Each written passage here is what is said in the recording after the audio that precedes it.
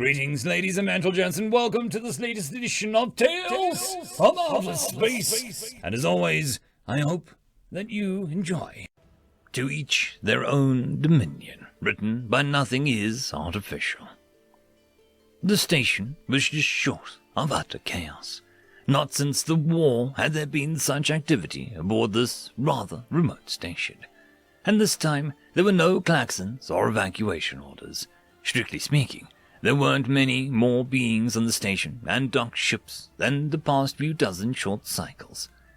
But this short cycle, this moment, nearly every being was in the main promenade of the station.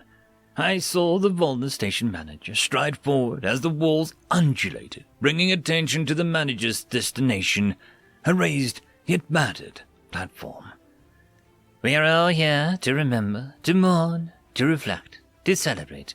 100 long cycles ago the war ended, after nearly countless long cycles of occupation. The manager intoned somberly, as thousands of translators did their best to convey the words and meaning. Interspecies translation is always tricky, but there was little chance of misunderstanding why everyone was gathered here right now. The promenade erupted in a cacophony of approval. The station's atmosphere vibrated vigorously as the electromagnetic frequencies lit up chaotically. My translator helpfully told me the room was clapping. The station manager continued, May we never forget the price of self-determination. To each species, their own dominion. I screamed, to their own dominion, as the promenade filled with dozens of variants in a myriad of languages. Unusually tactful, my translator chose not to attempt to translate the obvious.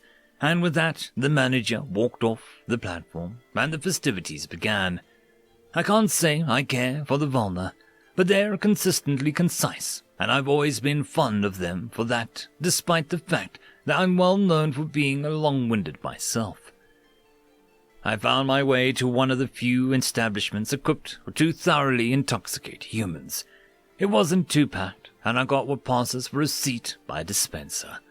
There was a reputable group of beings clustered around.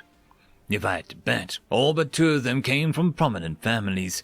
Considering the festivities, unsurprisingly, they were already engaged in the perennial speculation of who attacked the occupiers and forced them to sign the armistice. It was obviously biological. The Sirius probe recently showed a vast ecosystem destruction wrought there, and there was no elevated radioactive decay. The blue avian opposite me said, as my translator noted clear inebriation. Objections flew around the cluster. Most beings retorted with some variant of the leading theory. I took shot after shot as they spoke about how antimatter was somehow secreted to the planets and moons of the occupiers. Everyone agreed the worlds had been consumed by vast storms. They were consistent with meteor impacts, but only the craziest of conspiracy theorists thought meteors were actually involved, considering any decent defense system would annihilate such a target. The occupiers had by far the most advanced technology in the galaxy. Their defense systems were in great excess of decent. What about the contrails? Provoked the vaguely simian being seated to my left. I smiled quietly to myself as I slowly sipped on a not quite wine-like drink. I was credibly drunk now and just looking to maintain my non-sobriety. The blue avian opposite me loudly rustled their feathers, exposing silvery portions of the inside of their wings. It was beautiful and captivating, but my translator made it clear that this was a display of utter disgust. As their wings settled back into place, the verbal assaults on the primate began. Complete nonsense. It's preposterous to create contrails in a vacuum of space. There is no way to generate so much thrust exhaust that it would be observed from light long cycles away. You kooks can observe anything if you stare at sense data long enough. Most seated made the equivalent of nods as the avian finished their retort, except for the other simian sitting next to the first one. They looked like the same species to me, and in fact, I couldn't really tell them apart.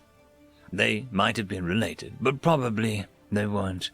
Humans just didn't evolve to distinguish alien individuals from one another, even if they looked a bit like Terran apes. This maybe related simian was having none of it. 33 moons and planets were attacked. For 3 of these worlds, we observed contrails, and most of the other worlds weren't being observed. For one of them, 2 different observatories in different star systems saw the same thing. This is not a hoax. Just because only young races happen to observe this doesn't mean that we're crazy. Before the avian could rustle their feathers, I started speaking. This was simply too opportune a moment to not join the conversation. The contrail theory might not be conclusive, but they are right about us young races not being taken seriously. I'm sure mine is the youngest in the group right now. We were the youngest at the time of the armistice, and only one race has entered the community since. There was a fair bit of minor confusion in the group. I'm a human sol system. Our home world is Earth. Beings quickly consulted their translators, and a general sense of understanding and indifference filled the group. So, you're saying your people also believe the hoaxes? Interrogated the clearly intoxicated avian. No, we believe in evidence. The contrails theory is strange, but is it stranger than the occupiers being mysteriously attacked and ending the war only a few short cycles later? Well then, human, what do you think happened? The avian retorted. My species has a principle we like to use when solving problems. It's called Occam's razor. Not that I expect the translator for most of you. It says the simplest answer is often correct. Practically, everyone agrees the destruction was consistent with meteor impact. It's beyond improbable that many meteors, by sheer chance, simultaneously impacted the occupiers' worlds. And their defense system would have protected against typical meteors anyway. The simplest answer is a coordinated kinetic attack that evaded or overwhelmed their defenses. That all sounds reasonable, human, but yet makes no sense. There is a reason you young races aren't trusted. I don't suppose you know how their defenses were overwhelmed or evaded, the avian retorted. Sure. Accelerate a significant mass to near the speed of light. That'll overwhelm any planetary defense system that had only moments to respond, I replied, knowing that this was going to be deservedly challenged, but I was enjoying taking the avian along for the ride. Normally, I was more one for extensive monologues, but this drunk sparring was really hitting the spot right now. Again, your incomplete answer shows your lack of understanding of the occupiers, the avian said with disdain that I barely needed the translator to point out to me. You, of course, know they have FTL, and so they would intercept any inbound meteor well before collision if it were coming from out of the system. While I'll give you, if it were accelerated in-system, maybe it wouldn't be intercepted. It's preposterous to think an acceleration track could be covertly assembled or moved into the occupiers' systems undetected. Perfect. So, we agree that near-light-speed kinetic bombardment, not intercepted by their FTL ships, might make it past the planetary defense system, I said with glee. A massive grin spread across my face as the translator indicated the avian, as well as almost everyone else nearby was confused by my enthusiasm. Yet I undeniably held their attention. All the avian could muster was, "Yes, but I hardly see the relevance." I agree, it's preposterous to have snuck an acceleration track into one of their systems, let alone 33. All it would take is to figure out how to make near-light-speed objects not be intercepted by their FTL ships. Oh, of course, so simple. Just do the impossible, that's all. It's not as if we haven't all been trying to sneak things past the occupiers for megacycles, the avian mocked. Sarcasm is a rare trait amongst intelligent beings, and is generally avoided in interspecies communication. Humans cared little for avoiding such behavior, and it was great to find a kindred spirit. The desire for at least a mini-monologue was rising up in me. The galactic community really is a nice place, minus the occupiers, that is.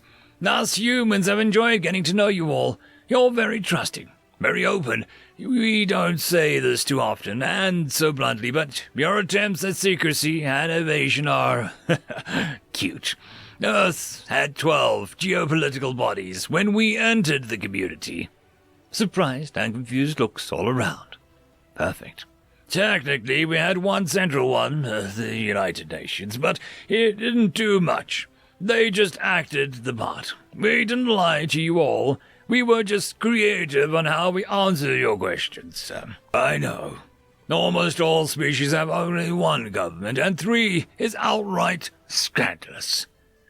The thing about having so many different groups with different interests is you're constantly being attacked. Subtly, generally not with lasers and antimatter. Others out to get strategic information. You learn how to evade and infiltrate. Even great strategies get found out quickly, and you constantly have to find new ones. During humanity's entire time observing the war, we saw you all trying variations of the same things over and over again. The improvements were staggeringly impressive, but utterly predictable. I definitely struck a nerve. Multiple beings started speaking over themselves at once until only one kept talking.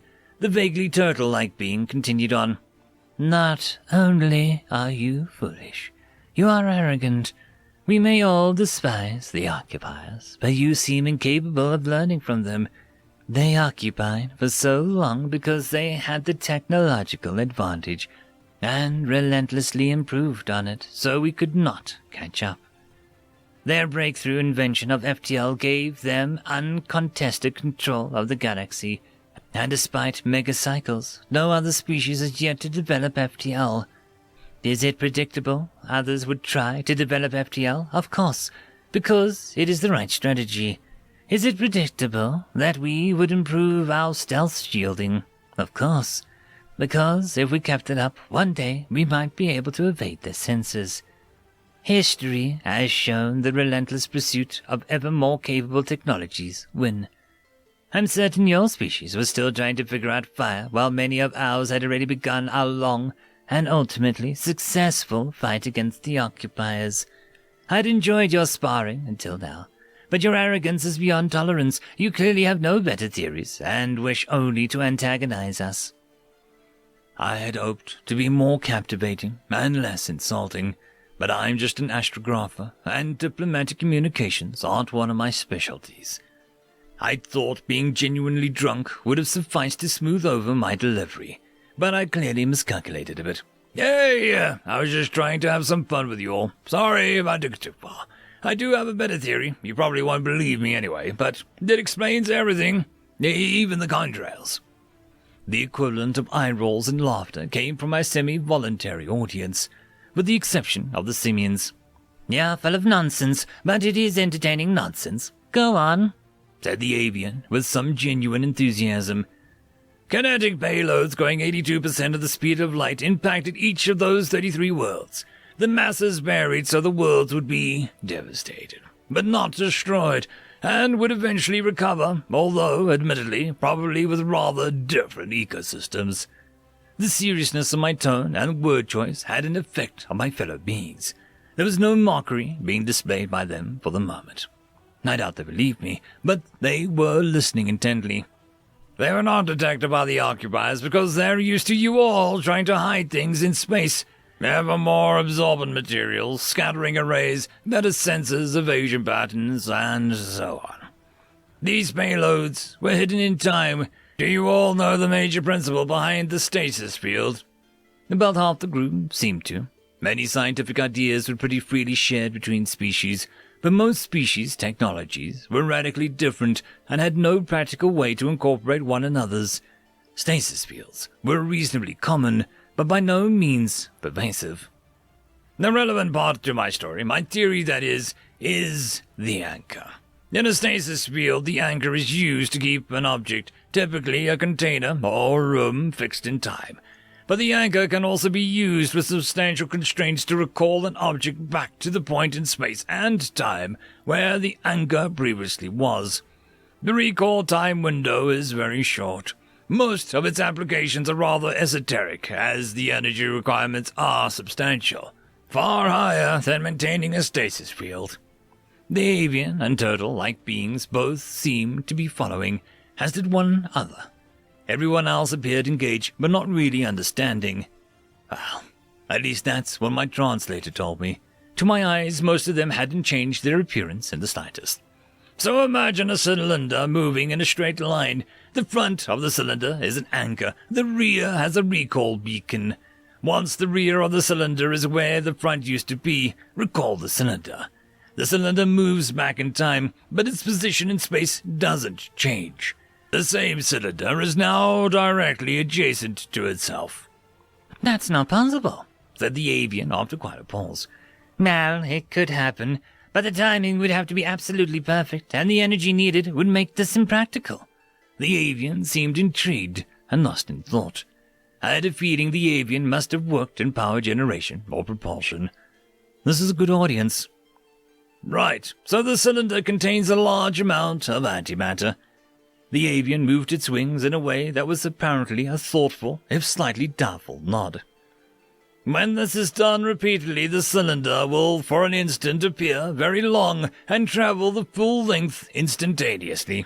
Contrails, The two simians shouted almost simultaneously.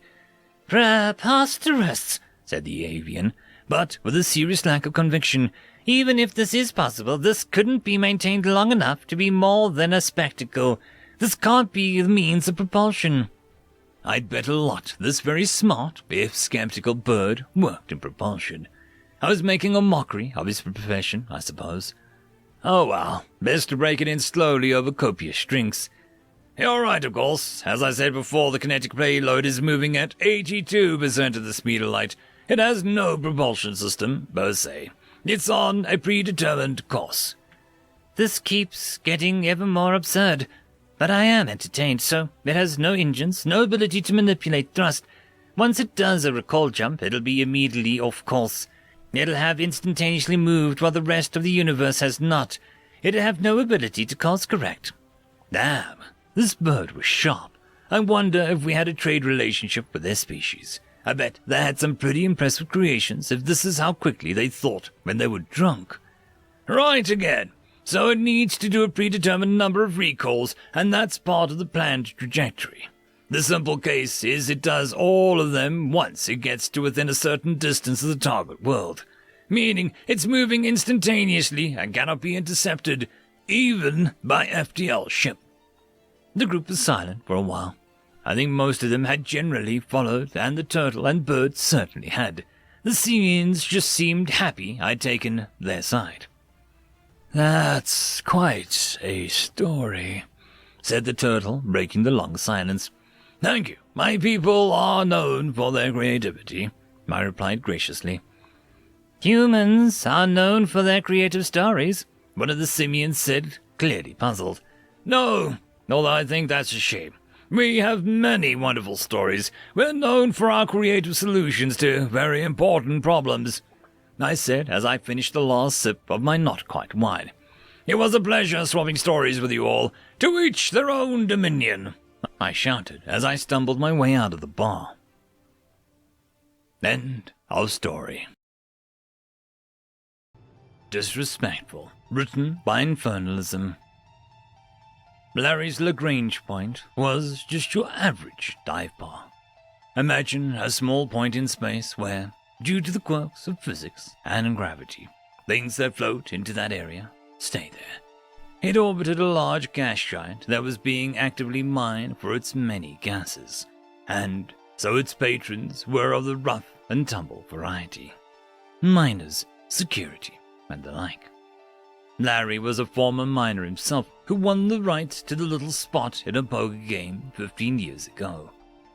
The point, as it was called, was a collection of 3 large asteroids connected by some commandeered transportation tubes, and, thanks to some illicit gravity generators, it had its own little gravity well and atmosphere. It was nothing special, but it was Larry's, and it was the best spot within a light year for getting smashed and smashing some faces. So naturally, on this lively Friday night, the miners and security were arguing politics and interstellar history. I'm telling you, you split-faced dunk, the Praxin hegemony is going to be the new power. Have you seen their ships? They're making use of some new anti-grav singularity for fuel source, and I've seen them go 10 minutes full power blaster fire, and they didn't slow a single bit. The crews prided themselves on staying atop of galactic affairs, which was in the midst of a 3-century turmoil after the collapse of the Gremlin Star Empire, due to some new biological plague that seemed to only affect the Gremlin. They were still around, but every year came new reports of a new Gremlin sector falling to plague and collapse, complete with 36 burgeoning empires invading and looting what they could. This would continue on until a new power rose to the top. The aforementioned split-faced dog, Trig, insisted that the Praxen were the next big dogs on the block. "Heck you, Praxen! The screen invaded their whole world and—" The whole place erupted into laughter at that, bringing the disrespectful blather to a halt. It was almost like a ritual for galactic powers. The Serene invade, demand a ritualistic surrender, and then they leave without taking anything. The smarter empires prepare for it, clearing the way and giving the Serene no reason to do any real damage. "Son, the Serene invade everyone's homeworld. It's what they do. It's like a religious thing for them. Name one power that they haven't invaded and gotten to surrender from." "The Terrans." "No, feck off. The Serene never invaded." A new crash came when one of the named Terrans got to his feet. It wasn't a Terran. It was a Serene. Imagine a warthog on 2 legs, slightly less elongated face, full tusks, fully armored, and nearly 50% replaced with military cybernetics. 8 feet tall and thick as a transport hauler. The Serene didn't use projectile weapons, and they compensated for this by having solid personal shields that dissipated energy blasts and drained kinetic energy from anything that impacted those shields. If you wanted to kill a Serene, you had to do it face to face, adding to their reputation and making it easier for the existing powers to justify a pointless surrender. The Terrans were a small group of traders and engineers out in one of the spiral arms, and they tended to stick to themselves. You didn't mess with them, and they didn't mess with you. They didn't invade worlds, and they stayed out of local politics entirely. Summed up, Terrans felt like there was enough galaxy for everyone and saw no reason to fight for any of it. Hence the laughter and derision when the Terrans were mentioned as stopping the Serene. And yet, here was one of the very same Serene saying otherwise. Larry, being a businessman that he was, activated the overhead announcer. "Serene, you tell us a story and your tab is cleared." Shouts and cheers came along with that announcement. The whole point wanted to know this one. The Serene glared about at all of them before saying something in Serene that didn't translate before taking his seat again. When he spoke, the local mics caught it and filtered the Serene story through the room. "We found them waiting for us when we jumped into their system. Or tried to, anyways. They had established a network of jump destabilizers in a cloud surrounding their system, so we exited on the edge of what they called the Ort Cloud. They built stations throughout the cloud to protect the destabilizers. Our victory group wasn't enough to break through, so we had to call in for support. Twice. It was glorious. After shattering their defenses there, we moved inward and found that they'd established another layer of defense within the gas giant region. More destabilizers and more stations, and now more battleships. It took us 3 standard weeks to break through. 30 days. It wasn't glorious anymore." The Serene downed his drink and demanded another, taking full advantage of his imminently clear tab to run it up a bit more. "The whole time, they piped a never-ending stream of insults at us over the ship comms. Even when those were destroyed, we found other communication device automated to send out that stream of filth at us. We were at 5 Victory Group armies now, and we had decided that we would punish these Terrans when we finished conquering them. They'd defiled and blasphemed enough. The universe would be glad of our efforts. And due to their own defiance and pride, we set about pillaging their outer worlds for their resources. We filled the system behind us with mining ships and pillaging craft. So we continued inward. The next line of defense was their asteroid belt. They'd heavily mined their belt and left only a single gap for us to go through. We knew what to expect there, so we ignored the gap and threw 2 victory groups at the belt itself. They were destroyed, but opened enough of a hole for us to get through. The victory commander declared this a holy war, and 5 more victory groups joined us. It was the largest victory that we had ever seen assembled. We were honored to be there. After shattering their belt defenses, we moved in towards their final defenses. Their moon was the center point of those defenses. In the middle of those attacks, we found our ships being attacked from behind by automated mass drivers from hidden spots within their belt. More ships were brought in to intercept those asteroids and to backtrack them to their launcher. There was open talk of turning the conquered Terran homeworld into a rarely built temple world. Such was their heresy and disrespect. We shattered their moon into 1,000 pieces and spit upon their gods. Our leaders summoned even more victory groups, for it had been decided that we would not give them the honor of glorious death by hand. We would batter their world from afar. We would melt into a cinder, wipe away the filth, and rebuild it into a new world. Instead, we had the Terrans taunt us even more from the surface. They built scores, hundreds of city-sized complexes, devised and designed to defeat an invading army. Each city would have to be taken by hand if they wanted the glory of that victory, and they dared us to come and get that glory. We could not call ourselves serene if we ignored this challenge to our honor and to our gods. The holy war continued, and our ships descended. Every victory group in the Spiral Arm was called in, even with every serene that came to call. It would take years to break them and conquer their world. It was no longer a ritual, but a very challenge to our spirit. We would destroy them. 100 victory groups joined us and descended. Their world was split up among the groups, and honor demanded all be allowed to begin the assault at the same time. But I wasn't there. I was one of those that had failed to break through the Orc cloud at the start of our crusade, so I was obliged to stay behind and watch the others retrieve my honor for me. In those moments before the assault officially began, the near-constant stream of slurs and insults and blasphemy that the Terrans had steadily bombarded us with abruptly came to a stop. All over the system, it all stopped at once. A new message was direct linked straight to the Crusade's flagship, directly to the Victory Commander. I don't know what it said, but moments later, their star went supernova. We heard the reports before we saw the flash, and so our ships were able to escape. Of the 137 victory groups in our crusade formation, 17 victory groups escaped the supernova's shockwave.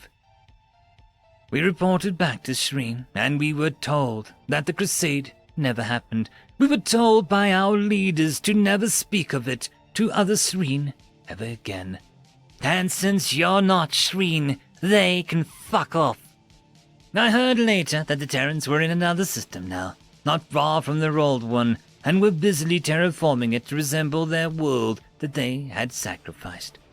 Officially speaking, the Serene do not consider the Terrans a worthy target for victory. But it happened. So let me tell you something.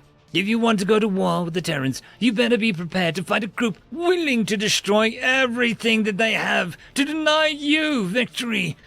Not even to win, but just to see you lose. With that, the Serene went silent and finished his drink. The conversation moved on to sports, and the Serene left, his tab cleared. End of story. A Human and His Unknown, written by Admiral Starnight. The following document has been translated from the released personal letters of a deceased alien soldier to be included in the Light Made of War book, a documentary of all the strange things and clashes our culture made when we met, approved by the family for release. To protect the family, all mentions of names and personal details have been removed. Cannot believe it. The humans are strange beings to fight against. I know someone who reads this mail on the way home might balk, but I'm not surprised we're going to lose. They just don't follow logic or anything. One of the strangest things I learned is how they, keep animals around. We use the herds and such for food, but that's it. Humans just seem to use everything. Like, here's an example I never wrote to you guys about. When I was young and new to this, a backwater planetary, easy stuff for newer soldiers. One day, while running behind enemy lines, hoping to lay down some traps or steal some supplies, my unit was near the edge of a camp. We could see patrols of humans on foot. One of the patrols consisted of a couple of humans and a four-legged furry creature on a leash. Considering the other foot patrols were 4 or 5 strong, this patrol seemed the weak point. We could slip in behind their backs along the woods. Even though the humans had been smart enough to brush back the undergrowth, they hadn't gotten all of it. So, as we circled around in the fading light of the sun of this planet, we watched for the perfect time, then moved into the camp. Given the darkness and how most humans were already sleeping due to their short day-night cycle, it was practically deserted. At least until the weak patrol spots us, guns up and shouting at us to drop our weapons, drawing the attention of the other guards and probably waking most of the camp. There were 6 of us and 2 humans and the furry creature. If 5 of us surrendered while the fastest of us ran, that soldier would run back to base and tell them about the capture and launch a mission to recover us. We chose the fastest one, Johnny, and when we laid down our weapons, he darted off through 2 approaching guards who looked stunned by the sudden bolt, just like we hoped. Then the creature, if it hadn't been important, I would have never told you, but this creature, a dog, I believe, suddenly surges forward. The rope the human had been holding detached from the fabric around its body. It goes chasing after Johnny, and I watched with fascination and horror as the dog launches itself up and slams into my fellow soldier, toppling him to the ground. It attached itself to Johnny's upper arm once it had twisted around, causing him to scream in pain. I honestly believed the creature would let go. You know how loud our screams can be. Very scary. But the creature, the dog, didn't budge. Just kept its maw sunk into the flesh until the handler came over, handcuffed Johnny, and called it off. At this point, I didn't expect it to listen.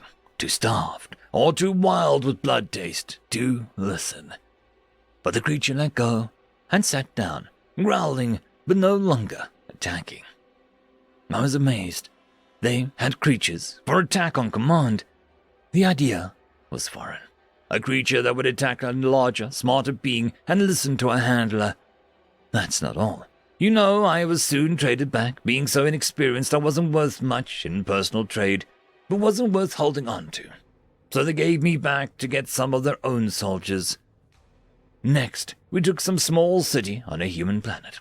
This one, a regularly snowy and cold planet that was honestly miserable. And to make sure that we didn't get murdered by civilians, we went around searching every home for guns as best we could. If the humans let us in and were nice, we would look around nicely. When they refused, we'd beat down doors and subdue them. There was this one house. It was set out a bit from the city, but had an address in the city, so we went to check it over, given its location. It had suffered a little damage from the retreating troops, but it was occupied. When we knocked and explained, the human let us in and warned them they had a cat, something about not liking strangers. The details are a bit fuzzy, as I wasn't the one talking, just there to support. But leader had shrugged it off. A human wasn't terribly dangerous when unarmed. What harm could this, cat do? A lot, let me tell you. They had a small female child, and while we regretted to wake her, her room had to be searched. We follow the human in, who wakes the child sitting sleepily on the bed. There was this ball of fur, nearly as large as the young child next to it. It was making a strange noise, a low, moany noise that makes my muscles tense. Of course, the leader is suspicious that this is an active weapon, and despite the human trying to wave him off, reaches down and picks up the ball. Let's just say that Imkar, our leader, had a ton of medical treatment when he got back to headquarters. The ball of fur had turned out to be the cat, and that noise was apparently a warning noise, like the hiss of a red flash tree snake. The cat immediately turns and begins to claw at his arm, before lunging at Imkar's face. I've never seen anyone run out of a house so quickly. The cat chases, but stops at the door. Its fur so fluffed up, it looks like some furry demon. The human apologizes to one of us that had just frozen in shock, and we watch with horror as the little female wanders up and just hugs the cat. Amazingly, the cat just lashes its tail and turns to bump its head into a small human. After that display of aggression, I had expected it to eat the female alive. This probably sounds hilarious, and in hindsight they are kind of funny to me. I don't know about those who had gotten attacked. I heard another story later that week. A soldier had tried to take advantage of an unarmed human alone in a barn. He got kicked clear through a wooden barn wall by a livestock creature called a horse. The idiot deserved being hurt for trying to do that. Seriously, who does stuff like that? But the horse looked to be a sort of eating herd animal. It's not. It's for riding and pulling things. Why do that when you have technology? So, why tell you all of this? Well, this latest story is probably the best. We received reports that somewhere in the upper city, gunshots had been heard from an apartment. Now, being the occupiers, we couldn't allow that. So we looked into the apartment. The humans there were a couple of human siblings who told us that they had no gun. We looked around anyways, and while we were looking, we heard a gunshot. We whip around, and the humans are standing under guard, no guns in hand, yet the sound had come from the room that we were all in.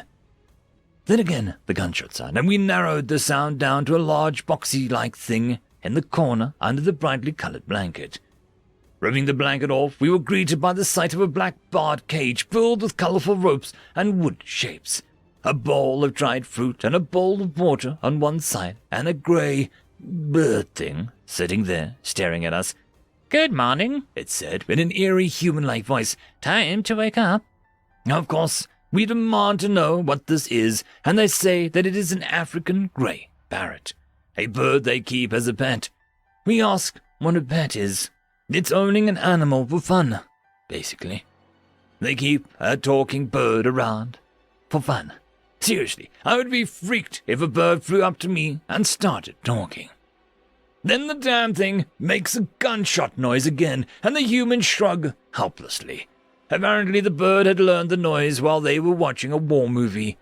We considered taking the thing back to his study, but after a moment rejected the idea, as someone would probably shoot it for making the gunshot noise. Humans are strange, keeping all these creatures around like this. The dog, I understand. It worked well when the human would not have. But the cat, the horse, or the talking bird? No. Humans made no sense. Why anyone would want to put up with the trouble of keeping creatures like this around when better things existed is beyond me. They must cost a lot of money to maintain and keep. Why keep them when you could have a bigger home, more food, or higher status? Ugh. Humans, strange beings. Hope the war is over soon. I don't want to see another pet for the rest of my life. End of story. Greetings, ladies and gentlemen, and welcome to this latest edition of Tales from Outer Space. And as always, I hope that you enjoy story number 1, The Gift of Victory, written by a glass of whiskey. Time to conquer the humans. They almost as mighty as him. Solankians had gone before. His spies had told him that they had traveled to humans with a grand fleet, but curiously, not what happened to it. But he, Emperor of mighty Arcadian people, would succeed in the place where the Solankians had possibly failed. Gathering his mighty fleet, he set course for human system Sol. As he entered the outmost planet, sensors reported that no human fleet was approaching. Although some Solankian ships were detected, and a lot of others destroyed, no, decommissioned. The barbaric humans had not only defeated them, but turned them into scraps. Truly a horror. When he contacted them, they were happy to hear from his fleet. One look at his mighty fleet and they immediately capitulated, although they said they could only speak for the gas giants, as they had no control over the other parts of the system. As a welcome gift, they sent him some more antimatter fuel, anticipating that his journey must have been a long one. It was with a great delight he greeted this present and distributed it to his ships. The humans asked if there was anything he wanted to gift in return, as a form of sign of their new relationship. Impervious humans. But they could have some of his older ships. He had meant to use them for some active scouting after mines around the gas giant, but that seemed a bit superfluous at the moment. And anyways, they were a hassle. Great, the humans responded. Solankians did the same thing. Of course the humans could not have won over the Solankian. They had bargained with them. The fools! They had probably got further into the system. The humans asked if he wanted some food or other supplies. Perhaps another exchange of gifts. But no, his focus was on the conquest of Sol. So he bid them goodbye and set course for the inner planets. Through the asteroid belt, it wasn't long until he was hailed by the other humans. He hadn't even been able to detect him, hidden in the crevices. Hello, oh mighty Emperor. We wish to surrender. There had been an awful lot of surrendering, but if the humans wanted to, who was he to stop them? Excellent, Your Grace. We wish to exchange gifts as a token of this. We can furbish you with extra armor for your ships, and only ask for a token in return. This is rapidly turning into the easiest conquering yet. Once again, the humans gave him what he needed, and once again he gave them some ships in return. They were his seekers, meant to find hidden installations in the asteroid belt, a task they were apparently incompetent at, and so unneeded anyway for the rest of the conquering. He noticed that the ships that were sent out to do the refurbishing shared a lot of their design with that of the Solankians. Clearly, the humans were resourceful if they managed to use so much of their fallen enemy's resources. Why hadn't they done anything against him? But never mind that. With these now fueled up and armored up ships, he continued on into the heart of human system, Mars and Earth, the two crown jewels. Again he was hailed. Oh, mighty Emperor, unfortunately we have already been conquered by the Solankians. Would you like to wait? Wait, conquered? Then why hadn't he seen or heard from them? Oh no, the humans wouldn't fool him so easily. Ha! Your trickery won't work on me. My senses might see Solankian ships, but I have seen many of their ships before in your service. They are clearly repurposed ships in human control. Now he had seen what the human had been going for. Too bad it was him. On some lesser beings it might have worked. If you say so, the human broke contact. Another transmission was incoming. What appeared to be the Solankians. But the human's trickery had come to an end. Time to finish this. Aboard the Solankian ships, the very real Solankians were mightily confused. After having conquered the humans without any resistance and some small exchange of gifts, the celebrations had been long and intoxicating. Now, what appeared to be an Arcanian ship, reinforced by what was clearly human armor, was approaching them and didn't respond to hails. Did the humans have an alliance with the Arcanians? More ships ready for battle. Finally, a fight and armor, as well as numerological superiority. It would be an easy one. Prophetic words. The Solankian ships responded sluggishly and were no match for him.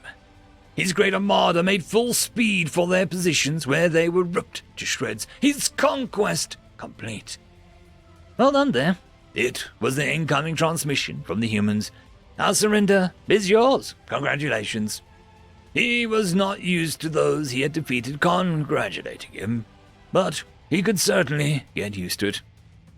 I see you've lost some of your fleet, and other parts of it are badly damaged. Would you like us to repair it for you? Perhaps as a small token of gratitude, you could leave some ships behind. Oh, of course. The third time the humans had been most helpful. A wonderful species to conquer, really. They fell over so easily once they realized the might of the invader. So his ships were repaired, and some of his ship was given to the humans. Only a small particles. Wouldn't want them to get any ideas in their head. And his losses had been few, so he felt quite generous. He supposed that was that. However, installing a new government was starting to prove annoying, as everywhere the humans tried to help him, but always against each other. Here again, the humans stepped in and fixed things up. Some key positions would be held by his personnel, and the rest would be filled out with humans. The general system could stay exactly the same. Wonderful. He was so happy that he didn't have to do the extra bureaucratic work that entailed, that he almost kissed the human diplomat proposing it.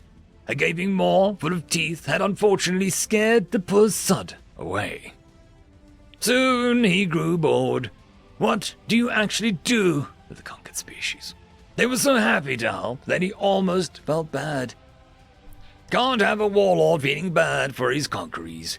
So he gathered up his armada again, except for a small part that he had left to keep control over the humans, and left. He never got the answer to what happened to the Solankians. Those poor bastards couldn't even defeat a feeble and tiny humans. End of story. Story number 2. Sweetheart, written by a glass of whiskey. Across the empty void, holes emerged, spewing forth long, slender ships. One bigger than all the others. USS Sundara had arrived. In the front, on the top of the ship, was a human in a spacesuit. He bent over as to gather all his strength before exploding back up in a scream, and through all the radio channels, a simple broadcast. Wahoo! Admiral, the humans have arrived. The Admiral was not a happy one. Her head fell into her claws. Why? Oh, why request help from the humans? They were as subtle as a supernova, and only occasionally less destructive. Time to synchronize for that joint stealth attack. Reconfigure the network to accept the human signatures and get me their admiral. They were going to attack their hated enemy, and the humans would help, mostly because they were their biggest trade partner. Unfortunately, their military strategies and outlooks could not be more different. Theirs was a dance, an elegant weave in and out of enemy territory, striking key points with focused strikes. The human strikes could only be said to be focused if your smallest possible target was a planet. Admiral, the human transmission is incoming. Here goes nothing. Her first face-to-face with the human admiral. Hopefully, he would be more reasonable than the last one. The admiral was not on his bridge and was at the space suit. If you're preoccupied, we can recontact you later. What? Oh no, this is just how I prefer it. Motivates the crew, you see. Don't let them hit the admiral. The human chuckled to himself. Wait, are you perhaps the human on top of the USS Sundara? The very same. Did you like that entrance? Oh, good. Another lunatic. Let's just get this over with. She couldn't wait to get away from the humans and into battle. Our forces will attack the enemy stations around the gas giant and distracting the enemy fleet, while your armada bombards the fortified planet. Already got the briefing, sweetheart. Don't worry about it. We brought a surprise. Perhaps it wasn't too late to back out of this arrangement. No, her orders were absolute, and she was loath to admit it, but the humans had better ships for planetary bombardment than anything that she could bring up. Let's do this in T5 min. Over and out. Now, it was all in motion. All had been planned, an excruciating deal. Last-minute checks were made, and engines prepped for jump. All ships in the fleet prepare for jump on my command. Jump off into hyperspace, her ships beaming of all the colors from the exotic particle energetic interactions contrasted sharply to the humans' dull blue. Both entered the system at high alert, straight into defensive positions. They had been expected, or rather, predicted. It was good, although obvious plan to attack the main supply depot. She could see her fleet quickly spreading out, darting in and out of the fire as the shields glimmered by each strike from the enemy projectiles. Some ships exploded into a fiery red as their shields overloaded. Far more damage was being done to the stations as lasers beamed across their surface, glowing white-hot from the heat. It was going well. Soon the main bulk of the enemy fleet would be all over them, but they'd be long gone by then. She dared a distraction to see what the humans were doing. They hadn't even begun their bombardment. What were they doing? Was this the special surprise, sitting by the sidelines? If their admiral was about to call her sweetheart, the very least they could do was take part in the battle. One strange thing was the USS Thunderer that the screen had zoomed into. It had broken into many pieces and was now many times longer than it had been before. She was about to ask for a more detailed report when a bright light filled the view. Had the human self-detonated the ship? This was just getting weirder and weirder. A moment later, another bright light. This time, it was the fortified planet that shined like a star. But the humans hadn't even fired a single laser. As the brightness diminished, the total devastation could be seen. USS Thunderer was no more, but neither was the planet, split into large chunks that started to orbit each other. It didn't matter how far down the fortifications had stretched. Even if they had reached to the very core, they couldn't have withstood that. Replaying it in slow motion revealed a small metal slug being shot out from the USS Thunderer directly after the explosion, at a decent fraction of the speed of light. Apparently, the whole ship was just two long extendable ratings to guide the projectiles, and one hell of a large-shaped charge. Objectives had been achieved: damage to station and destruction of planet fortifications. She looked at it in a moment of awe, interrupted by a message from the human admiral. Lovely battle. Must get going. Good luck with the war and see you later, sweetheart. End of story. Story number 1. Mayonnaise, written by Nora Naya Toast. Grok sat on his throne made of the skulls of his past conquests. On a screen in the far end of the room played the deaths of thousands of worlds. Grok nodded in satisfaction. The footage ended, then was replaced by footage of his next target. It was a small planet. It was orbited by a lone moon and composed of 2/3 water. Data, Grok muttered in the ship's AI. Give me all the data. At once, Grok almost fell off of his throne as the AI interpreted his request rather liberally. Why the hell did I need the entire history of this planet beamed into my brain? He yelled. There was no response. Slowly, he began to understand what he was processing. He smiled, showing 2 rows of jagged teeth. Ha! Nothing but kittens, he laughed, the sound echoing across the room. This conquest shall be trivial. Suddenly, a klaxon sounded in the room. The AI had decided that a visitor was needed. In the center of the room, Groke watched as the two-legged creature materialized.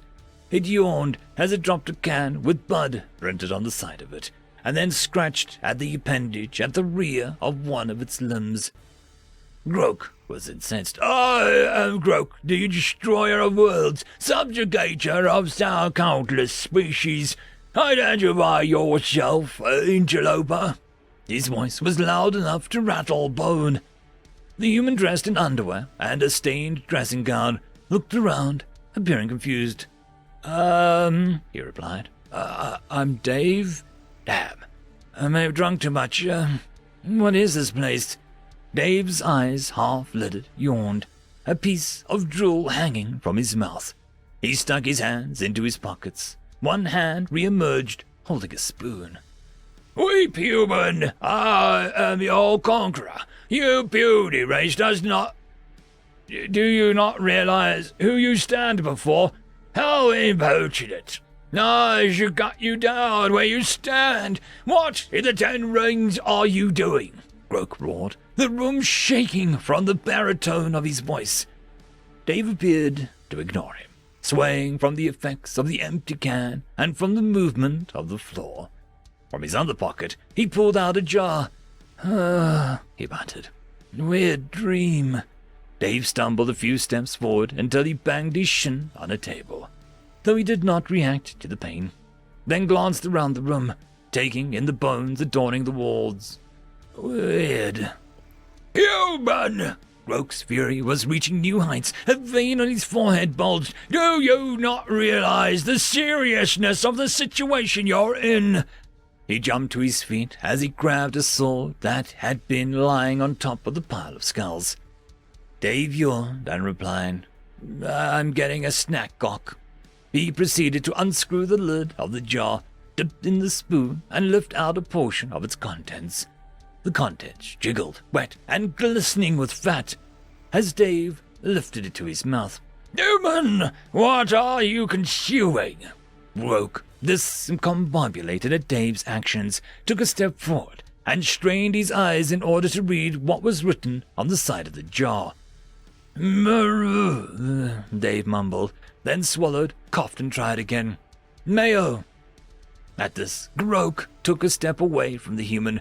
Groke realized, somewhere in the massive amount of data his AI had pulled, that there were hours of videos on how this mayo substance was made. His eyes widened from a mixture of shock and horror. "Impossible! My data from your world indicates that mayonnaise should only be ingested as part of a healthy, managed diet." His sore arm was pointed towards Dave, but his grip on the weapon was slack, and his arm was unsteady. Suddenly, he was being flooded with images of mayonnaise factories and eating challenges. Dave rolled his eyes. "It's 3 a.m., Grok. You try and make a sandwich at this time." "Dave, my name is Groke. What's a sandwich?" At once his mind was filled with images of sliced bread. This did not answer his question. "Whatever, Groot." Grok shook his head in disbelief at this alien Dave, who rather than showing the customary fear, instead insisted on eating another tablespoon of mayonnaise. "Such digestive power," Groke said. The sentence trailed off as Dave dipped the spoon into the jar, a third, then a fourth, and then a fifth time. "Are all humans as strong as you, Dave?" Dave shrugged. "Dunno. We got some interesting food.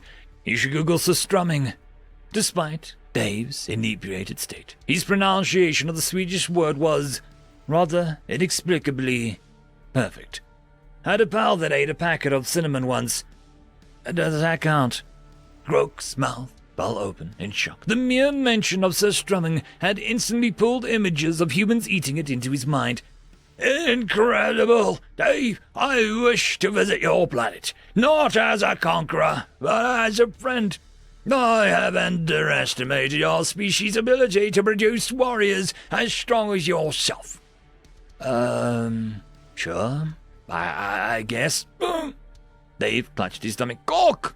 I'm going to be sick." He glanced around the room, saw that there was no bin to be found amongst the skulls and general viscera. which left him with but one option. So he threw up, covering the nearby table in a mayonnaise-infused bath. Groke jumped backwards to save his clawed feet from the splash and put the claw on his face in exasperation. "Dave, that table was forged using the heat of a dying sun. It is irreplaceable." Dave, still clutching his stomach, groaned, "Sorry, Grop. I think I've seen a similar one in IKEA." Groke raised an eyebrow. "Then who has got what?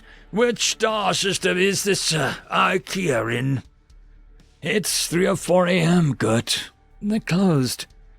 At this, Groke screamed in frustration and threw his sword so hard that it jammed itself into the nearest wall.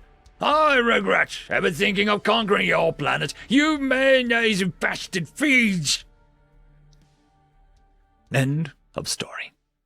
Story number 2. Iron Jailers, written by British Tea Company. If there was a hell, then it was Mount Ferro, where molten iron poured from its mouth. If there was a devil, it would be Varrock, molten iron pouring from his mouth. If there was such a thing as a hellstorm, it would be a barrage that would be headed for the mountain, magic missiles cast by archmages who could level the walls of a city with but a few words. Alchemical brews that would be toxic to all forms of life. Amidst the arcane, there was the mundane arrows and bolts. Countless thousands of them flew at the mountain side by side. Varrock would be impossible to miss. He stood taller than the tallest castle, and the molten iron pouring from his mouth made him look like a mountain of fire in his own right. The barrage struck true. Arrows shattered against his iron-like scales. Enchantments and hexes exploded off of his hide, only to do so pitifully little. The force of God's hammer came crashing down upon the peak of Mount Ferro, and its master threw the devil's fury back. A stream of dragon's breath incinerated anything it touched at a heartbeat. Siege engines literally melted in the wake of his wrath, and even the greatest of armors would be nothing more than paper to the torrent of fire and iron. The besiegers refused to balk. More siege weapons rolled up to the front to shower the dragon with their weapons. Mages, some of who had spent several lifetimes on this forsaken battlefield, spoke the words that would mend their comrades and renew their fighting force. Again and again. God's hammer came crashing down upon the peak. Varrock roared again, perhaps in genuine pain. But his retaliation once again wiped out entire contingents of attackers, their iron bodies melting instantly against his fury. Even in death, they would still serve. Wizards and sorcerers, long having left their mortal bodies, ran around as living armor, ornately decorated to distinguish them. They muttered incantations that would repair their brethren, and, as the souls within caused the armor to flicker back to life, another warrior could be added back into the throngs of the besiegers. This was how it went for decades, for centuries. When they first came here, the mission had been to slay Varrock. Now it was clear that they could only hope to contain him, and contain him they would. Though not a single warrior had his original body lived to see the coming of old age. They were still alive after all these years of constantly dying and being reborn. In this hell of duty, every man found brotherhood. They found bonds forged in iron as eternal as their own souls. They were only human when they came here. The mortal army which Varrock had laughed in draconic tongues had its chances of victory. Even now, they were still only human. Varrock's bane, the line of defense that kept him in his mountain. Yes, they were only human. Only a human could have thought of the insanity to bring so much warriors to face against the most powerful being in the world. Only a human could have followed through with the idea of a siege. Only a human could have stepped up to agree to serve for eternity if need be against the greatest evil the world had ever seen. And only a human will fight, day after day, year after year, century after century, only to be knocked down again, returning to life in a body that wasn't his, just to fight again in a battle he knows he could never hope to win. Only a human can do this. As Varric was done catching his breath, he glared down at his mountain. There were still hundreds of thousands of only humans still surrounding his mountain. End of story. Story number 1, Spark, written by Euroen. The weather had turned bitterly cold. Arthibe, bundled up as warmly as she could, watched her human foster family scurry around the house with surreal sort of detachment.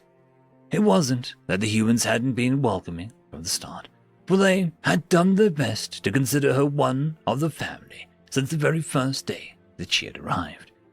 3 of their months ago. She wanted to reciprocate, but her heart wasn't in it. Nothing was the same anymore, and she wasn't ready to open up. It wasn't that the humans weren't being inclusive, for they encouraged her time and again to take part in any and all celebratory activities. The carving of the orange vegetables had been strange, when at the time being able to freely stab something had been somewhat therapeutic. The tradition, seemingly brought over from another country, a giant meal of giving thanks, was less so. To see such bounty after having lived through what she had lived through, it was difficult. She wrapped herself tighter in her scarf, girding her long body up into the very corner of the soft piece of sitting furniture that they called the couch. The current holiday on the surface seemed distantly intriguing, but she simply couldn't bring herself to care. Any holiday in which people gave presents and sought joy for one another was, theoretically, something Arthibe enjoyed, or would have enjoyed. She should be taking part, having fun, but she couldn't muster the energy to do so. It would all be fine, if not for... She shook her head, trying to ward off the rush of memories. She had a foster family now, and she had to learn to live with it. All day she sat there on the couch, burrowing deeper and deeper into the mound of blankets that was fast becoming her world. Today was a day of celebration, and her foster family was doing what seemed to be a traditional for them. The singing of songs, the eating of food, the gathering of families. If Arthibe were to be honest, so far it felt like nothing more than more musical version of a giant meal of giving thanks. But there was clearly something special on the horizon. The human child, Belinda, kept sneaking up to her mound of fabric on the couch, speaking with hushed tones of a forbidden room, and the desire to enter it, and that they had to wait for the sound of a bell before doing so.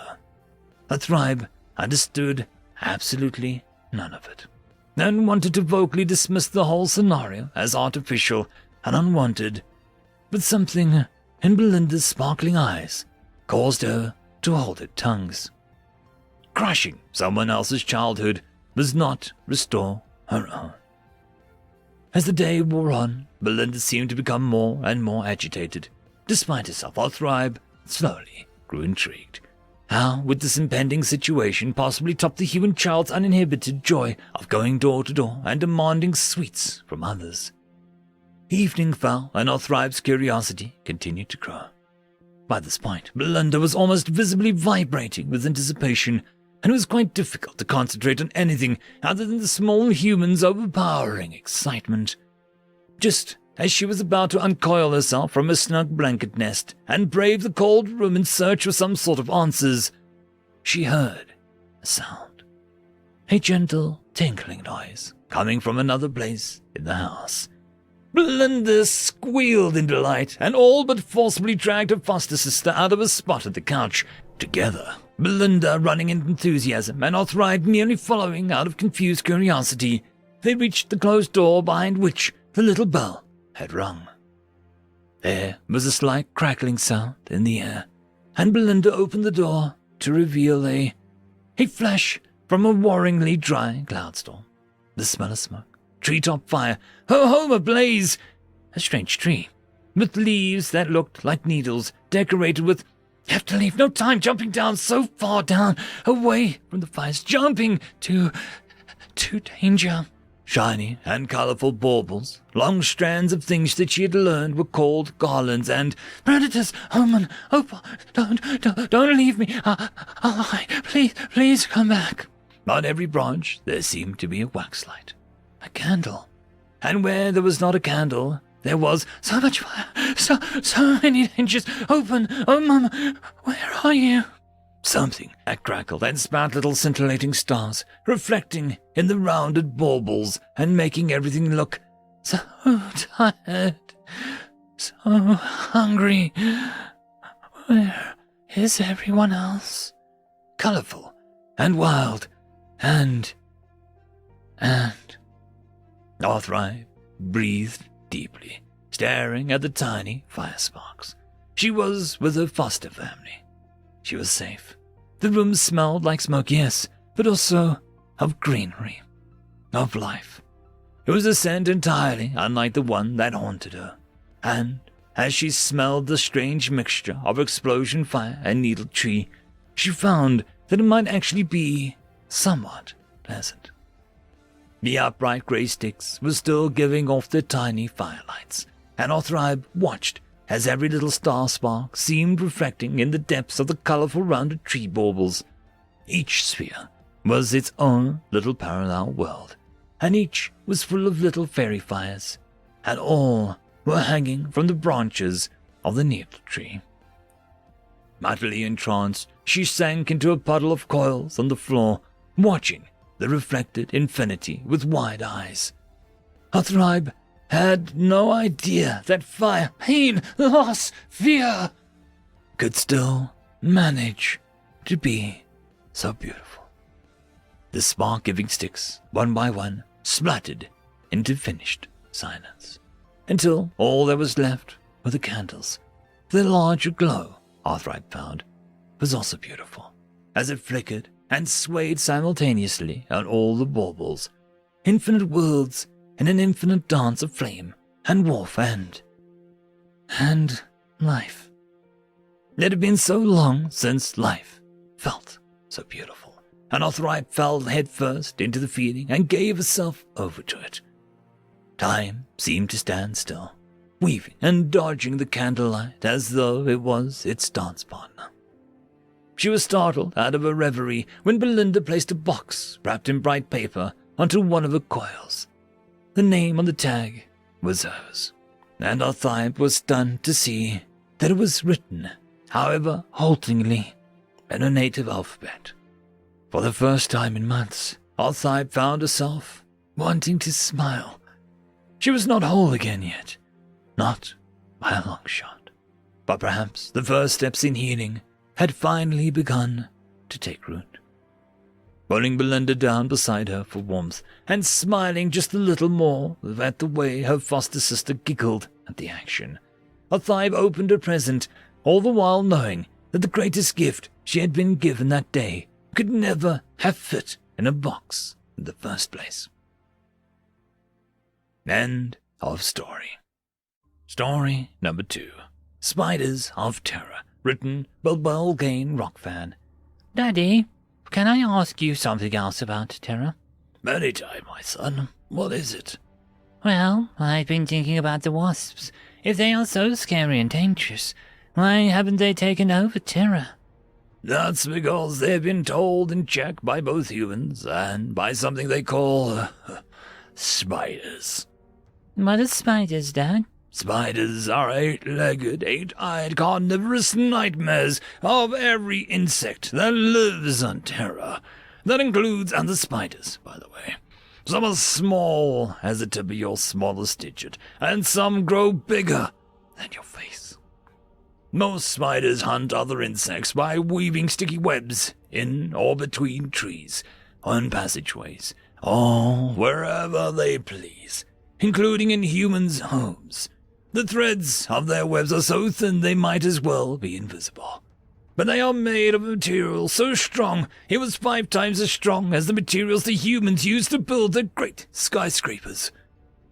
When an insect flies into the spider's web, it gets tangled in the sticky threads. The more it struggles to get out, the more stuck it gets. When its prey is tired, the spider walks over its own web and injects its victim with paralyzing poison, which also liquefies the trapped bug's organs. It then wraps its victim tight in a cocoon in the same stuff their web is made from to store it and later suck out its insides. Remember how I said most spiders use webs to hunt? Well, there are a few who hunt in different, scarier ways.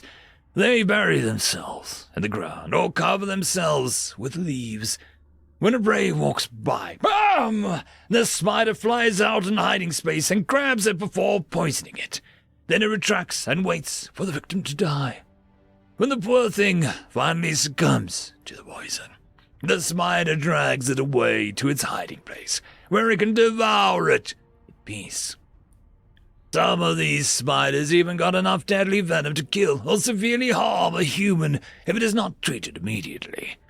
But you know what's really scary? Yet a lot of humans willingly allow them to live in their homes because they kill all the other annoying bugs. Can you imagine what kind of terrors crawl around on their planet if they allow these spiders in their homes? Dad, is that why they called their planet Terra? Because it sounds so much like Terra. I don't know, son, but I'll be sure to ask it to the next human I see. End of story. Story number 1. Children of Armageddon, written by Guncaster. It all started with an ice age, the one that ended some 10,000 years ago. His children, the Homo sapiens, had strayed too far from Yahweh's will. We knew it would happen. He promised free will to the reptilians as well. Yet he wiped their civilization off the face of the earth like so much dust. And so we froze the planet. Small interventions in bright places, and the law of cause and effect did the rest. The apes soon went hungry and began dying off. Those that didn't starve, freezing to death. The cooling, however, took longer near the equator, and so some had enough time to prepare, to figure out that they could venture from their fires if they wore enough animal pelts. And so, through the permafrost, their hunters stalked, pursued, and slaughtered Yahweh's creations, built homes of their mangled bodies, carved yet greater tools of murder of their desecrated bones and ivory, clothed themselves in mockeries of their mammoth's visage. Yahweh wasn't angry. He was furious. He demanded we send down the horsemen of the apocalypse, famine, war, pestilence, and death. And so we did. We choked as clouds and dried out the rivers, rendered the soil barren and resources scarce. We forced the planet into a temporary ice age every single year. For what little remained, they warred amongst themselves, culled their population, learned, created new tools of war, new defenses, built greater fortresses and greater cities. From the crime and filth of war arose plagues, a myriad of diseases far beyond the worst ever meant for the beautiful earth. Some they adapted to. Their natural resilience proved greater than the more common of our plagues, but others destroyed their civilizations, sowed terror into the hearts of men, and fear they turned to fire once more. They burned their dead, isolated the sick. They raised themselves to the brink of death and rose from the ashes. And in death, the planet itself turned on them. The earth quaked, mountains spewed forth poisonous smoke and searing lava, and hurricanes tore down their creations. After a millennia upon millennia, the last human on earth was no more. For they had stripped the planet bare and spat in the face of Yahweh as their immortal bodies of steel, polymer, and unholy synthetic flesh.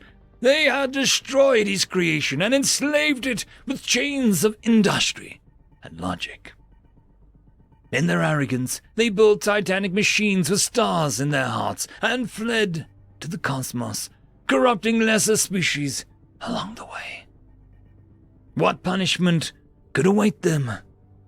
Armageddon. End of story. Story number 2. The Downfall of the Ricks, written by Runner 1. For hundreds of thousands of generations, the Ricks ruled the galaxy. Their origin was long forgotten. Some said that they had been born out of the fires of the very sun that now formed the black hole at the center of the Milky Way. Whatever the true origin was, it was long lost to the sands of time.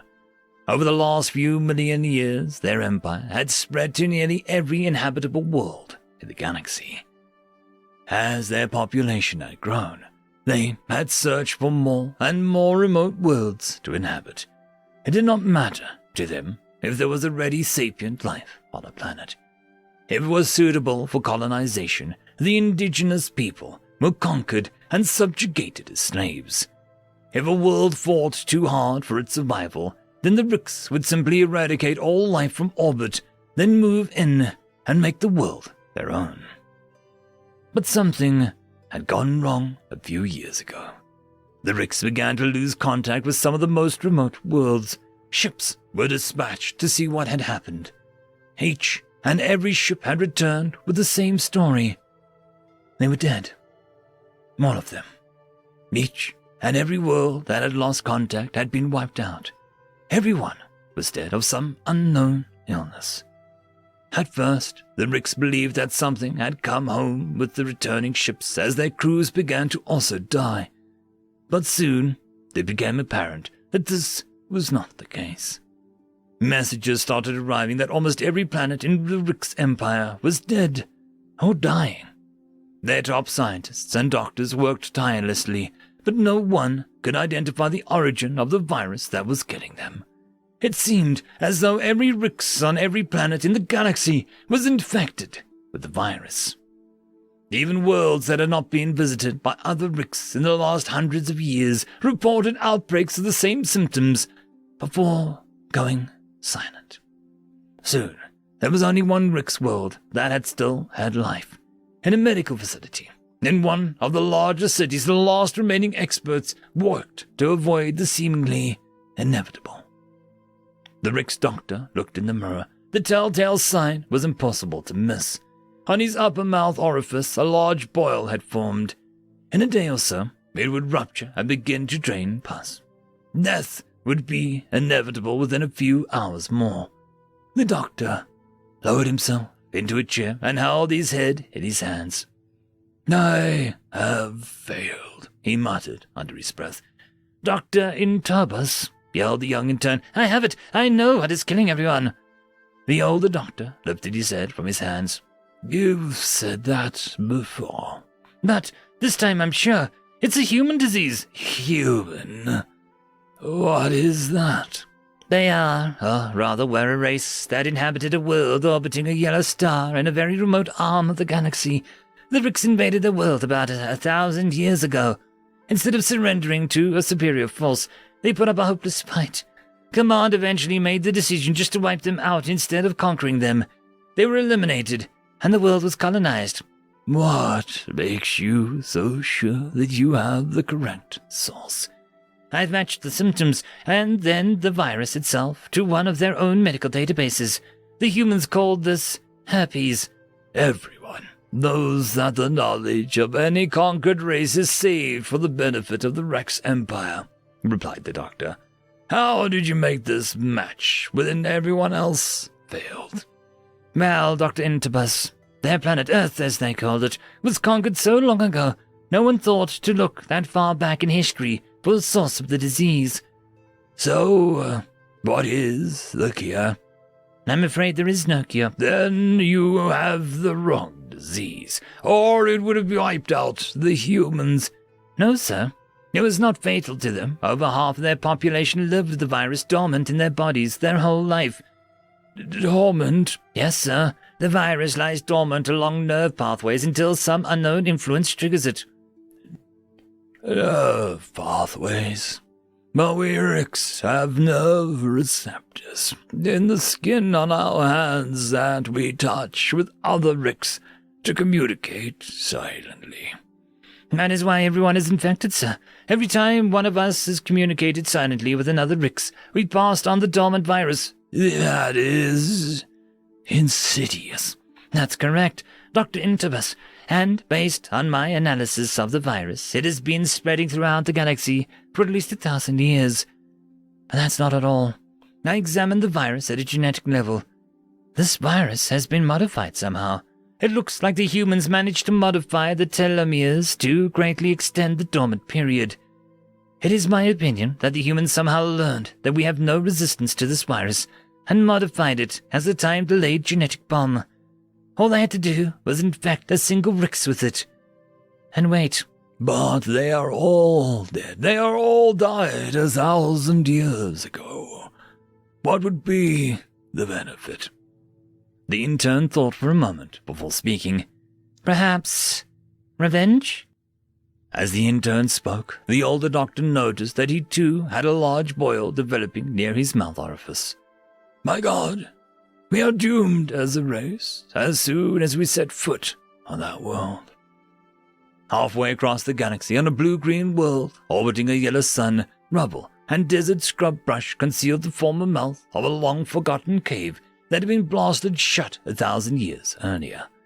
Deep under this rubble, inside the cave once known as Carlsbad Cavern, an atomic battery still glowed with warmth. A nearby timer was counting down. At that moment, the timer reached 0. A relay clicked deep within a nearby electrical cabinet. Long, disused lights began to flicker on in the darkness. As the darkness of the cave was bathed in light, row after row of cryogenic pods could be seen lining the wall all the way around the giant room. The first cryogenic pod to the right of the cabinet was labeled 1. The last one on the left was labeled 1,000. Equipment began to hum to life. Suddenly, there was a hiss, and with a metallic clang, the cover of the first cryogenic pod swung open. The eyes of a young man sleeping inside fluttered open, and he began to stir from his long sleep. End of Part 1. Story number 3. The Downfall of the Rix, Part 2. The Humans Are Honored. For as long as anyone could remember, every race in the galaxy had feared the Rix. Everyone in the galaxy lived with the knowledge that at any moment a Rix battle fleet could appear in orbit around your world. When that happened, your life was over. If you were lucky, you would become slaves to the Rix. If you were unlucky, every sapient being on the planet would be eradicated and replaced with Rix. And there was nothing anyone in the galaxy could do about it. When your world was chosen for colonization by the Rix, the only thing you could do was run. If you were lucky, you and a few others from your world may live out your life on some friendly world that the Rix had not yet colonized. No one knew how many races that the Rix had eradicated over the millenniums, but they occupied hundreds of thousands of worlds around the galaxy. In the blink of a galactic eye, all that had changed. The Rix were dead, killed by some unknown virus that swept through their civilization like wind from the gods. When word began to spread across the cosmos that the Rix were really gone, the whole galaxy breathed a collective sigh of relief. Across the galaxy, everyone wondered, was it really the wrath of the gods, or had someone managed to do this? For years, everyone avoided the dead Rix worlds out of fear that whatever killed them would prove to be just as deadly to other species. It was more than a decade before word began to spread that some outlaws had been using some of the dead Rick's worlds as hiding places, and had not been infected. It was the Okanans that finally got up the courage to actually land on the Rick's homeworld. They were determined to discover the real source of the plagues that wiped out the Ricks. Dr. Jertsu sat in front of a Rick's computer console examining Rick's medical records. His head hurt from deciphering the Rick's language. It had taken weeks, but he and his team was closing in on the truth. Dr. Jertsu, I have it, yelled his assistant from the next room. Dr. Jertsu was so deep in thought that he visibly jumped, turning over a beverage cup sitting next to the computer keyboard. "Selma, I've told you not to scream like that." As Dr. Jertsu finished his chastisement, the assistant came running into the room carrying a datapad. "Sorry, Doctor, but I was so excited that I couldn't help myself. I found the answer in the words of the Rick's doctor himself." The young assistant handed a datapad to Dr. Jertsu. "See right here. It's the personal diary of a doctor in Tarbus, apparently written shortly before his death. According to his diary, he discovered that the disease was a genetically engineered virus. It was apparently created on a world that the Ricks colonized more than 1,000 years ago. It was designed to lay dormant for nearly 1,000 years before activating. They gave plenty of opportunity to spread throughout the entire Ricks empire. By the time it finally activated, every Ricks in the galaxy was infected." "But in 1,000 years there have been plenty of contact between the Ricks and other races, even the Okanan," said the doctor. "Why aren't we infected too? Why aren't we dead?" "Based on the early symptoms recorded by the Rick's doctors, I believe we are infected," replied the assistant. "We are?" replied the doctor. "Yes, we call it mouth silt." "Mouth silt? Are you sure?" "Reasonably, sir. It appeared in almost every race in the galaxy a few years ago, around the time the Ricks started dying off. Until now, its origin has been a mystery." "But mouth silt is a relatively benign disease. Other than some oozing sores that go away after a few days, most races experience no long-term ill effects." "Yes," replied the assistant, "and the Rick's doctor that recorded this believed that most of the individuals of the race that modified it also carried it most of their lives with no ill effects. I believe that this applies to most beings across the galaxy. If I am correct that this is mouth salt, and I believe I am, we too carry it now as a minor annoyance. The Ricks, however, they had absolutely no resistance to the virus. Once it activated, their fate was sealed." "Insidious," whispered the doctor under his breath as he handed the datapad back to his assistant. "What was the race that we owe our everlasting gratitude called?" The assistant touched the screen of the datapad. "Human, Doctor. They were called humans, and their planet was called Earth. And get this, Doctor, they did not even have interstellar capability." "They couldn't even leave their own star system, yet they managed to wipe out the Ricks in every corner of the galaxy." "Yes, Doctor," replied the assistant, "and since they couldn't leave their own system, that means that none of them escaped. They all died 1,000 years ago." The doctor bowed his head. "I would have liked to have thanked them. I wish they could have known what a service they did for the rest of the galaxy." Word of Dr. Jertsu's discovery quickly spread across the galaxy. It was the humans that had rid the galaxy of the hated Ricks. Some more research by good Dr. Jertsu had even found an image of these long-dead humans. In a few years, there wasn't a capital city on a single planet in the galaxy that didn't have a gigantic statue of a human occupying a prominent spot in a public area. Most of them had some version of a plaque that greatly honored the long-lost humans who had rid the galaxy of the Ricks. But despite ongoing years of research, no one had been able to identify the human homeworld, Earth. As millions of beings across the galaxy paid homage to these long-lost saviors of the galaxy, no one knew where they came from. As the years passed, the story of humans who had destroyed the Ricks was told and retold in every form of public media on every world. The story of the savior humans had even eventually become bedtime stories told to children. In time, as stories do, the story of humans grew to an almost mythic status. As the stories grew, so did the perception of the humans. They even became revered on many worlds, almost on the level of gods. What no one in the galaxy knew was that 1,000 humans had survived For 1,000 years, these 500 couples had been laying asleep in cryogenic pods deep underground in what was once New Mexico. While the rest of the galaxy was memorializing the human race, these 1,000 had been restarting human civilization. They were deciphering the left-behind Rick's technology. They were also doing what couples do. In no short order, these 1,000 grew to 2, and then 3. In less than 100 years, Earth's population quadrupled. Even though they were the best and brightest and had access to dozens of Rick's ships, the human race stayed on Earthbound for over 100 years. But eventually, the temptation was too great. A Rick's starship had been refurbished, a small crew was formed, and over 1,100 years after the Ricks had invaded, humans left the Earth for the stars. End of story. Story number 1. Autonomous Processing, written by Evervale. Emma sat still, looking at the map on the table littered with schematics. She started making a humming noise that attracted a few of the crew into the control room. When they saw her sitting there, they knew they had to be quiet. It was one of the first things that they were told when they were hired. She closed her eyes and started tapping her fingers on the metallic surface of the table. Then she stood up suddenly. "Ah!" she exclaimed with a smile. The captain sighed in relief and let go of his grip on the control panel. Emma stood up and ran towards the board next to the captain, pressing a few buttons quickly before taking command of the control wheel in the middle. A loud metallic clunk could be heard all over the ship as the damaged engine and a few other parts detached from the craft.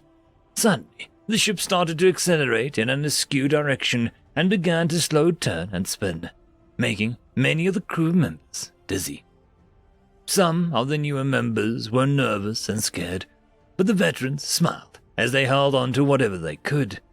They were calm because they had seen this happen before, remembering that Emma could save them from impossible circumstances. She was the trump card they held, and although her salary was expensive, she was worth every galactic coin. The ship picked up more and more speed, slowly closing up on the space barrier, the acceleration rate needed before a ship could produce a jump. The lights within the cabin turned red, and the AI in the control of the ship's systems was begging Emma to stop. A few of the newer recruits started freaking out, praying to their gods or entering whatever the mode of hysteria was for their particular species. Emma stayed focused on the screens in front of her. She clicked buttons and pulled levers without looking at the control panel. Loud sliding noises filled the ship as the whole wing was detached, leaving only the thrust engines with no way to control the vessel in tight maneuvers. Suddenly, the primary weapon systems went online, and Emma started using the recoil to add more acceleration, and as a rudimentary way to control the direction of the ship.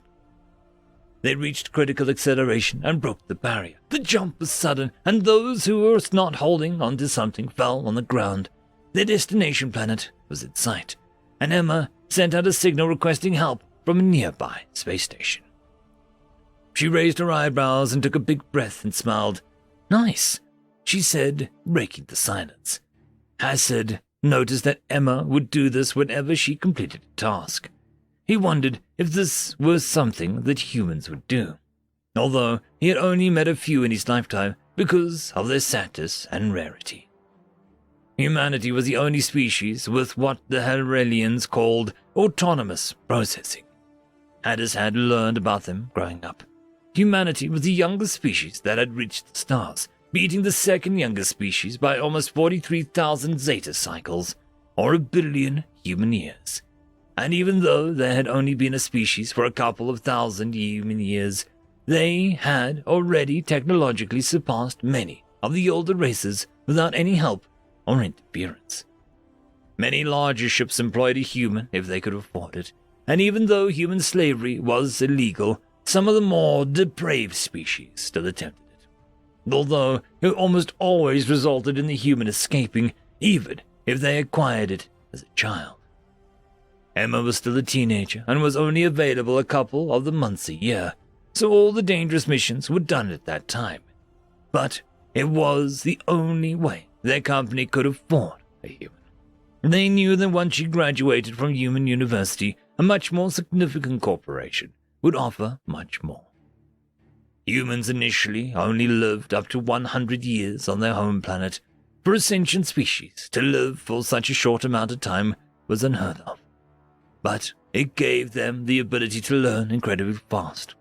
In 4 years, they could absorb what the Herillian took 100 or more years to learn. Not only that, they merely knew things without understanding how. At first, others thought that the humans were hiding something from them. Humans were able to complete extremely complicated calculations in seconds. If you placed them in a room, they could tell you who was a doctor, who was a criminal, and who was hungry or full by glancing at them. And in any physical activity, they could calculate where things would land and how to move their body for specific things to happen. Apparently, humans called this ability instinct. It was the result of having to calculate things to survive as they were evolving, although Herillian scientists gave it a more proper name of autonomous processing. Although humans had artificially extended their lifespan to 1,000 years, they still held the extreme cognitive abilities passed down from their ancestors. When this was discovered, every species of the universe tried employing human scientists to solve the most complicated problems. And any crew that held the human would always reach the other side, regardless of the monetary incentive. Many humans stayed in human solar systems and clusters because they found the jobs boring. Emma said she took the job to pay for university and because she was saving up for a ship to become an explorer. The first reason always confused any species whenever she said it, because humanity was the only race that did not have free schooling. But whenever anyone spent a week with her on board, they understood the second reason. Because if a human wanted to do something, they were excellent at it. End of story. Story number 2. Terran Infantry, written by British Tea Company. Address from Supreme Commander Lavtal to his officers. I cannot stress this enough. I couldn't stress this enough, whether it is to the High Council's deaf ears or the Chancellor. It is just an excellent thing that the Terran Republic has decided that this end of the galaxy isn't worth their attention, save for the occasional mercenary activity that freelance soldiers are doing. That's with just the Terrans themselves, from the lowliest meat shield to the highest commander. Terrans refer to the lowest caste of their army as the E-caste, from E1 to E9. The lowest of the low are colloquially referred to as rookies or greenhorns. The more experienced Terran soldiers jokingly refer to the new recruits as Tatars, slang for tactical ablative armor. Well, the reoccurring and perhaps somewhat irritating inside joke amongst Terrans. Any other race that has gone to war with them will know that this is in truth very literal. Terran infantry run at their enemies like they have nothing to fear, which is quite true. Just try to imagine 500 pounds of steel and fury coming your way, shrugging off most small arms weapons like they're nothing. The amount of kinetic rounds it takes to stop a charging Terran is the same amount of rounds they need to kill an entire squad of your men. Many people would like to point out that no armor is good enough to protect against energized melee weapons. Let me ask you and appeal to your common sense. Do you want to be within 6-foot radius of a 6-foot-tall, 225-pound semi-carnivorous creature that can tear heads off? Do you? Good. You shouldn't. I've seen too many times when single soldiers attempted melee combat against Terran soldier. This commonly ends with the Terran having a new scar to show off to his friends. Yes, for reasons beyond me, they think ugly flesh wounds are badges of honor, and the soldier in question having to be buried in a soup can. Don't even get me started on special forces, by the way. Omega forbid that you find yourself facing charging berserkers that can tear off doors on a ship. Terran officers are far worse than infantry, referred to as the O class, from O1 to O12. Let me tell you something. You can tell how high a Terran is on the cost by how well decorated his uniform is. The more well decorated it is, the better warrior and leader they are. If you ever happen to see a Terran with a bunch of shiny trinkets on his chest, you better run. If you ever see a Terran with gilded armor, it's probably already too late. Most officers tend to be older, but don't let that. Terran lifespans may be somewhat short, but they are the only race in the galaxy that permits gene modification. Many Terrans that are meant to be in retirement homes are still fit for frontline service, while others may have decided to be more creative in their modifications. I'd rather spare you all the details, but perhaps most disturbing thing about fighting Terrans is what they do with the dead. I was serving a few decades back, and I still would rather not talk about it. Dead bodies, their bones cracked up, their flesh torn off. Yes, the Terrans ate their enemies. They may have the decency to remain polite in table of dialogue, but mark my words, once this war starts, once the Terran Republic becomes irritated enough, Allmaker forbid it leads to this. End of story. Xenobiology Homework. Written by Poseidon _____. Alright everyone, that concludes our first couple days of Xenobiology 101. For homework, please read Chapter 3 of your textbook, as we will be covering the material over the course of the next week. I strongly suggest that you all read it, as it will greatly improve your comprehension. See you all on Monday. Feck! Well, at least Jacob had the weekend to read the chapter. Hopefully, it would be short. At least he didn't buy it for 300 credits, only to not use it. The rest of the class all got up from their seats with him and crowded through the tiny door into the lecture hall. A couple of the weird people, some lizards, a bunch of those furry guys. He hoped that they weren't as weird as humans of the same group. So far, so good. As he was walking to his dorm, Jacob reflected on his xenobiology class.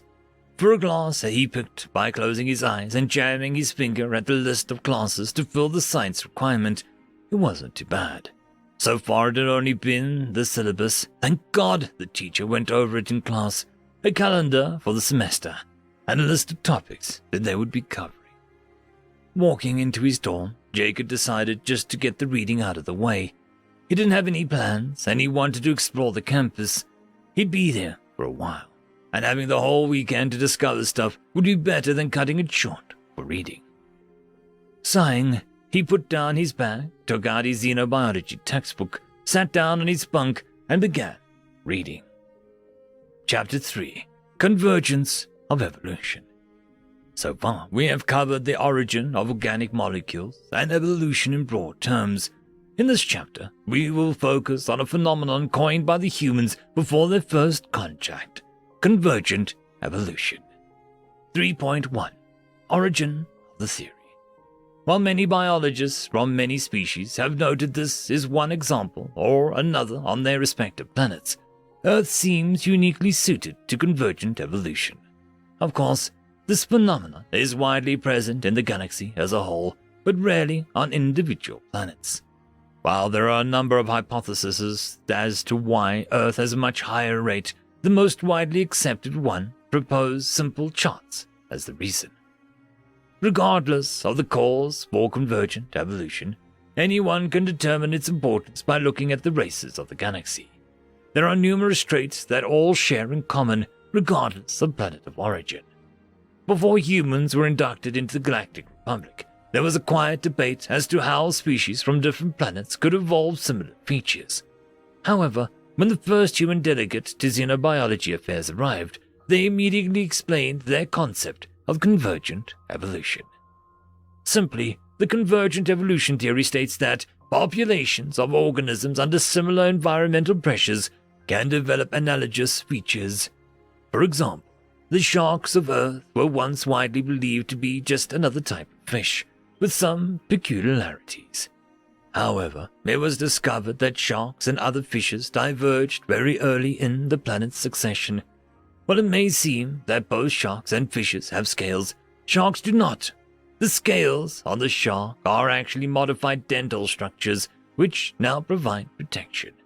This is a prime example of convergent evolution. Both sharks and other fish diverged before their common ancestors developed scales. When environmental pressures favored organisms that were more resilient, both groups developed structures similar in appearance and function, albeit by different means. The simplicity of the human solution caused much groaning in the xenobiology field, but nonetheless it became the foremost theory, with considerable evidence already behind it from Earth. Humanity's contribution to the xenobiology field was the first of many, which will be discussed in later chapters. 3.2. Application of convergent evolution galaxy-wide. Think of your xenobiology class. How many different species of the galaxy are in your class? Probably at least 4 or 5. There are the feathered but flightless Foucault. Males have bright red feathers, while the females are dull blue. The scaled Oreganas, the humans, with small amount of hair on their bodies but thicker on the cranium. Females have more on top on the cranium, while males tend to grow more on their face. Or the chitinous Vicera. Think of these species. What do they have in common? Before proceeding, write down your thoughts in your notebook. All 4 species listed, as well as the vast majority of species in the Galactic Republic, share many characteristics. For one, all are upright, with appendages not used for day-to-day transportation. Humans are bipedal with arms, as well as the Foucault. The Irigonans have a tail they can use to help swim, but otherwise are also bipedal with 2 grasping appendages. The Vicera are quadrupedal, but once again have 2 appendages used for holding objects. A strange case, the Eucarians walk on 6 appendages, but have 4 for grasping. Another commonality is that all species are either omnivorous or carnivorous. All were predators before true sapience developed, with ocular sensors positioned in front of the cranium for depth perception. Furthermore, all species in the Galactic Republic are social. All live in increasingly large circles of others, beginning with immediate blood relatives that raise them from young, and expanding into social circles that they spend their time with. Beyond that, all species naturally form small communities that at some point become towns, then cities, and eventually nations. Among all species, war and tribalism are constants, although the extent to which they are present can vary. For this reason, only a few species, more peaceful than most, have ever unified as planets or species, despite nearly all hoping to be able to achieve it. These 4 examples are by far the most prominent in the galactic community, and before humanity's introduction puzzled even the most learned of xenobiologists. However, they can all be explained by convergent evolution. The first example, 1 set of appendages for transportation and 1 for grasping, is now one of the necessary requirements for a species to develop sapience. Tool use is one of the prerequisites for civilization, and if all appendages are used for transportation, tools cannot be utilized effectively. This is linked to the second example, the apparent lack of herbivores that have developed sapience. Having appendages to grasp tools is far more advantageous to a predator than to a herbivore. Herbivores can certainly evolve intelligence, but none have ever developed what can be called sapience.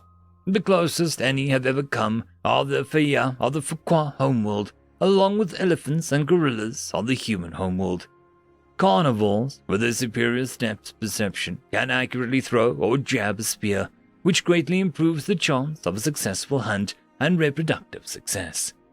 An herbivore with a tool might be able to fend off predators or reach more food, but would often lack the depth perception to effectively fight off a predator with precision, and thus tool use would not confer any great benefit. The 2 other examples listed, social circles and war, are also linked. Predators that live in groups are often more successful on hunts, and the successful hunts of others can support one who failed a hunt. Furthermore, To work in groups, there must be a form of communication which can lead to language, which leads to abstract thought. A lone predator that only focuses on the next meal does not have the leisure to risk wasting energy on play or innovation. But with social groups comes a terrible price. War. All species war.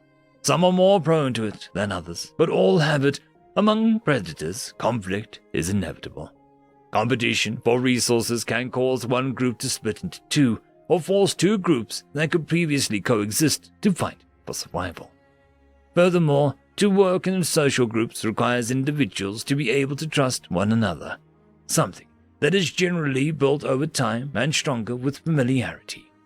However, distrust in outsiders becomes natural, as outsiders do not have the familiarity or time to develop it. The level of this distrust from species to species often varies based on how much competition was present when their species developed on their home planet, but it will always be there.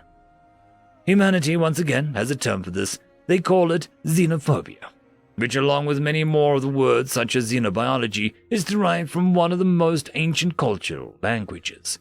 As a species level civilization increases, xenophobia becomes more and more of a problem. What once was a basic survival mechanism now has the potential to field armies or fire a nuclear warhead, ending thousands or millions of sapiens in war.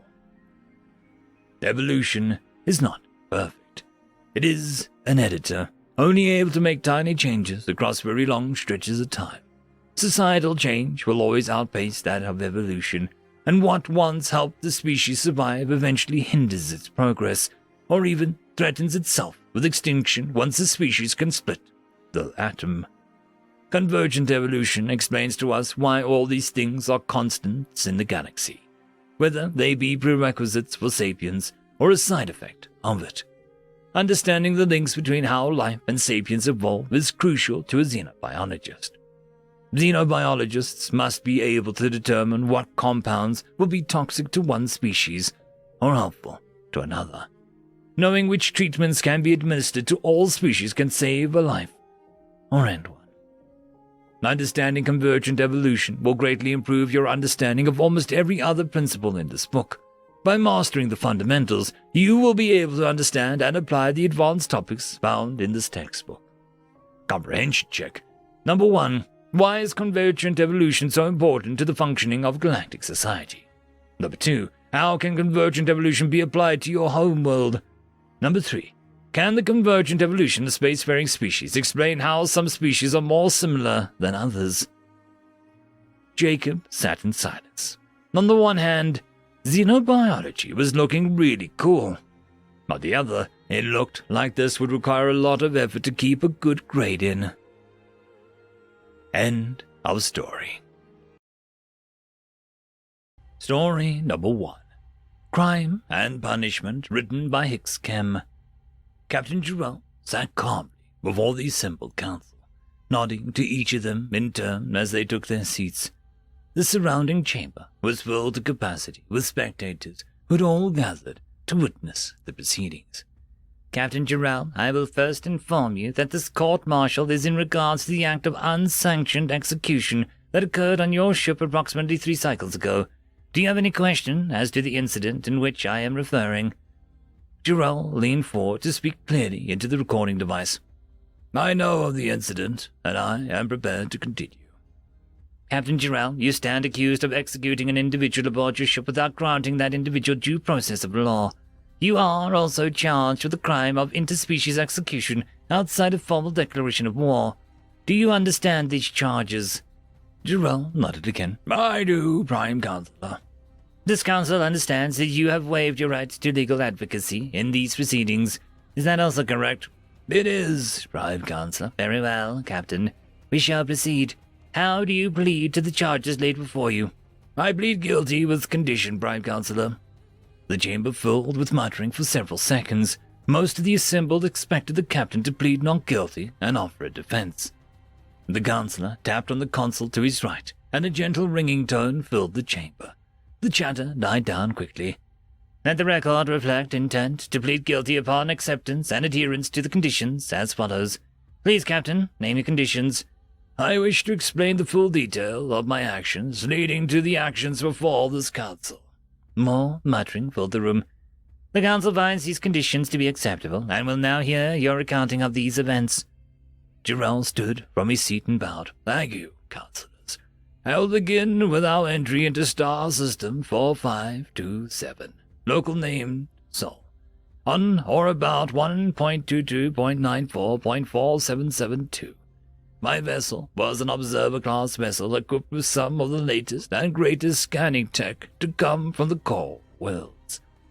One of the newest scientists, a Screese by the name of Lottie, had filed a request early on in the mission to make a closer pass through the region of 4527-3, local name Earth. I considered his request and looked at the charts we had. I deemed it to be safe enough for scanning so long as we maintained cloak and kept the satellite body 4527-3.1, Luna, between us and the planet. He had requested that we hold position for 10 to 12 rotations. I resumed, to my own fault, that he intended to use the time to comparatively scan and resolution refinement. Earth is, after all, still in need of additional study. As soon as we were in position behind Luna, Lottie set to work. I tended to other concerns aboard the ship for a rotation also, then returned to inquire as to the progress of his observations. When I entered his lab, I saw something on the table, heavily restrained. Lottie was speaking to a recorder as he poked at it. One of the councillors spoke up. Captain Jarrell, at this time had any authorizations been made to gather samples of biomatter from the planet? Jarrell shook his head. No, Councillor. I had already familiarized myself with the briefing material on the primary sapient in the region, humans, and had instructed the crew that there would be no interactions with the species unless absolutely necessary. Anyway, Lottie was making audio notes, and I didn't think much of it until I heard what he was saying. This specimen is significantly smaller in size and mass than reports from other species would indicate, suggesting that they recalibrate their measuring instrumentation. This concerned me, as there should have been no specimens of any kind aboard. As I approached, I heard him continue. Specimen is holding what appears to be the corpse of another predator creature from the planet, though it also appears to be drastically smaller than reports. I am inclined to wonder if previous reports on the size of the creature, the so-called Deathworlder, are even remotely plausible. If he had brought a specimen on board, and it was holding the corpse of a predator, it was exceedingly dangerous. The Prime Councillor interrupted. When he mentioned a Deathworlder, to what is he referring? A Deathworlder is a common term for a Class 9 biohazardous planet. To my knowledge, System 4527.3 is the only recorded case of a Class 9 planet producing a species capable of expanding into stellar space. Thank you for clarifying, Captain Jarrell. Please continue. Jarrell paced as he carried on. I approached the workbench and demanded to see what Lottie was working on. What I saw shook me to my core. He told me very plainly that he had acquired a specimen of the dominant species as well as the corpse of one of their lesser predators. The translator indicates that it has repeatedly requested a female progenitor and a young canine predator, but it does not seem to possess any of the reported ferocity of its species. I've half a mind to demand a retraction of every published paper on the species. Oh, Captain, this will make waves in the scientific communities. He seemed so thrilled with himself and so utterly unaware of what he had done. I asked how he had acquired the specimen. He told me that he had transported very precisely to a remote region with low population density and had, under the cover of darkness, acquired the specimen. When I pressed him for details, he seemed to think I was asking for a tale of bravado that I might congratulate him over. Well, I entered quietly, using vibration dampeners, put the small canine down with a disruptor, and acquired the specimen as it hibernated under a plant fiber-based insulator. I will admit that my actions were driven by fear at this point. Fear and rage. I remember shaking a bit. I asked him if he had read the briefing reports of the system. He'd said he'd glanced at them. I asked if he'd read anything about human larvae, and he admitted to me that the reproductive cycle of the humans was outside the scope of his work. "Let me explain this to you clearly," I said to him. "You have just informed me that you stole a human child, shot his dog, and are now attempting to perform experiments on him." He looked surprised.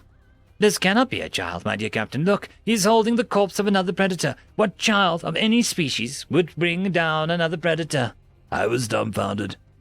"That is a teddy bear," I said. "It is the mark of a child human that still nests with the adults." I issued a red alert and had our medical staff administer both a sedative and an amnesiac to the human, then transported it back to its habitat. They used dosages that would have been lethal to any of my crew, mind you, but they were still only 80% certain that the drugs would be sufficient to register as a dream state for the human child. As for Lottie, he showed no understanding of the severity of his actions and expressed a desire to find additional specimens to study. At this time, counselors, I determined Lottie to be a clear and present danger, not only to my ship and crew, but also to the galactic conglomeration as a whole. I sentenced him to death, carried out the sentence, ordered an immediate abort of the mission, and relinquished command of my vessel to my first officer. The chamber exploded with noise as Captain Giroux resumed sitting. After a brief deliberation, the Prime Chancellor rose. Captain Giroux, this council has considered your testimony, with the additional review of the acquired Earth documents regarding the theft of a human larvae and the assault of a familiar canines. We find that your actions were unavoidable, necessary, and within the bounds of reason. We thank you for your efforts to avoid awakening the human homeworld, and we have decided to reject your guilty plea. End of story. Story number 2. On the classification of worlds, written by Archdemon Karinsky. Excerpts from a lecture series on planetary morphology and habitability index by Professor Exnard of the Attilian System University. Excerpts provided for free up to the immediate familiar unit use. Please purchase entire series. There are 4 classifications currently used to designate types of planetary bodies: garden, rough, death, special. There used to be a greater number, but the other classifications have been combined into the special category due to their general rarity and lack of common use. Each planetary body has an alphanumeric designation that allows anyone familiar with the system to understand the vast majority of features that can be found on it. An example of this is X00XXX-XX. The first digit is the overall classification, GRD or S. I assume that any student capable of meeting the prerequisites for this class can figure out which means which. The next 2 numeric digits are from 1 to 10. These indicate the overall danger presented by the local conditions as calculated by the Rexlent Unified Index. The higher the number, the greater the danger present. While I will not go into the math required to use the index, I will say that it is a logarithmic scale. Accepting S classification, GRD planets are sequential. That means that an R01 world is the same thing as a G11 and so on. Yes, you will lose points if you call something a G11 on a test. The next 3 digits relate to the indigenous life on the planet. First represents the complexity of life. M, organic micromolecules. S, single-celled organisms. P, polycellular organisms. C, complex multicellular organisms. List truncated for excerpt. The second digit relates to the compositional structure of the indigenous life. C, carbon base. S, silicate base. H, sulfur based. List truncated for excerpt. Third digit is reference to primary atmosphere composition. Much like the Rexlent Unified Index, this can be confusing, so please pay attention when studying these designations. R, primary noble gases, followed by nitrogen. J, primary iodine, followed by xenon. F, primary nitrogen, followed by oxygen. List truncated for excerpt. The next set of digits are a reference to the system the planet resides in. These call attention to notable, usually dangerous features of the system. These can be Q, asteroid fields. W, magnetic disturbances. D, orbit irregularities. List truncated for excerpt. Special class planets use the same format for designation. though the digits can mean something different. The numeric digits represent the ease of terraforming, calculated using the Rexland Terraforming Index. The next digit represents the category of planet. Z, rocky body. V, gaseous body. G, frozen body. List truncated for excerpt. Second digit is primary elemental composition in solid or liquid form, complementing the next digit which remains gaseous composition. F, iron with vanadium and tungsten. G, aluminium with chromium and bromine. List truncated for excerpt. System designation digits remain unchanged. T000 is a designation appended to the end of the standard string used for special class planets that are currently undergoing terraforming, representing the percentage of terraforming that had been completed. Upon reaching 100%, the planet designation will be modified to represent its new GRD status. The university and the professor in particular would like to thank the Exo Explorer Corps of Humanity for their incalculable assistance in providing the first and only hands-on data collection for the Planetary Census and the Registration Commission. End of story. Story number 1. Little Dangers, written by 3 ducks in a man-suit. Mice could be fought, wind could be hidden from, but rain was dangerous. Those were the words Ariel's mother had raised her on. For 3 years, she had paid attention to them in a way all children do, by dutifully remembering them without truly heeding their true warning they give. Only now did she see that the old garden pixie had meant. The raindrops themselves were only a mild threat. Hard and fast, they could stagger a creature Ariel's size with a direct hit. But the overleafs she wore absorbed the worst of the impact. The real problem was the brook. What was usually a trickle of harmless water had turned into death. Fed by the rain, the river was now over 2 meters wide, and Ariel was trapped in the center. With the rain turning the use of her wings into the act of suicide, she would have flown the distance in less than a heartbeat. Even then, the distance should have been jumpable. If she was a little closer to the shore, if she hadn't fallen so hard and hurt herself, if the rock wasn't so slick and wet and hammered by waves trying to pull her off of her limited sanctuary. But she had to try. Ariel would die out here at this rate. She would cling to the treacherous surface until her strength gave out, and then she would only pray for the mercy of a quick death, dashed against the rocks instead of suffering the slow agony of drowning. Mustering all of her strength, she drew her shaking legs under her, desperately trying to take one full breath without a mouthful of muddied water. She danced. She leapt.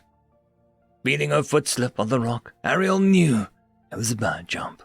But all the hope was lost only when an ill-timed wave overcame the rock, robbing her momentum and casting her cruelly into the water.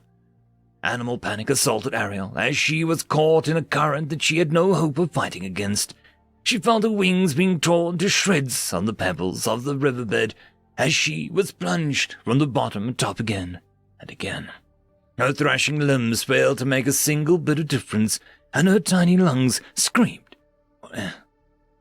Then she felt her body catch on something that was at once soft and unyielding. For a short moment, the pressure of the water battered against her, holding her against the unknown surface like a bug on flypaper. Then she felt it unwrap her body and lift her out of the water. Even with the pouring rain now battering her body, undefended by the overleaf she had lost in the river, the feeling of the air felt miraculous. Ariel coughed and choked to chase the water from her lungs.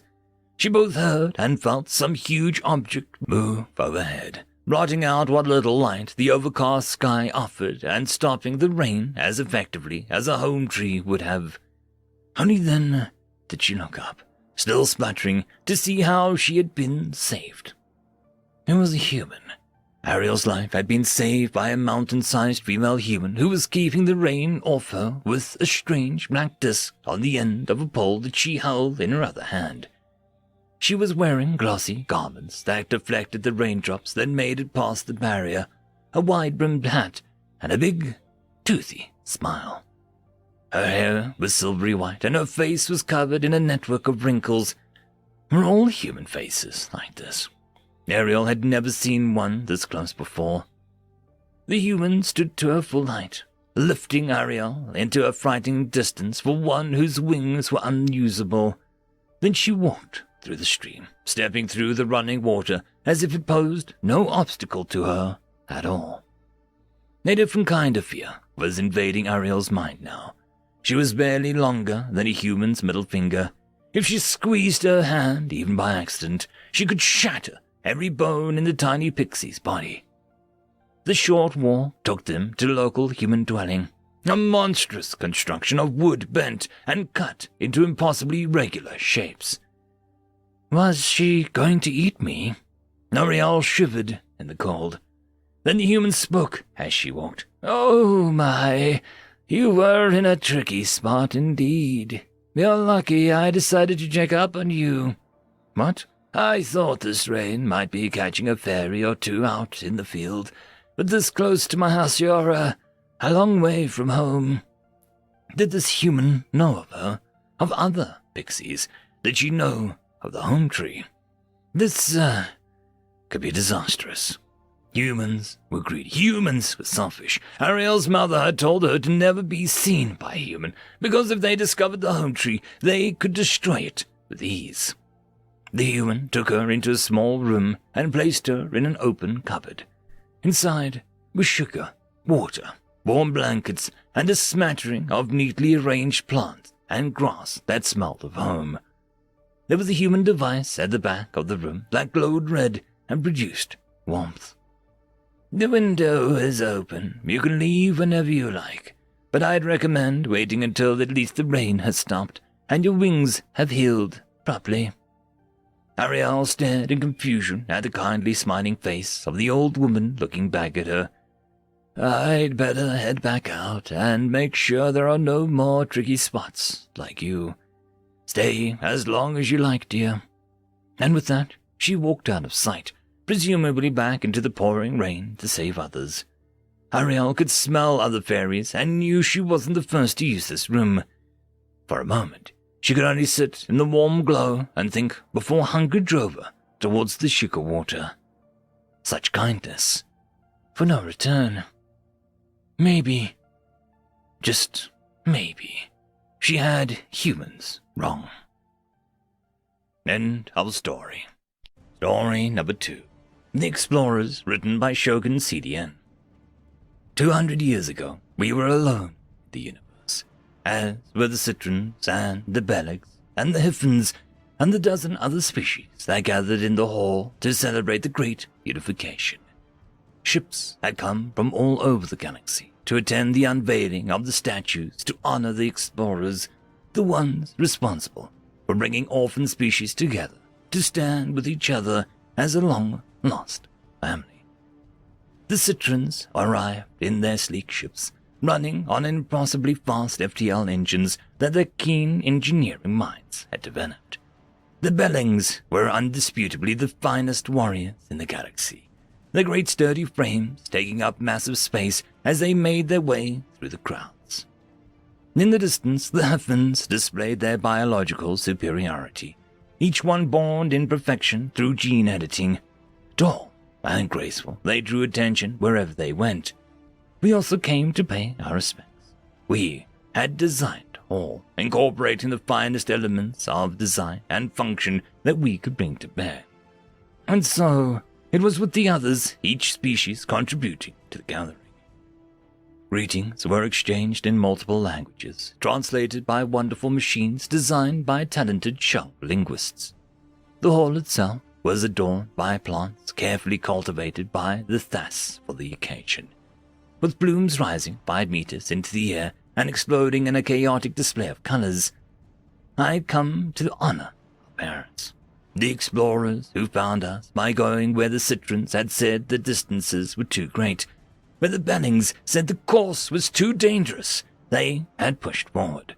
Where the Hiffins saw only the cold, the explorers braced themselves against the elements and smashed through the ice. It was as though they lived to break boundaries, feeding on resistance, nourished by the violence of space.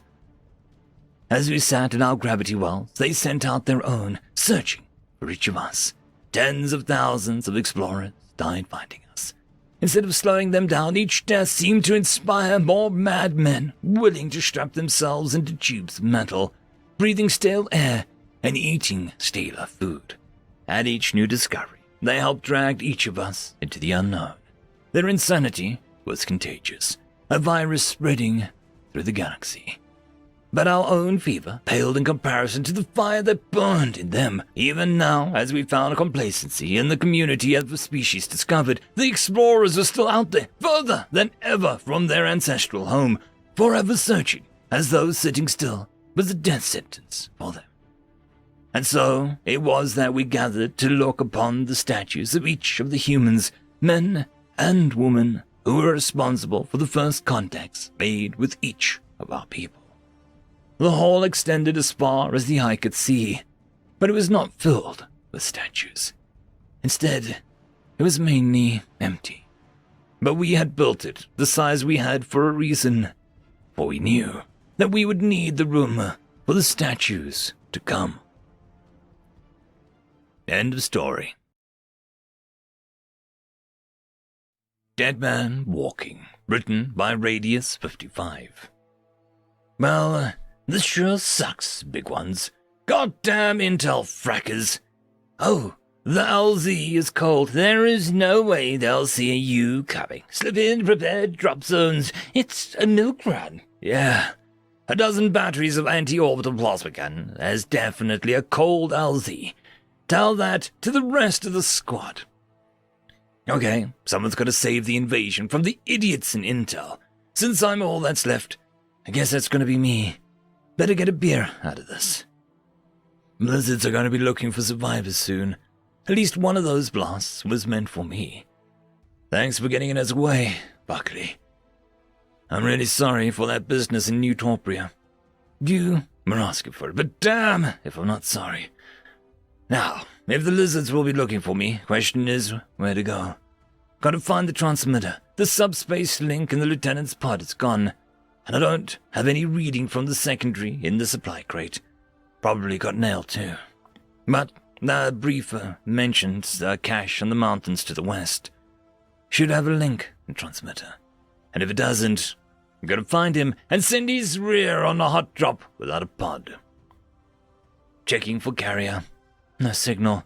Well, that makes sense. Mountains will block the signal, and it's probably in low power mode anyway. Going to have to get close. That's a 50-kilometer hike, and 2 days before fleet gets here. 50 kilometers, 48 hours, with a bunch of reptilian frackers hunting for me. What god did I piss off to draw this short straw? Don't need all this gear. Emergency rations, medkits, some extra ammo, couple grenades, rifle, pathfinding gear stays here. Ditto with heavy weapons. Damn, I wish I could keep the plasma rifle, but it's a heavy mother. Don't need a spare uniform, but I'll take the socks. Won't be doing any sleeping, so bedroll is out too. Okay, now set the proximity self-destruct. That'll give him a nasty little surprise. Set it on a delay too. Might be able to get more than the point man. Lizard, whatever. Time to get the frack out of here. Mountains are that way. Alright, just a walk in the park. A walk with purple trees. And lizards that want to kill me. Fracking, great. Hour 30 of my little walk in the park. Frack, I just might make it. 10 kilometers to go. Done a 10k in 2 hours before. But the patrols are making it a bitch and a half. At least the stims are working. Those things are good.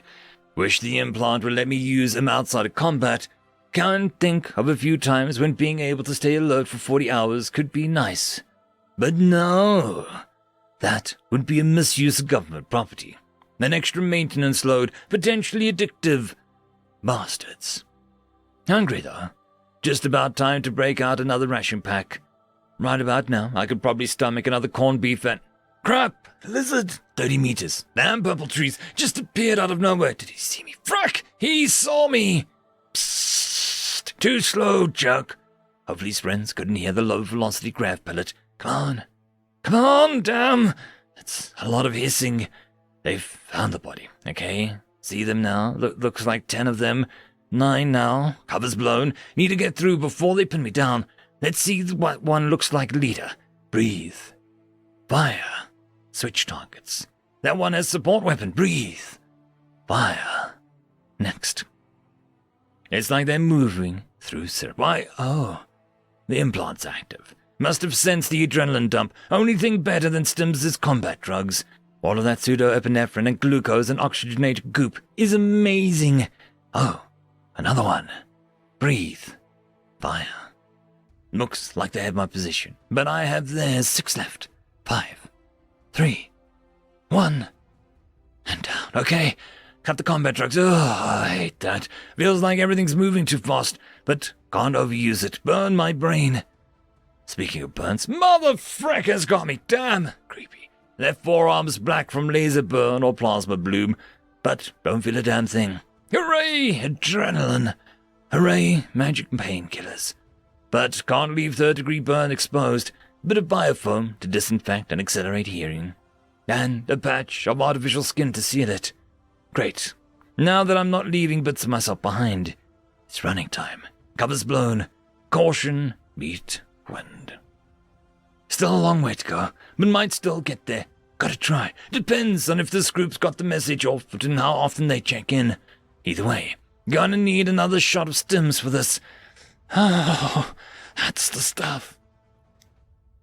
Sounds like they know I'm in the area. Heard a few transports. Hell, some of them must have been gunships too. Glad this uniform comes standard with sensor jammers, or one of them would have blasted me into little bits.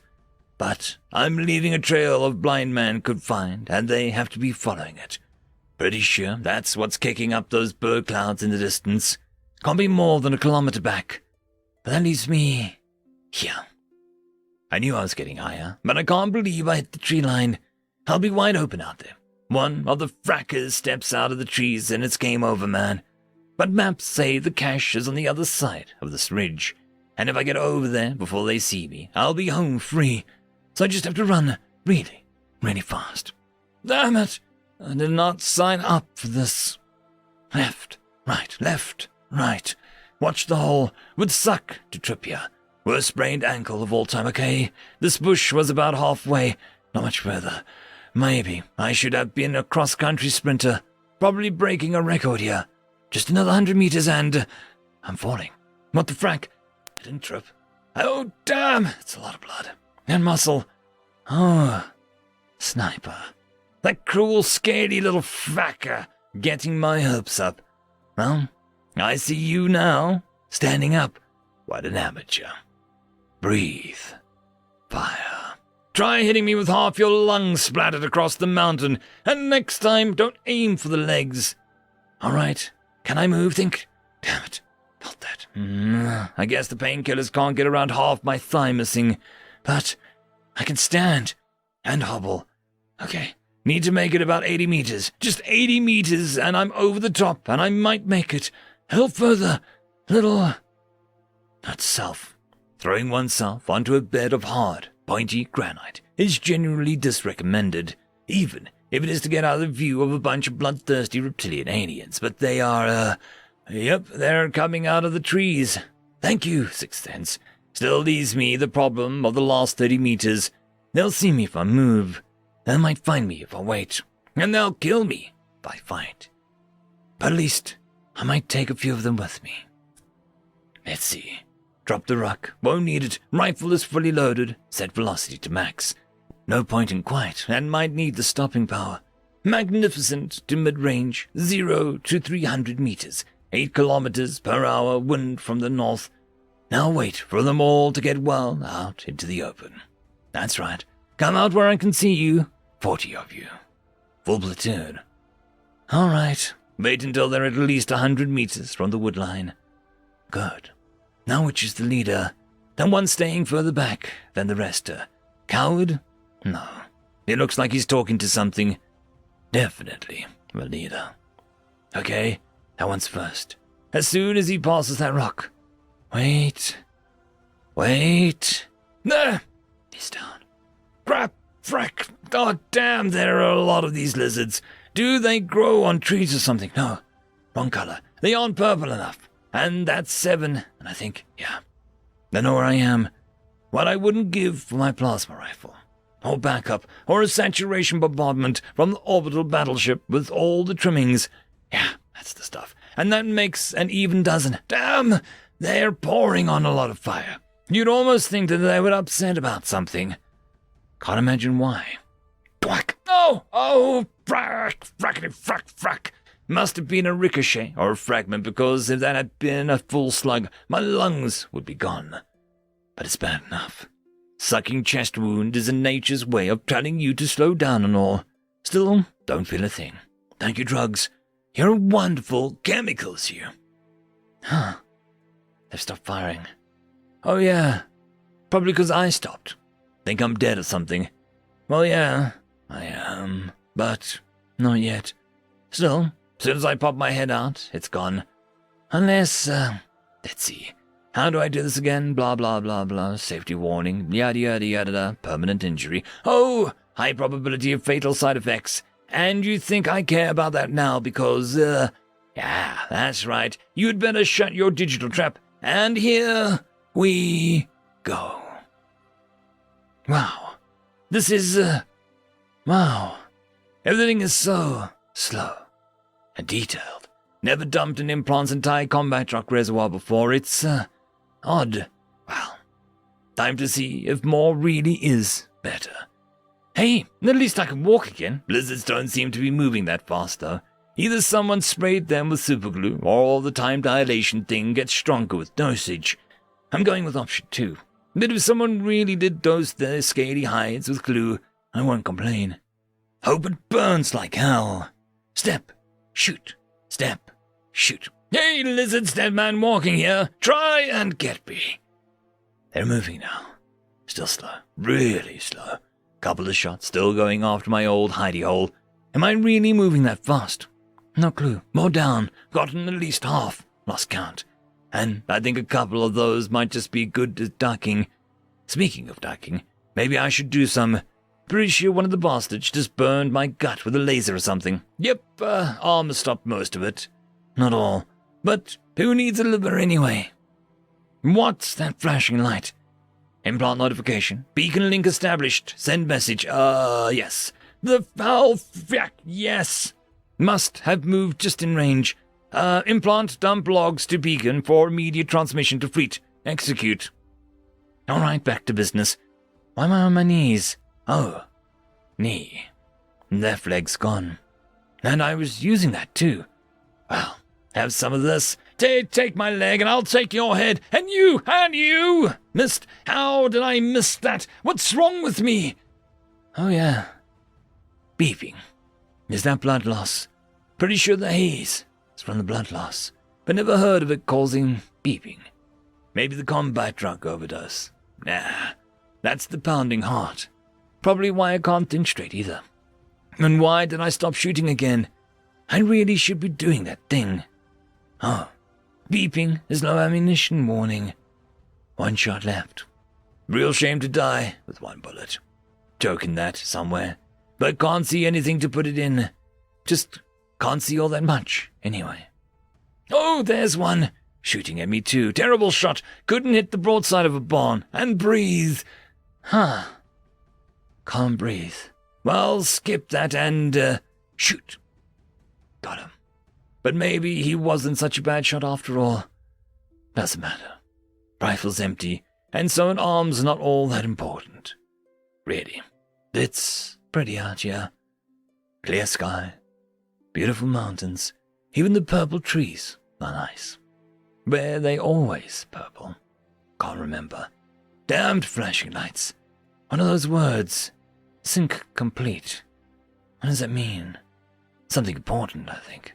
Something I was supposed to do. Or did. Hard to concentrate. Hopefully it means something good. No, Sergeant. Not sleeping. Just, resting my eyes.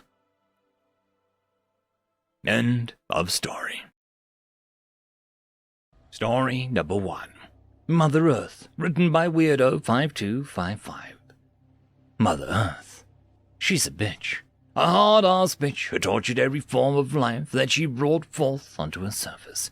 Every life form on her surface had to fight, feed, and feck. After that, she didn't care about what happened, only that they had improved on themselves, perhaps a little.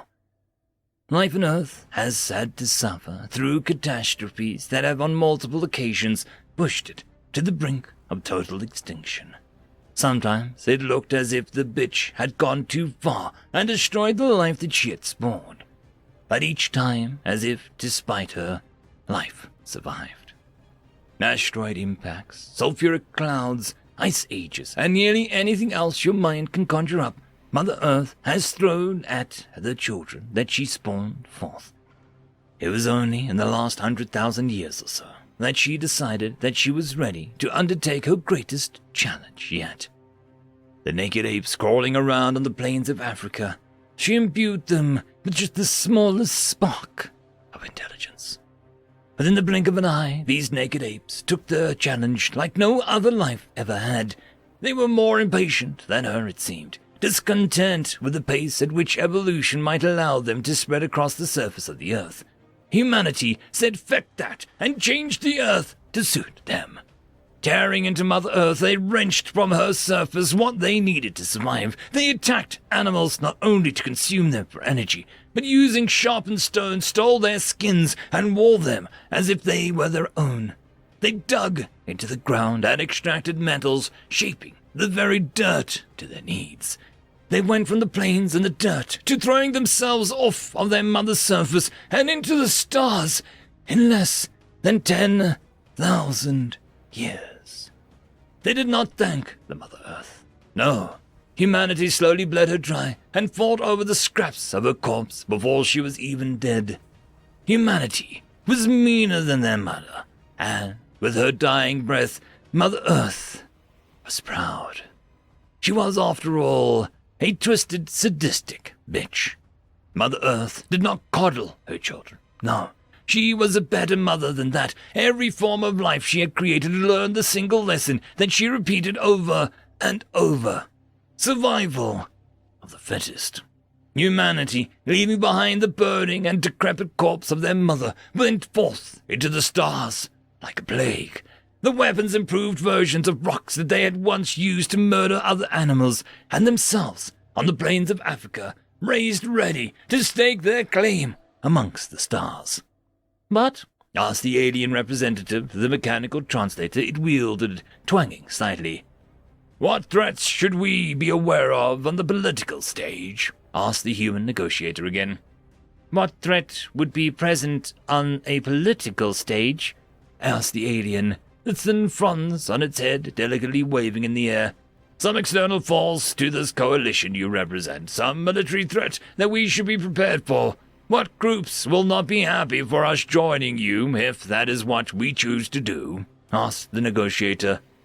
What is a military? Asked the alien.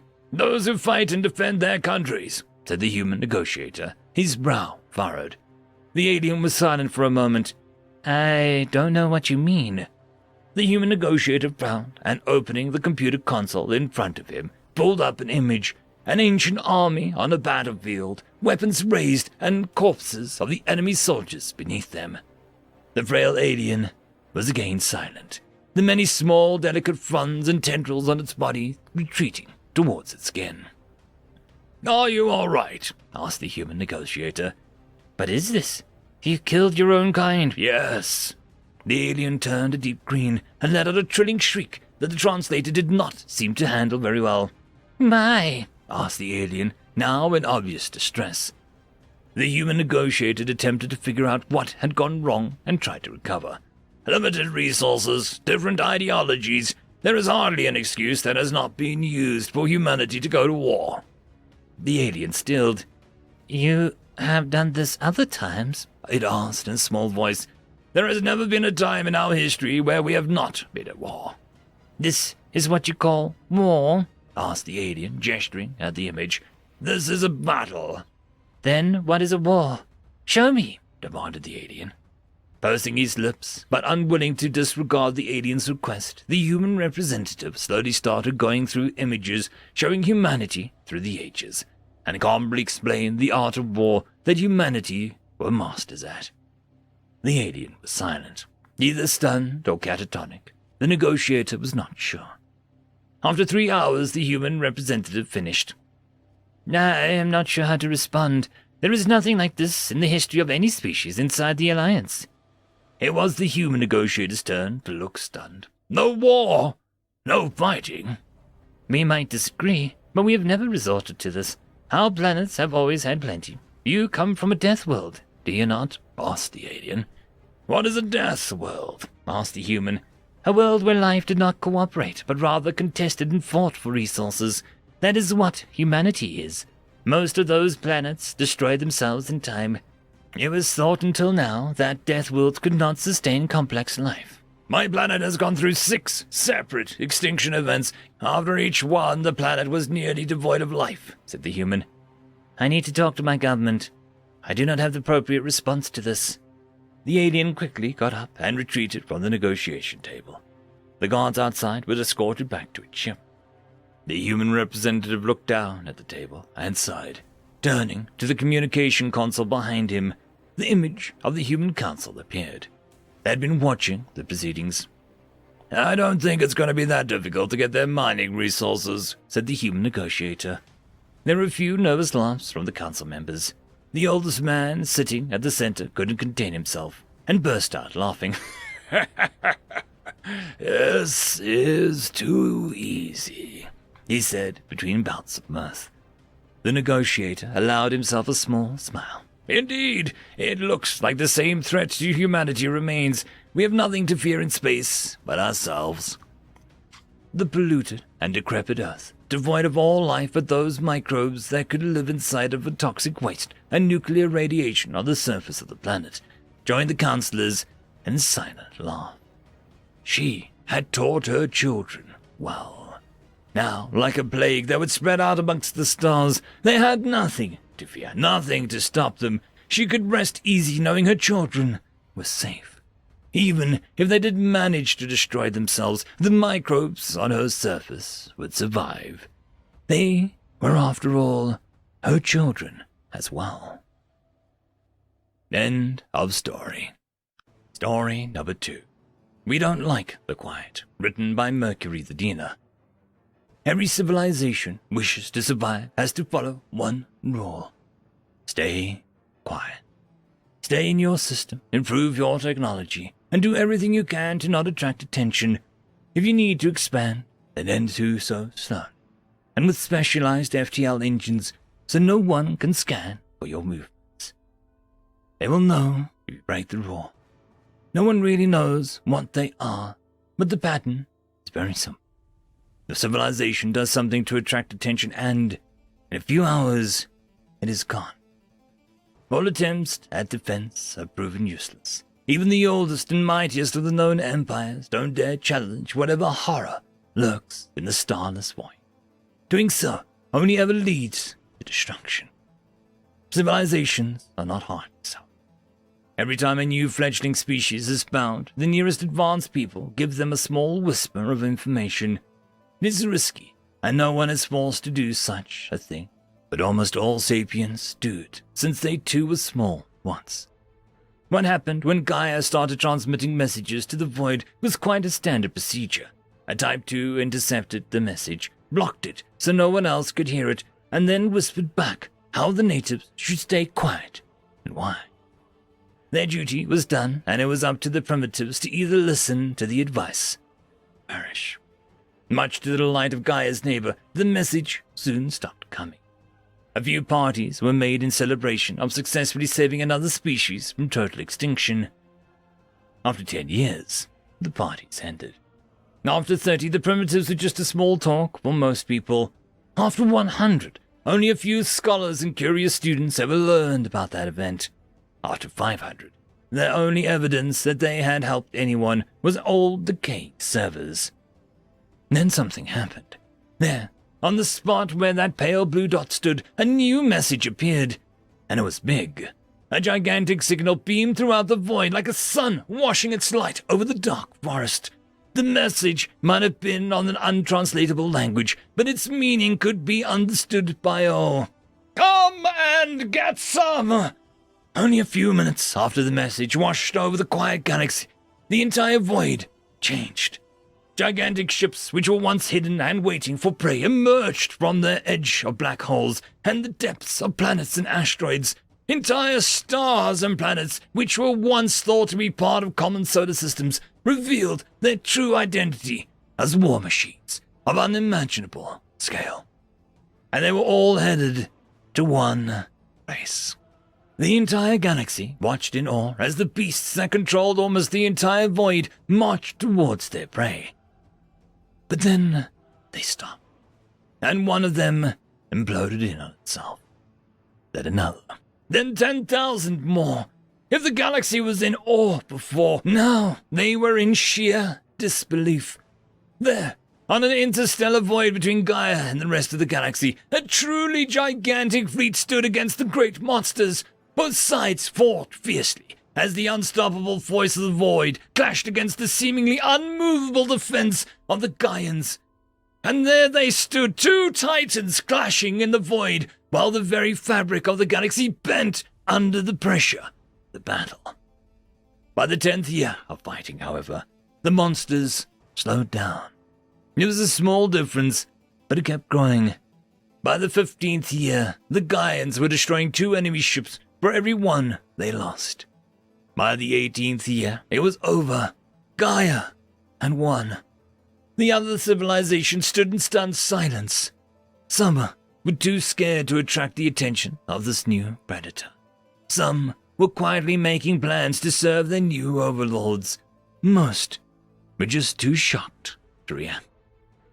Another message came through. This time it was written in all sapient language. Sorry, we don't like the quiet. End of story. The Last Nights of Castle Verdant, written by Argus the Cat. More stories, huh? Okay. Let me tell you about some humans. 30 cycles ago, my people and a human nation were at war. Not overly uncommon, I know.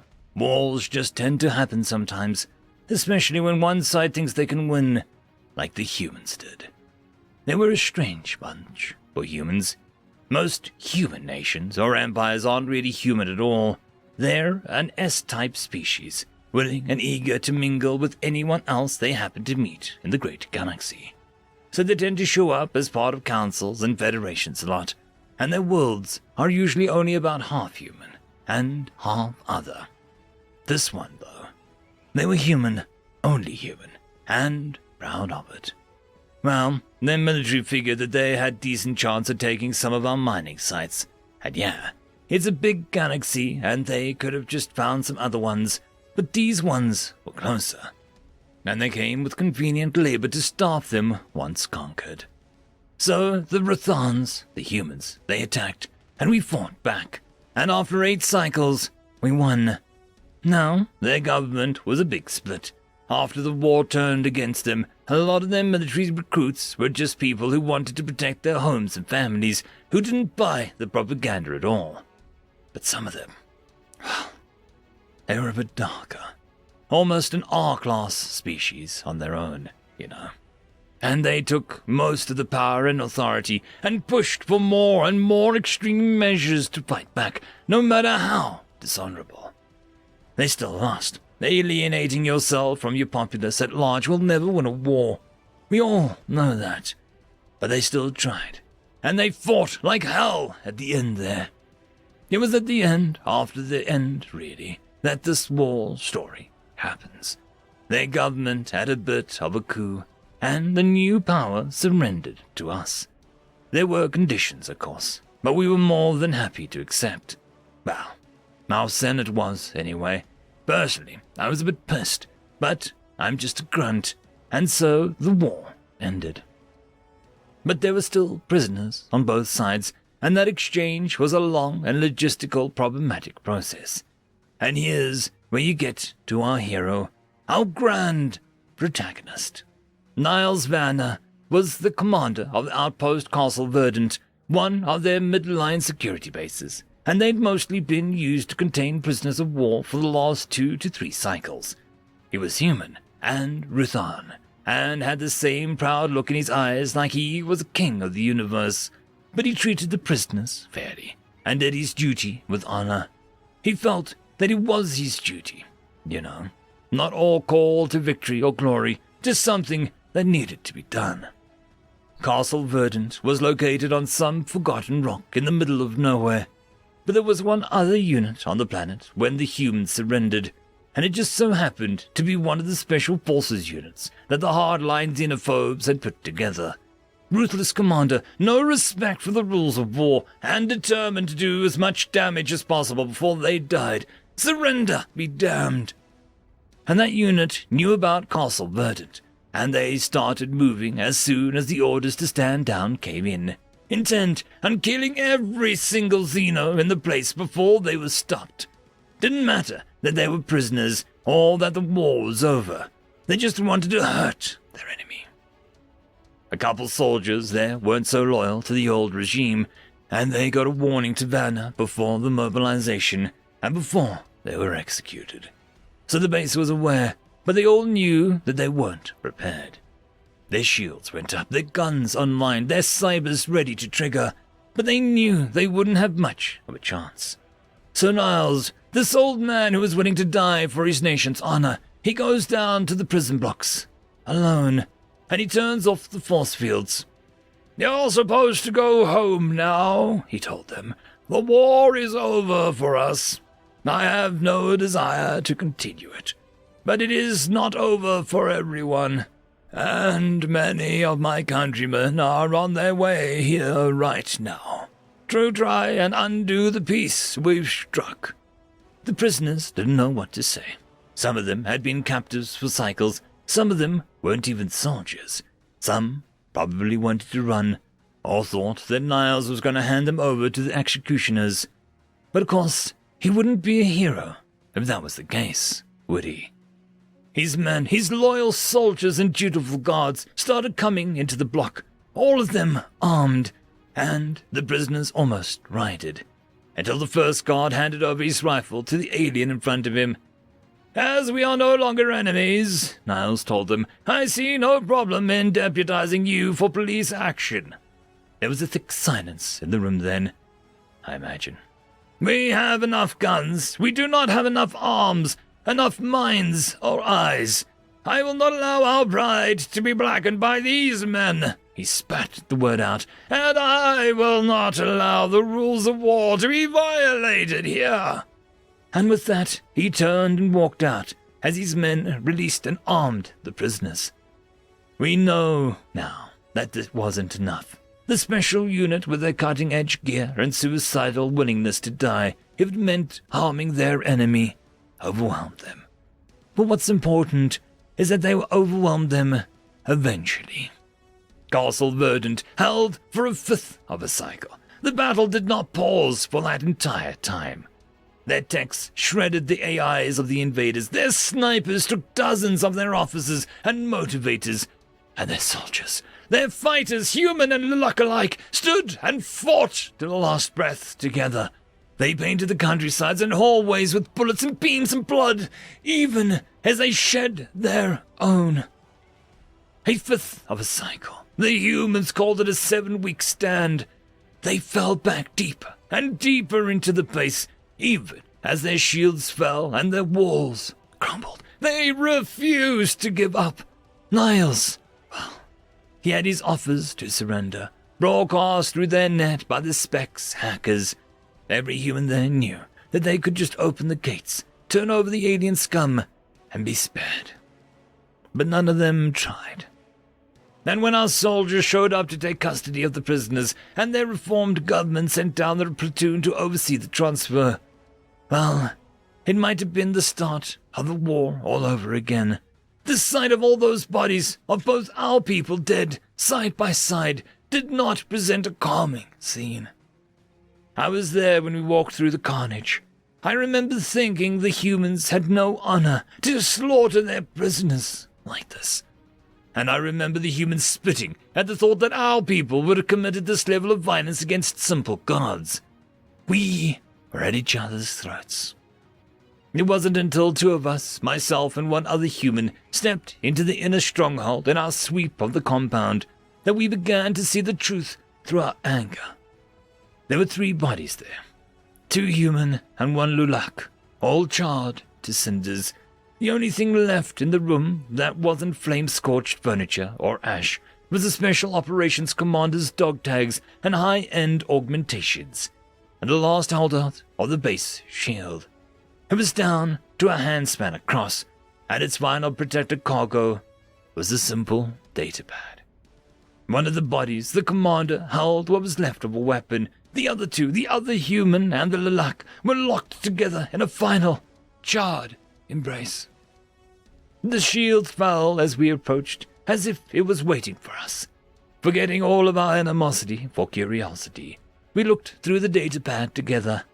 Notes, stories, final goodbyes, pictures, hundreds of pictures. Our people, together, spending the last days in cooperation, and trying to make their lives a little more bearable together.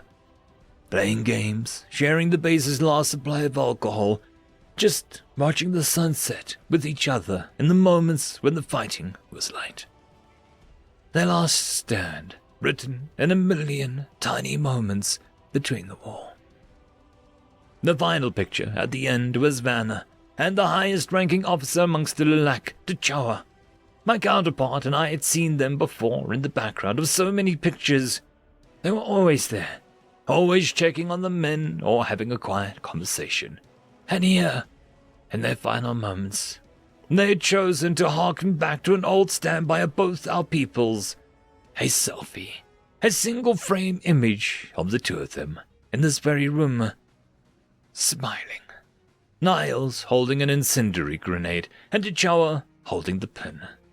They had chosen mutual annihilation over surrender. You want a war story? Here is a story of the end of the war, the final nail in the coffin between violence our people wrought upon each other. The humans had spent their worst, their darkest and most hateful members in an attempt to keep us fighting for another generation of anger and pride. And those same humans, from that same nation, spent their greatest hero to stop them. End of story. Negotiations written by Glitchkey. I walked into the room, avoiding direct eye contact with the alien waiting for me. Its huge eyes just looked like a jet black sclera set in a sack of vaguely damp, wrinkled grey leather. If eyes are a window into a soul, this creepy little guy would have given Satan a run for his money. They just put me on edge somehow. I'd have to make eye contact anyway, but it would wait. I strode out to the meeting table, pulled out a chair and sat down. I shuffled around my bag for a moment before pulling out a small piece of tech, which I set on the table in front of me. Before we begin, I want to be sure of a few things. This device you provided us with, it's 100% effective at understanding and translating languages, correct? The alien across from me nodded. Its nice little allowance that made for comfort, learning our body language, but its bulbous head threw the whole gesture off. It made me think of one of those old inflatable toys with a weight on the bottom that would lean too far to one side before bouncing back up. Woobles or something. It didn't really matter. Nearly. We occasionally find a race with 1 or 2 concepts that it has trouble with, but that's easily smoothed over. I took a deep breath and waited a moment to compose myself. This whole thing was going to be more trying than not interrupting old Miggins up the street while he went on about whatever racist sentiment was in his head at the moment. 1 or 2. Okay, that's odd. The alien blinked. Eyelids came in from not just the top and bottom, but also the sides. That's just plain creepy. Reminded me of one of those really old movies they threw on the media blacklist pretty much as soon as First Contact started. Something in black, whatever it was. I remember seeing it as a kid, and that guy at the beginning had nothing on this alien's eyes. Have you already found something it can't translate? I nodded, then pulled out my communicator and scrolled through a few documents. I really needed to clean this thing out. Can't believe I didn't get around to it before coming to such an important meeting. Imagine the debacle that would result if I opened exactly the wrong thing. Never can know what there might be, honestly. I was thought, yes, mind humoring me for a few minutes? The alien steepled its hands together and leaned forward. That's just plain creepy. I wondered how they learned such context-specific body language. Not that it really mattered, I guess. Not my problem. Certainly.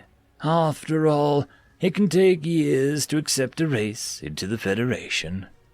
Nodding again, I pulled up the document on my communicator, then leaned back in my chair as I began. This was going to be more interesting than that time your classmate Jimmy found some old matches somewhere and almost burned the school down by mistake. Excellent. This shouldn't take too much time. I mentioned that we found some issues with your device. Allow me to demonstrate. Espionage. The little device on the table beeped, and a red light flashed. Error. No analog found. I sighed. That one had been on accident. We just had the thing sitting in the conference room while we discussed the implications of the visit when it came up. But when something that simple for us to understand came up, we had to try more. Reverse engineering. Again a beep and a flash of red. Error. No analog found. Spycraft. And again with the beep. This was going to get irritating if I didn't speed things up a bit.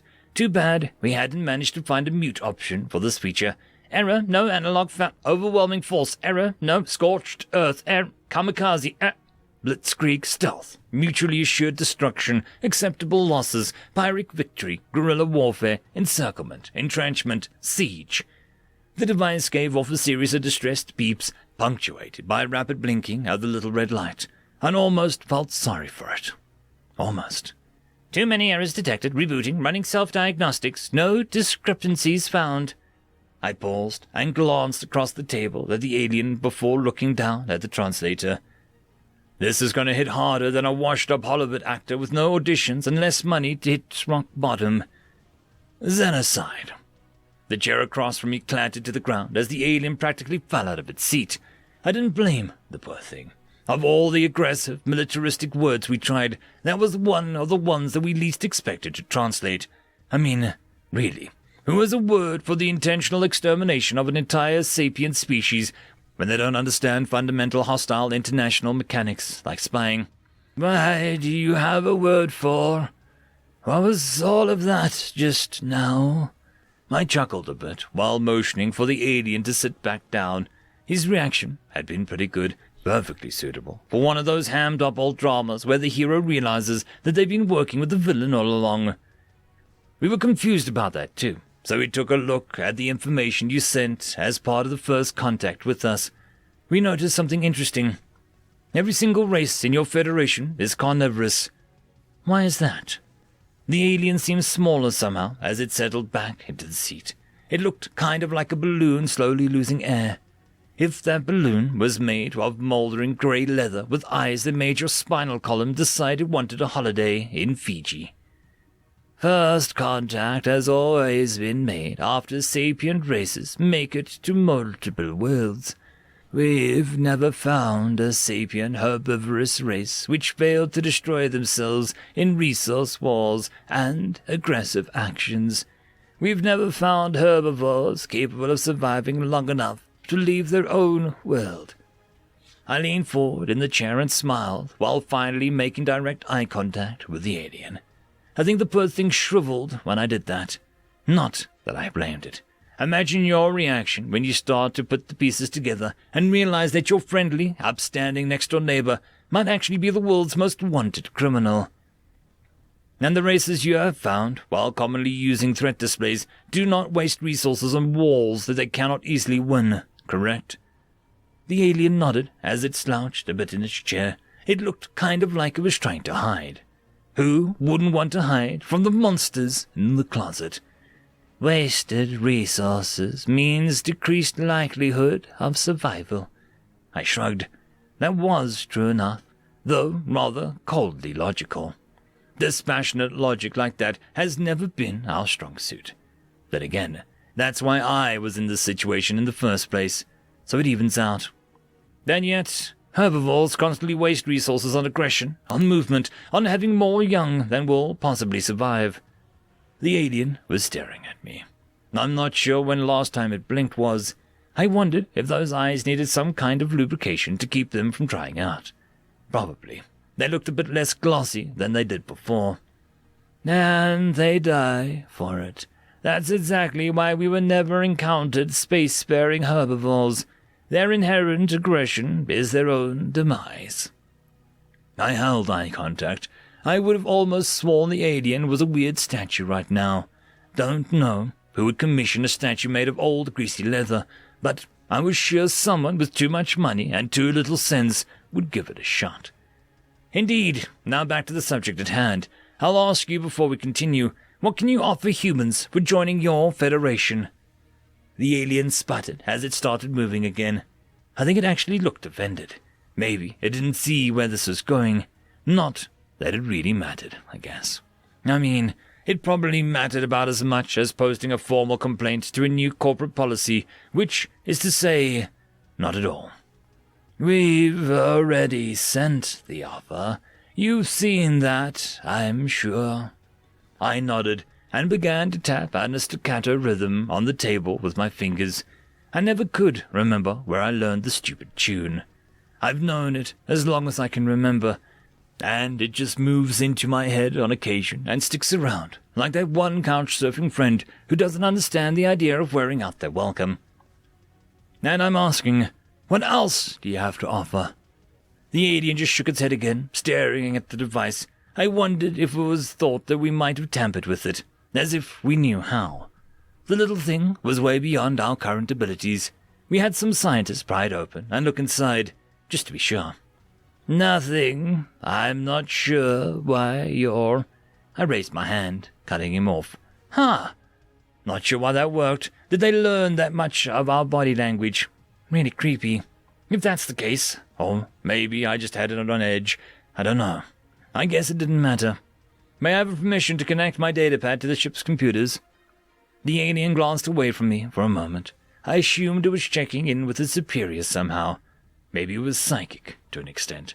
Or maybe they had an implant of some sort. We'd find out, eventually. Yes, if you like. I sighed. I guess that makes things easier for us. I didn't think anyone was going to like what I was about to do. This whole thing felt kind of like one of those hollow vids of an accident, where you know what's coming and don't want to keep going, but for some reason you just can't seem to stop and pull yourself away. Computer, show Hiroshima.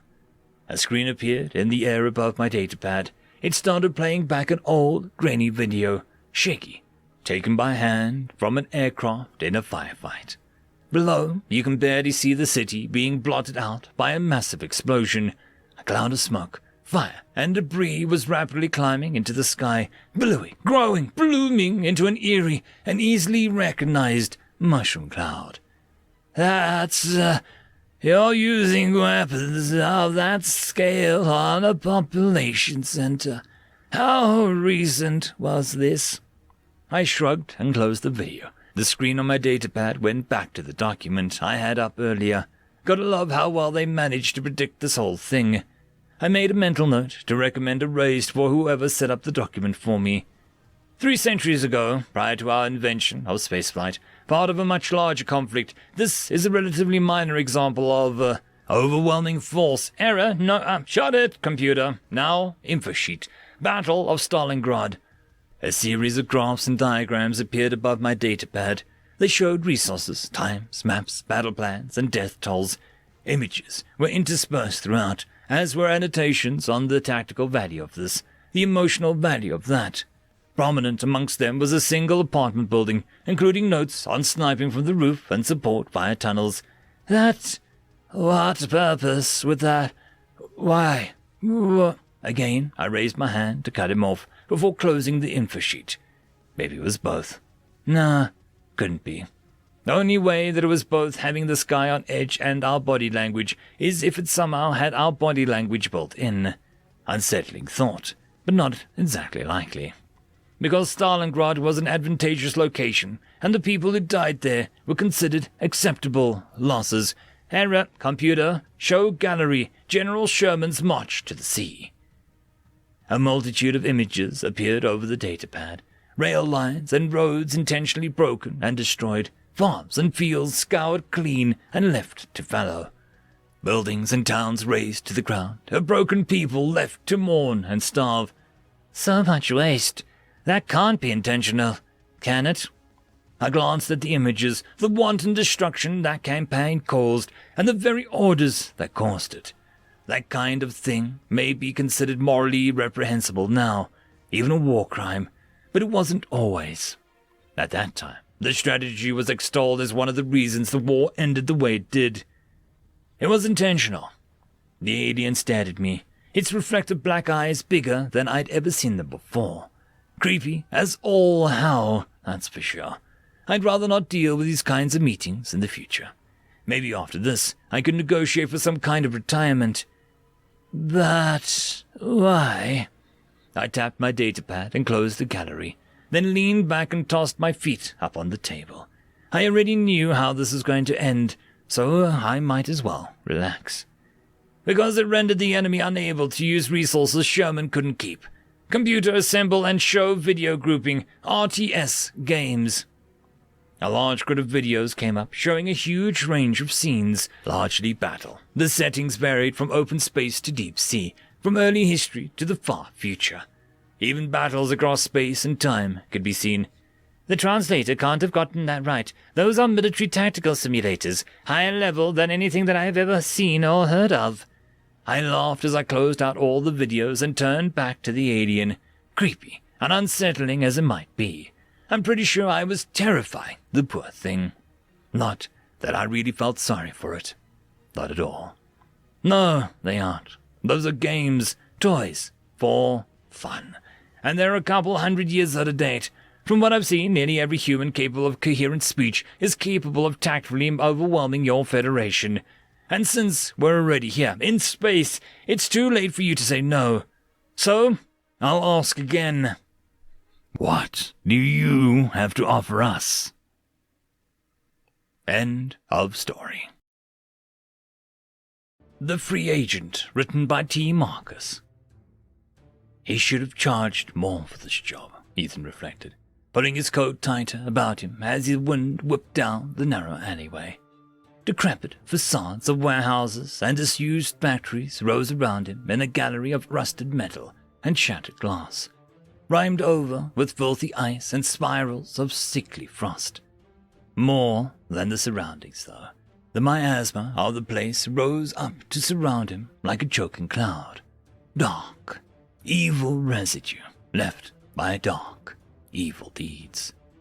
This was not a nice neighborhood. He reached a numb hand into his coat pocket and rummaged for a bit before withdrawing it with a small hexagonal wooden token. A tracking rune was engraved upon its surface, and a small metal pin protruded a few millimeters from the center. He stabbed his thumb with the pin, too cold to feel any pain, and a fat drop of blood slid into the grooves of the rune.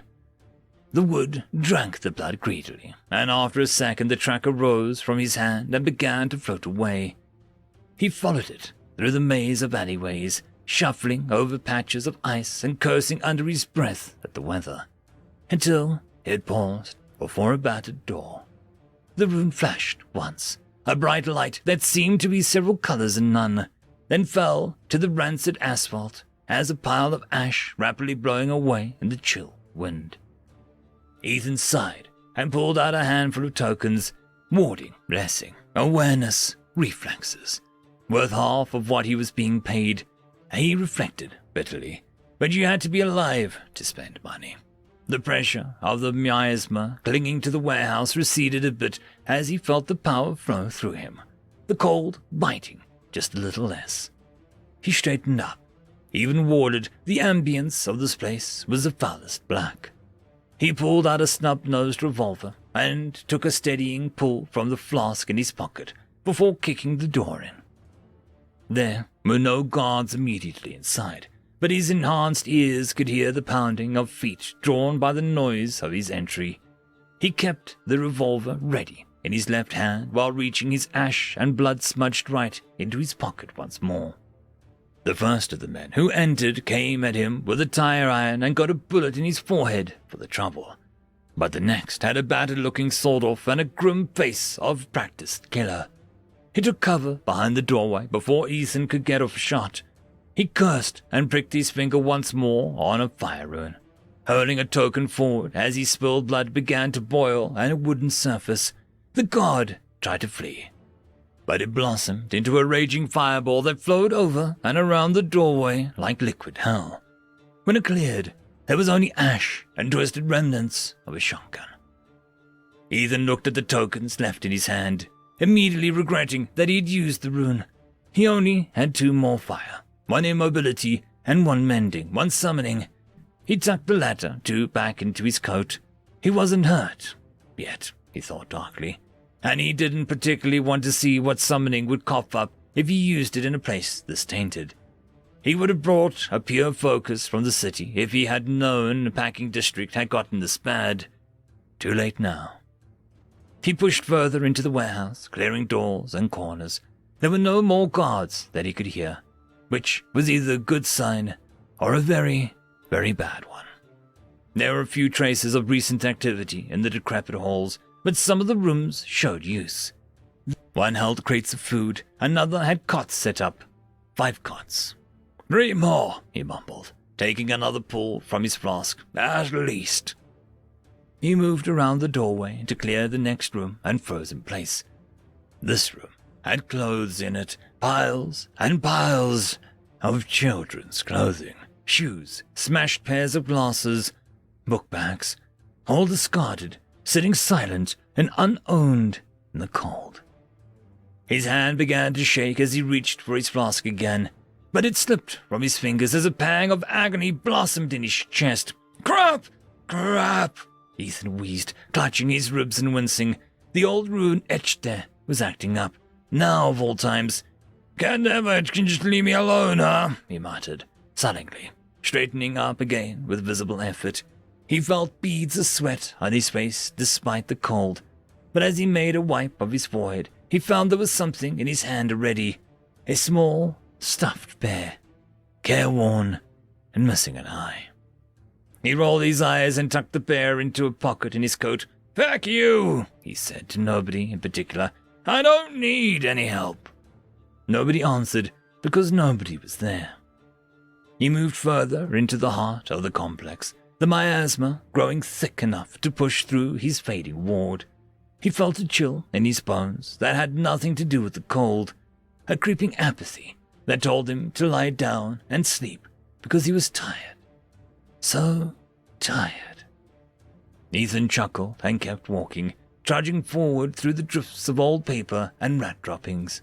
The miasma was going to have to work harder than that, now that he had burned so much money getting here. He'd get paid, or he wasn't making rent next month, and that's all there was to it.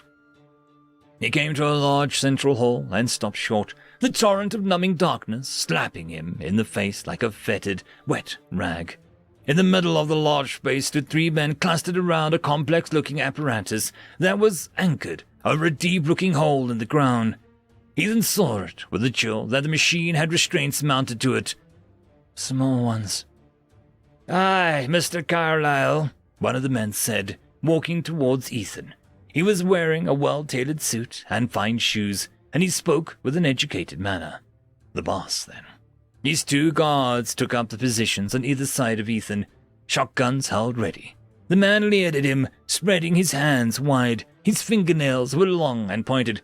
"Welcome to my little laboratory," he said. "My name is—" "I don't give a feck," Ethan spat. He snapped his fingers and a photograph appeared in his hands, which he held up to show the others. "Kyra Elmore," he said. "Her parents want her back. Give her to me and I'll leave without any trouble." The man looked at him incredulously, his lips curling into a small, cruel smile. "Well, you know," he murmured. "Well, Mr. Carlyle, you're welcome to her. She's in there," the man said, gesturing to the hole below the machine. Ethan felt a cold weight settled into his stomach as he walked towards the pit, his hands trembling as he leaned over to peer down into the darkness, his augmented eyes still straining to see, and then wishing they had not. Bones. Hundreds of small bones filled the bottom of the well. They'd been scoured clean of any flesh, bleached stark white, and tossed down into the darkness. You, may have some trouble picking her out, the man said amusedly. If I'm being honest, I don't usually ask for names, so she may not even... Ethan spun around, with his face contorted in rage, his arm whipping out through blood-smeared fire runes at the man. The gods on either side screamed and vanished instantly into a roiling inferno, but the man in the suit simply laughed and walked out of the fire. His suit was clean and unmarred, his dark hair immaculate. "Demon!" Ethan spat. The pain in his chest was building again, making it hard to concentrate. He stumbled and fell to one knee, shaking his head to try and clear it. "Human," the demon replied, grinning wide to show his pointed teeth. "Don't worry, though. I'm not going to eat you. I've been trying to eat healthy, and you definitely don't count."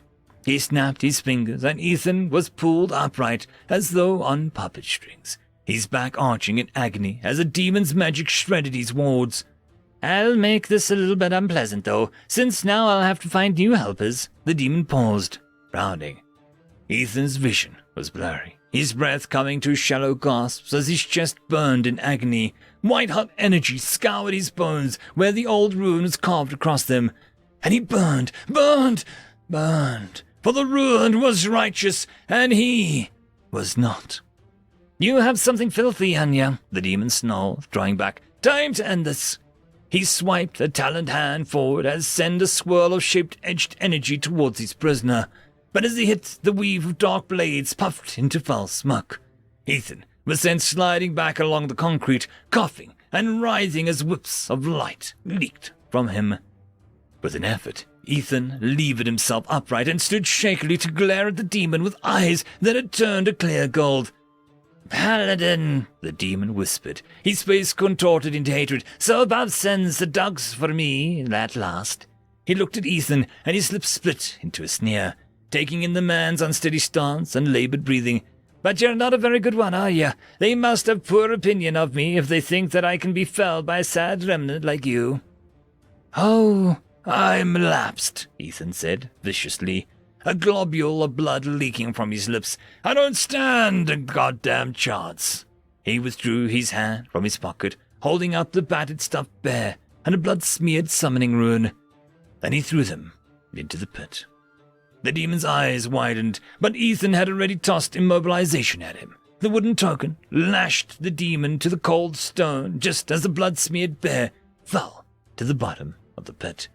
It rested for a long moment on the bones of 100 innocent martyrs.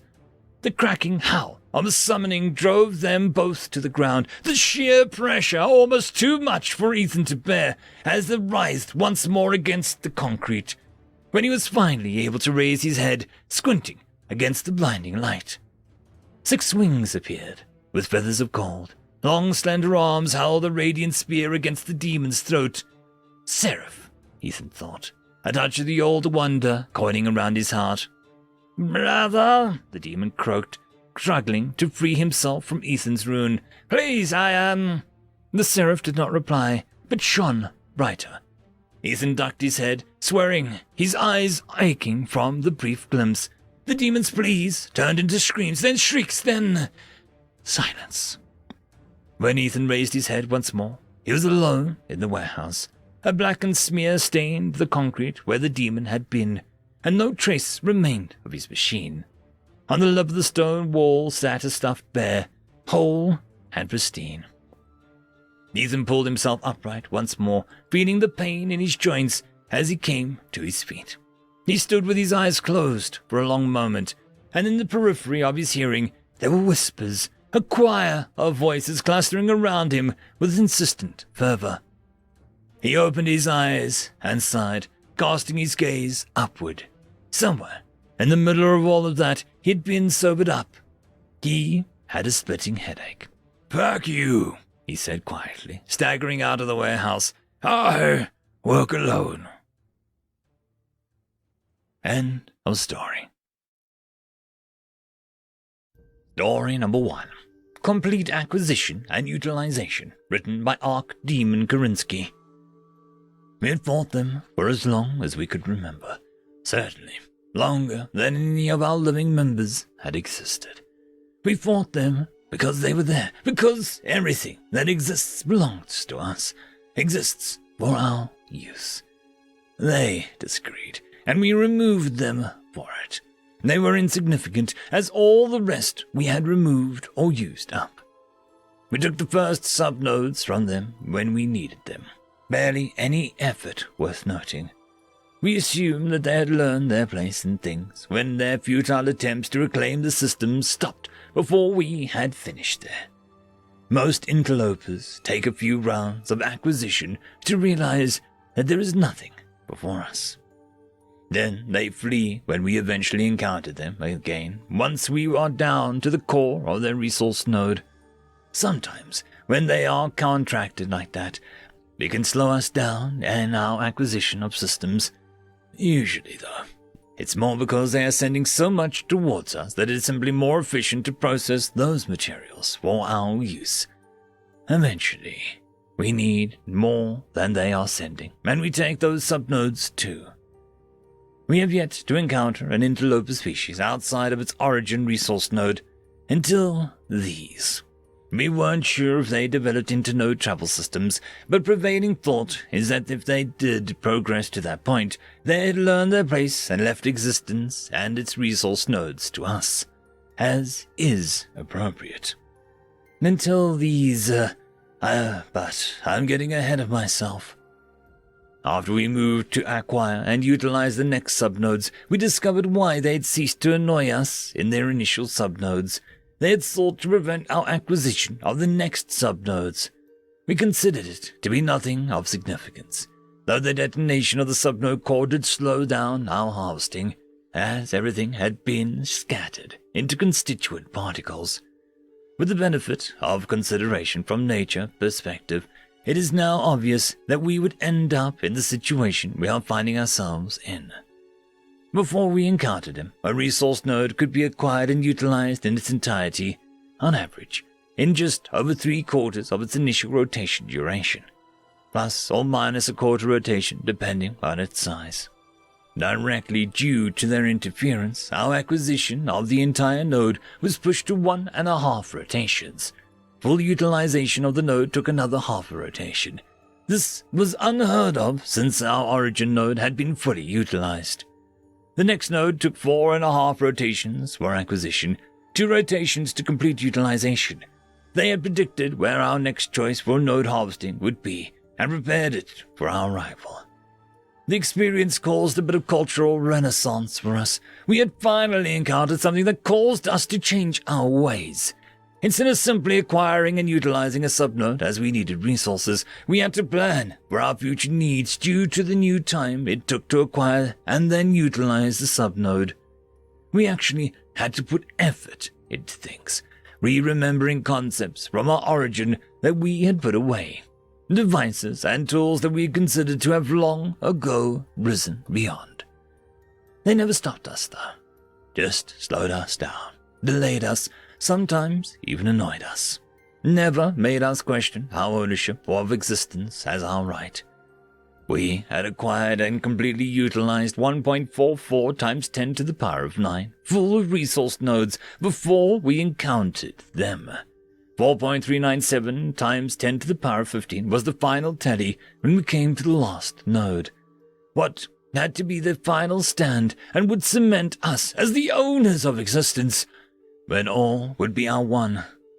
The time it took us to acquire these resources nodes staggered even us, over 10 to the power of 11 rotations on its own. The previous node hadn't even taken half that, and even we had started to consider things to be a little ridiculous at that point. That unshakable belief of ours, it had been a little shaken. But the end coming. The last of this node and the obvious final stronghold of this most obstinate of interlopers, we ignored those tremors and went forward. In celebration of our purpose soon to be fulfilled, we did something we had never bothered to do before. we went to acquire in person. We went to their lost world. We went to their lost world, and there was nothing there. Nothing, except one tiny building on a mineral subnode that they had flattened. Not flattened, but spheroidized it, polished it smooth, left it so that we couldn't miss it, even if we had left the harvest drones to do the job. One tiny building, straight out of our own history, not just from our origin node, but from our origin subnode. Inside was a message, actually written out in hard copy, in our ancestral language. Watched live by every member. We all saw and read it together. Its contents shattered us. To our late friends, thanks for playing with us. We had lots of fun, and we hope that you enjoyed all the toys and surprises we left behind for you. To be honest, we got bored a few trillion galaxies ago and ascended with the rest of our friends. I'm sure there's plenty of things that you're wanting to know now that you've got everything, and we'll be peeking in every now and then to watch the show. But, whenever you get bored too, come join us a few dimensions up. Love, Humanity. End of story. Story number 2. Driven to Madness, written by British Tea Company. By all accounts, name redacted, was clinically insane when we first rescued him off the Dunker Q3. When we had found him, the man was almost a beast, wearing the furs off the locals, which he had found, slain, and flayed. The man was marred by countless scars and wounds, hair unkempt, like some savage on a backwater world. The only thing that even indicated his mind hadn't entirely snapped was the fact that for 5 years, this madman somehow managed to maintain and repair an Ares-class suit of power armor. Granted, repair must have been very loosely in that context, especially when said armor was barely working. An impressive feat, nonetheless. Though I am sure the engineers would have appreciated what kind of handiwork Name Redacted had performed if they didn't have to remove a belt of Xeno skulls from the waistline. When the search team had found Name Redacted, the man was found to have been broadcasting a weak, but fortunately encrypted signal which allowed for his rescue. Recovering him was without incident, despite the misgivings of several members of the rescue team when they saw Name Redacted emerge from the woods. The way his hands curled into fists on gigantic axe that had grown chipped and worn over the years against firewood and xeno bodies, despite most of the team expecting for some kind of bloodshed to occur. Name Redacted looked at them, not saying a word before slinging his weapon over his back. The team's medic immediately inspected Name Redacted for wounds, both physical and mental. In the local vicinity, multiple gruesome effigies were found containing what was accounted to be 8,888 skulls from slain Xenos. Judging from the scattered bones and campfires, Name Redacted had likely resorted to cannibalizing local Xenos and wildlife in order to survive his trials here. Judging from the beginning of the alien occupation on Dunker Q, and the end as well as some accessing of the databases, Name Redacted had been stationed here when the invasion of the world occurred. If we had to deduce what being the last surviving human on the world could mean, even prior to the fact that it was highly likely Name Redacted had to experience loss several times against Xeno invaders, it's doubtful that even the strongest of psychs could remain intact for long as the threat of insanity set in from the horrors of the Xeno menace. Name Redacted has his psyche damaged, but when we attended to him, we realized he'd remained unbroken. His mind was spent, but it would never break. He spoke to us about his one-man campaign against the Xenos, the loss of his friends and brothers in arms during the invasion, and the horrors which he had witnessed occur to the other humans left in the world. He told us about the war he single-handedly fought against the aliens, becoming a sort of urban legend on a world as a demon that haunted the forests. The tales he spoke, the numerous attempts to hunt him down, and his means of tackling them can only reinforce our confidence that Name Redacted had somehow, despite his actions which would indicate an almost feral behavior, somehow managed to hold on to at least a sliver of his sanity. The witnessing of what grievous acts the alien committed against us had driven him to the brink, but it had held on to him just tight enough so that he never quite slipped. I want all documents and information about Jordan Kane to be made readily available across human space and in the rest of the galaxy. I want this information public. I want it to be visible. I want it to be everywhere. I want there to be a clear message sent to the rest of the galaxy. Just what happens when a single man is pushed over the edge. And as our peace talks with those bastards begin in a week, I want to give them an idea what would happen if mankind was pushed over the edge like this one man. End of story. Story number 1. The Centurion Cragnuk War. Written by British G Company. There was a hush as the galactic community decided who they were afraid of more. The Cragnuk tyrant, Lord Zulan, or the human emperor, Vergus. The two belligerent rulers stood up at the podium, both refusing to back down at the other's challenge. Like two alpha males in a pack, the two creatures challenged one another. The Cragnuk Empire was not a welcoming sight. Large, grey humanoids at 7 to 8 feet tall. Their bodies were extraordinarily muscular, and their mouths were brimmed with razor-sharp teeth. The Cragnuk had attained a nasty reputation for being an evil and warmongering race which had enslaved and ravaged many races. Cragnuk slave camps were brutal, and it was well known that the Cragnuk incinerated disobedient slaves for energy, or simply cooked and ate them. The humans, or the Centurion Empire, really weren't a welcoming sight either. At around 6 feet, the humans weren't as intimidating size-wise, but there was something about them that was unsettling. It was well known that their original homeworld had been irradiated rock, for hundreds of years of life still persisted. Humans commonly were seen as layers of heavy armor, although they claimed that the armor was for anti-radiation purposes. It didn't take a genius to realize that the sharp pauldrons and the armor-like carapace and the aggressively shaped helmet that they wore were hallmarks of a combative species. The conflict occurred when the Centurion Empire and the Cragnuk Empire had claimed a few dozen systems at the same time. Friction developed between the two empires as muscles were flexed and insults were exchanged. The Centurion Empire was a mystery. When they expanded their borders, no one knew much about what happened afterwards. The humans had a fetish for withholding information, and were known to make nosy guests disappear. Even their appearance was often withheld. Many times, an outsider would never know what the human underneath his or her armor looked like. The Cragnuk Empire was open in ways everyone wished they weren't. Public executions, public massacres, public purges, recordings of brutal slave camp conditions, and even entire channels dedicated on how to kill disobedient slaves were a thing that existed within their empire.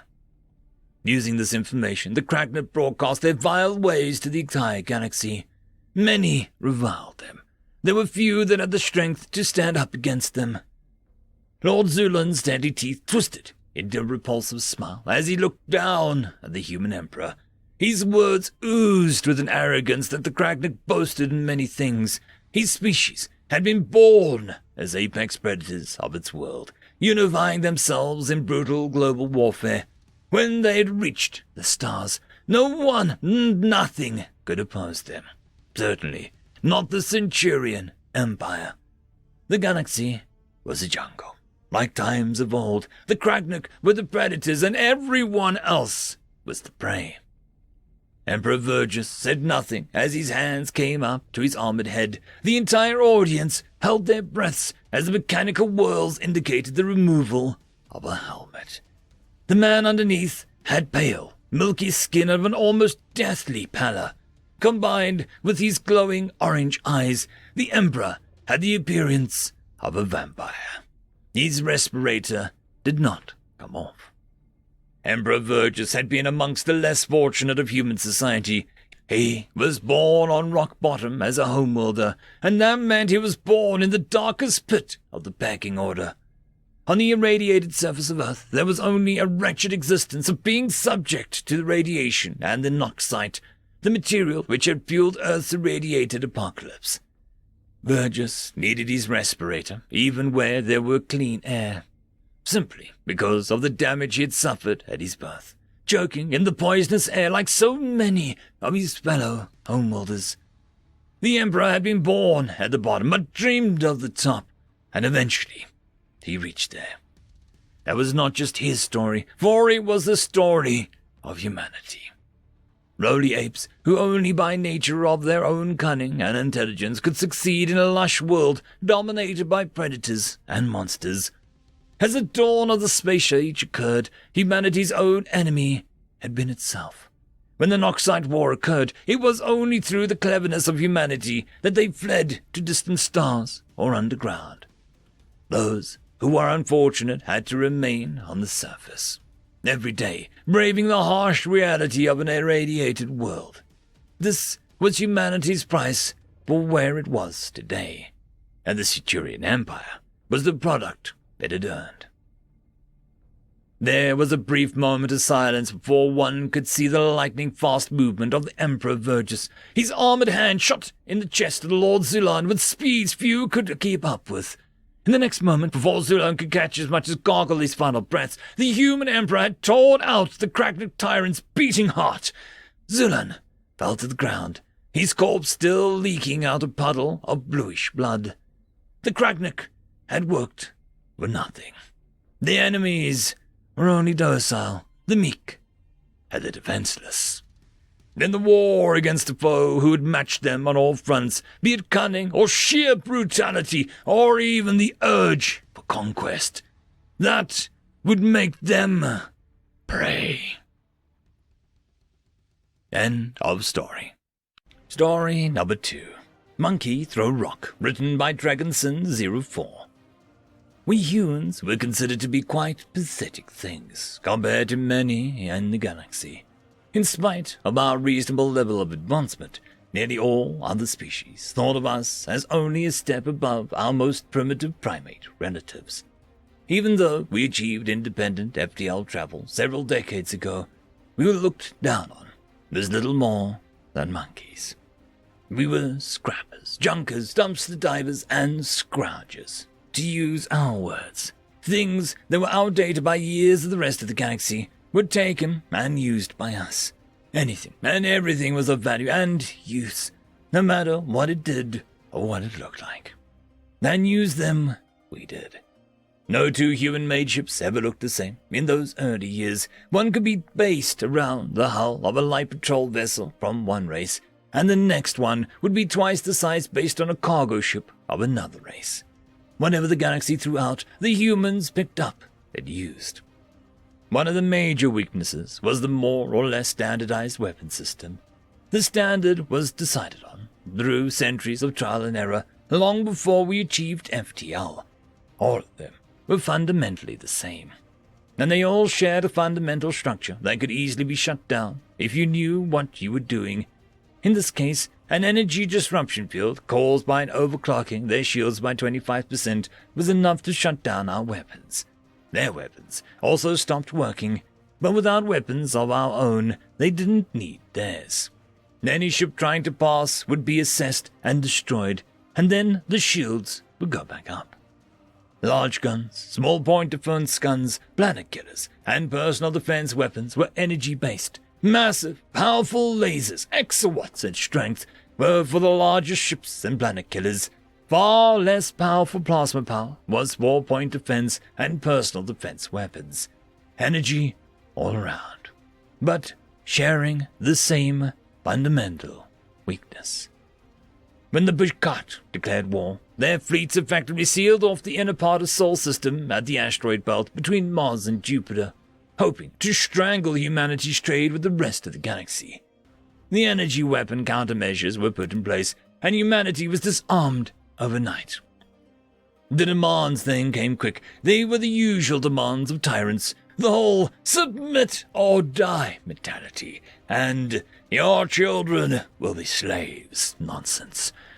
Of course, being human, you know, never to threaten our children.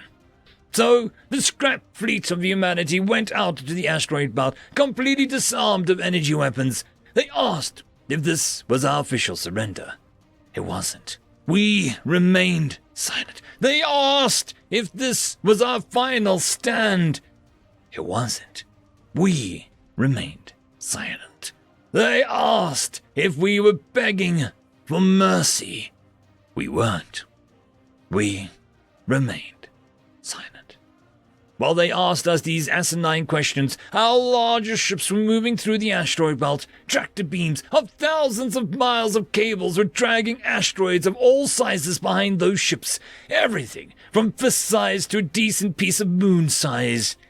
The ships, when they had enough forward momentum, went into nosedives almost simultaneously. Tractor beams disengaged and cables were cut. The asteroids kept moving forward. The one and only communication that we sent back to the Becut fleet was this: monkey throw rock, monkey break. End of story. List of God, written by 107 Zombly. This isn't happening. This, honestly, can't be happening. And by virtue of being the only member of the overseer team on site, command of this station, including all military operations from this point forward, falls solely on you. Seriously, what the hell? James stood there, so expectant for a reply. You serious? Is this something to joke about? His reply came with a slight tilt of his head. I suppose he was serious. God damn it! First, the Xenos show up 3 weeks before we expected. Then all shuttles in Vindicta Station are rerouted. And now I'm left in charge of the greatest superweapon in the history of man, in orbit on a mere hair's width from the surface of the sun. Honestly, it's been a rather terrible day so far. Seeing as how everyone in Command Center have started to stare, I suppose I have to do something about this. How long do we have until our next sighting of Earth? Information was never a good choice. Should be in the first few minutes, sir. Echoed back from one of the small desks near the room's entrance. A woman that must have been twice my age. God knows what her name is, though. I can hardly remember my friends, let alone my co-workers. Though, I'm sure that we were introduced at some point. If I keep going, I'll probably get away with not mentioning I don't remember a lot, though. And the ETA on the last checks on the rotors? Just finished up, actually. This time the voice came from somewhere closer, but I couldn't quite tell who exactly said it. With all these faces looking up from their work areas, I just looked in the direction of a voice and nodded in acknowledgement. In that case, I asked that everyone move to firing position. The nerve center flew rather suddenly into a frenzy, not that it wasn't understandable. With a sea of people turning from a still water into a current, the station's intercom boomed to life, with a voice sounding with incredible urgency. This is Station Command. Orders to prepare to fire. All non-essential personnel are to move to Section C until the end of action. This is not a drill. All crews begin safety checklists and await instructions. If I recall correctly, Section C was where all of the escape craft were located. I guess if something goes wrong, anyone in that section might have a chance of making it out. Probably. James's hand was on his earpiece the whole time, though, and I could see him listening so intently to whatever was coming through it. In the same moment, that intercom grew silent again. He began to speak to all of us. We've just received radio communication from Earth. The room fell silent almost imminently. Any news from the home had to be either good or very, very bad. And we all knew it. And I didn't like the way that he was glancing at me. There was no way it was good news. Lunar Command. He stopped for a moment, seemingly trying to process the very idea of his statement. Lunar Command no longer exist.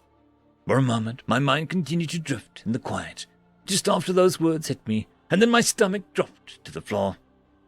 Earth has cut comms with us in an attempt to avoid alerting hostile forces of our position. We are instructed to continue forward, and that we are the last line of defense. I could see the sadness grow in the faces of my peers. Feck! I could feel the tears welling up in my eyes. Henry was stationed on Lunar HQ. No, nonsense. I'll see my brother when this is over. He'll be back at our apartment when I come home, with the heat turned the way up like a psychopath he is, trying to bake us alive. Carter, you okay, man? Oh, of course. He got sent home a day early because they decided they didn't need him any longer. Carter, and I'll give him some crap next time I see him. The bastard couldn't even do anything useful for the Federation, right? Carter! I snapped back to reality, with James standing just beside me. The sadness seemed to swell back down, like a trough of a wave. Then it was replaced with something else. Anger. Do we have sight on Earth? It didn't matter now. There was no time to grieve. A time when I could wallow all I liked in pity and depression. But that time was not now. This was a time for something darker. A time for rage. Yes, sir, another faceless voice. Release clamps on warp rotor alpha. Releasing clamps A and B, came the reply back, followed with an intercom screaming to life again. A long siren. We all knew what that meant. I didn't intend to be in this position. I didn't want to be in this damn space station while my friends and family die so far away from me, fighting a hopeless battle for survival.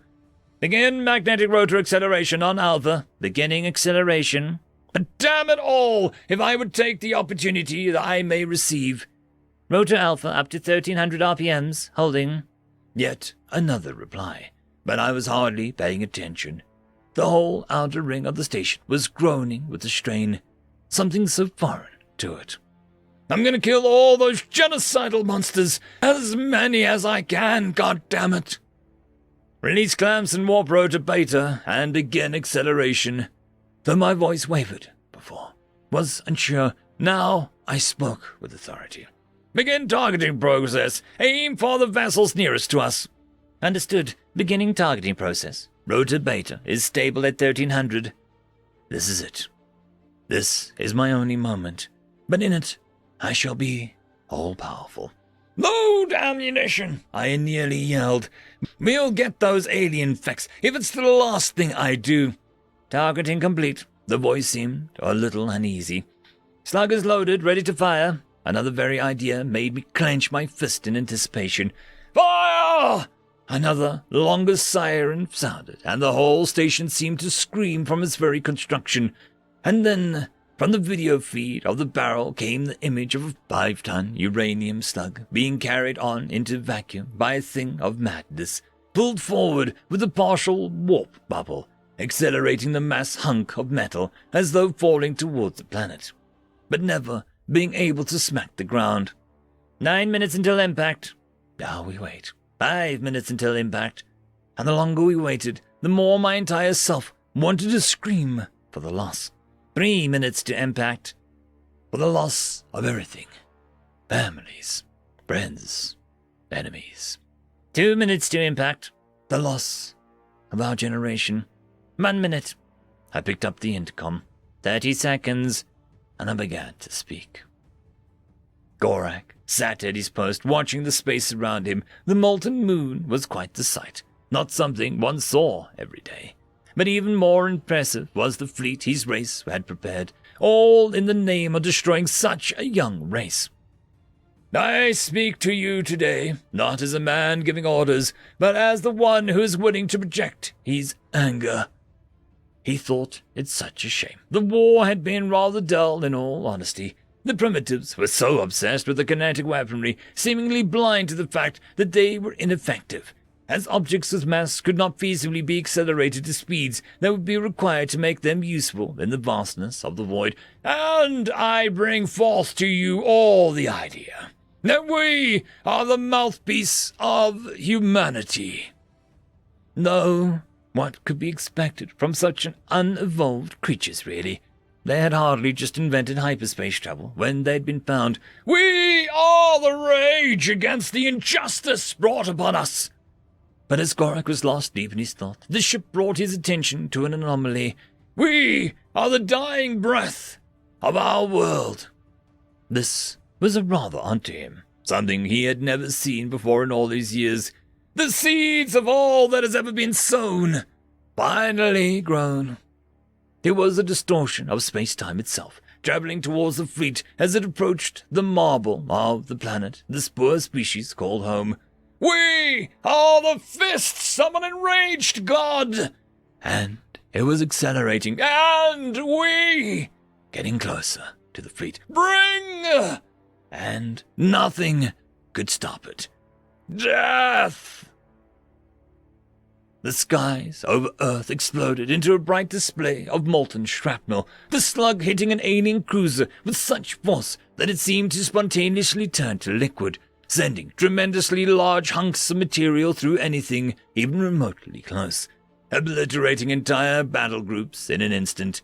It was like a new star had been born where the fleet had once stood, and any ships unaffected by the projectiles were ripped to pieces by the distortion that has carried it here. Hulls attempting to accelerate in several different directions as the bubble passed through them, leaving a trail of destruction in its wake. Then on Station Benedicta, Carter sank to his knees. The names of those humans may be forgotten, but their deed would live on forever. The first strike of retaliation against the enemies, against extinction. End of story. Story number 1, Waterproof Living Fire, written by Alt Phil. The galaxy was not ready to meet the humans on planet Earth.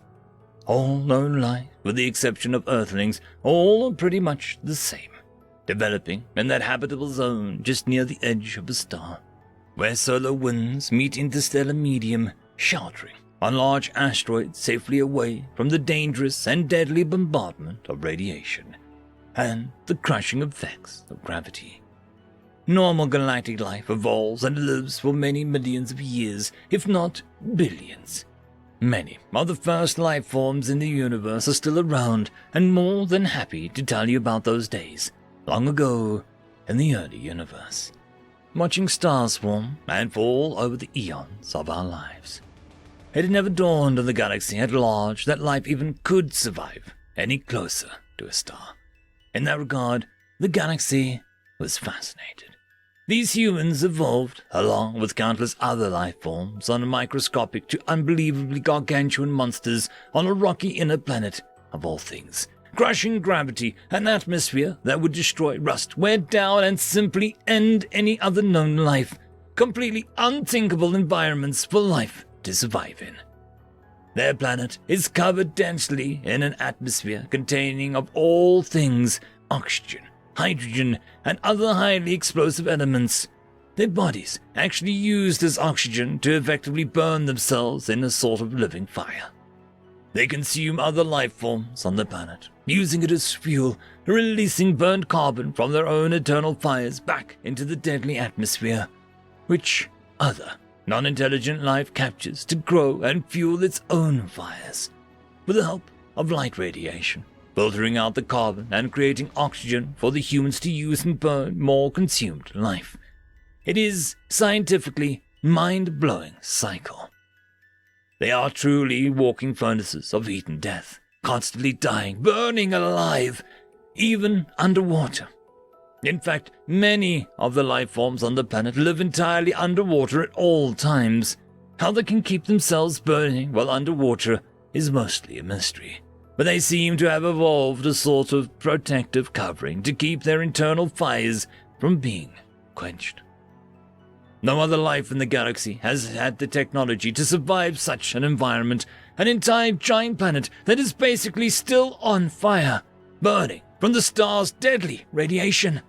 And these avatars of flame live there, they thrive there, and they have built near magical technology and devices we couldn't even fathom just to cope with their environment.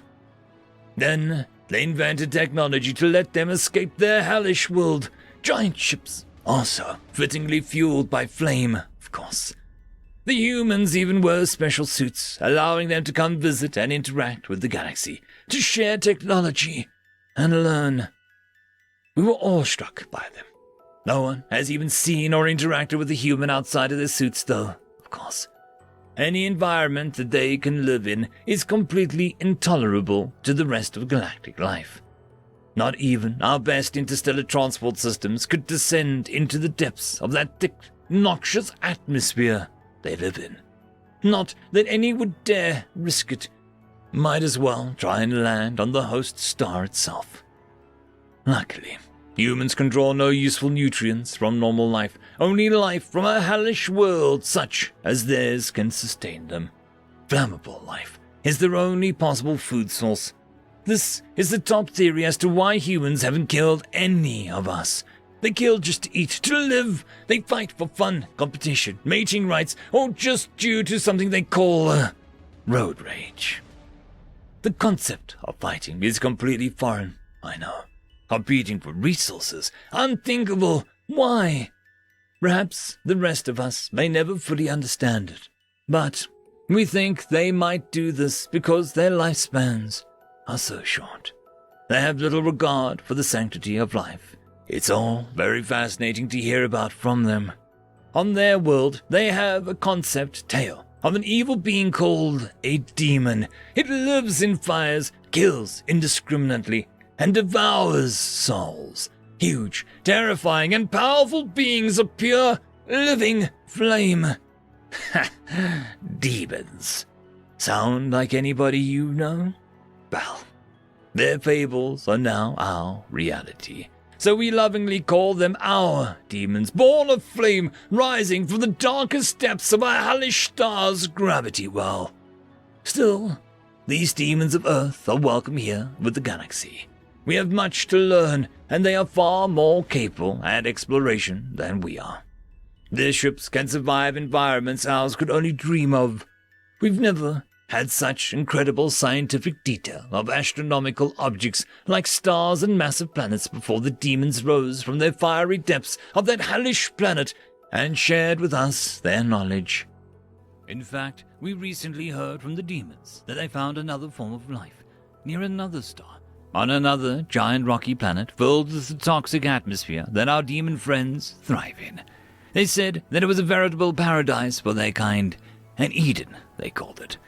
All of us in the galaxy are excited to meet this new, other form of life that our demon friends have found.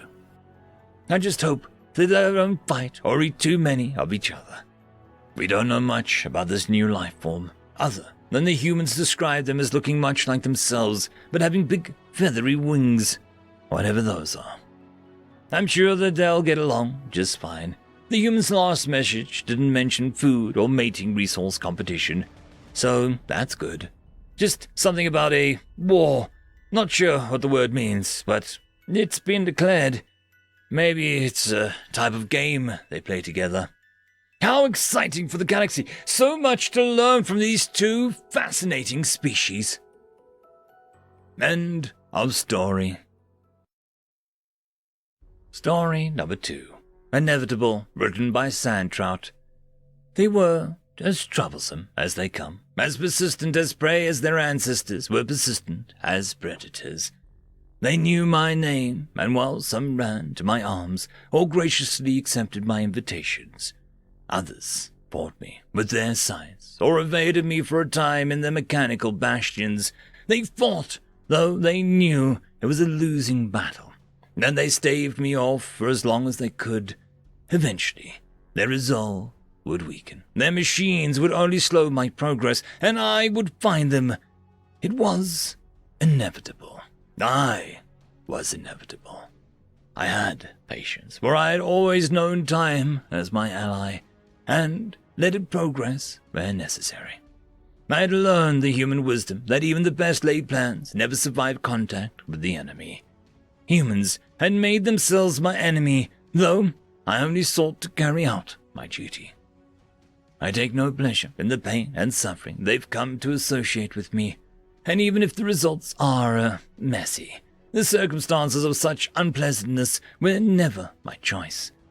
It was much easier to take those who recognized their fate had submitted. I looked down at the broken man before me. I knew that he would not submit. Even though his arms had been blasted from his anchors, his face and torso maimed by shrapnel, eyes cooked blind by the heat. His comrades came to his aid, and his blind eyes turned to me in a way that I had not seen in a long time. Though blind, he clearly knew my presence and reached to it. I can take you away from this pain. It was never my will that you should suffer. I offered him the invitation, as I did for most in his position. I knew he would reject it, but it would be impolite to force the point unnecessarily. No, no, he yelled, or attempted to, with punctured lungs and shattered ribs. Resigned to a struggle, I latched onto one of his spurting stumps. His companions also took him and struggled against my pull, dragging me along with them as they applied their needles and chemicals to fend me off. I was not in a rush, but I did have a job to do, and his body was far too gone for to last more than a few more minutes. At last, annoyed with their fight, I embraced him fully to simply end his suffering and be done with it. But one of them had apparently located one of their electrical weapons, which forced me off of him after a few shots. I screamed in rage at the offense. This weapon of theirs would only extend his suffering. Couldn't they tell that? Finally, I took my scythe and cut open the gate to the void, even as his companions attempted to replace his missing blood and reinflate his ruined lungs. To the maimed man I said, "Though you hate me and fear me, know that this is necessary, and I will always be here." The man had apparently realized that there was no escape this time. He looked at me with a calm expression and said, "You've always been here, but we know you, and you will not always be necessary to us." I accepted the phantom hand he offered as I guided him into the void and away from the world of life, violence, and pain. Your kind have always said that, and it has never been true. We've always said it, and it has always been true, he responded.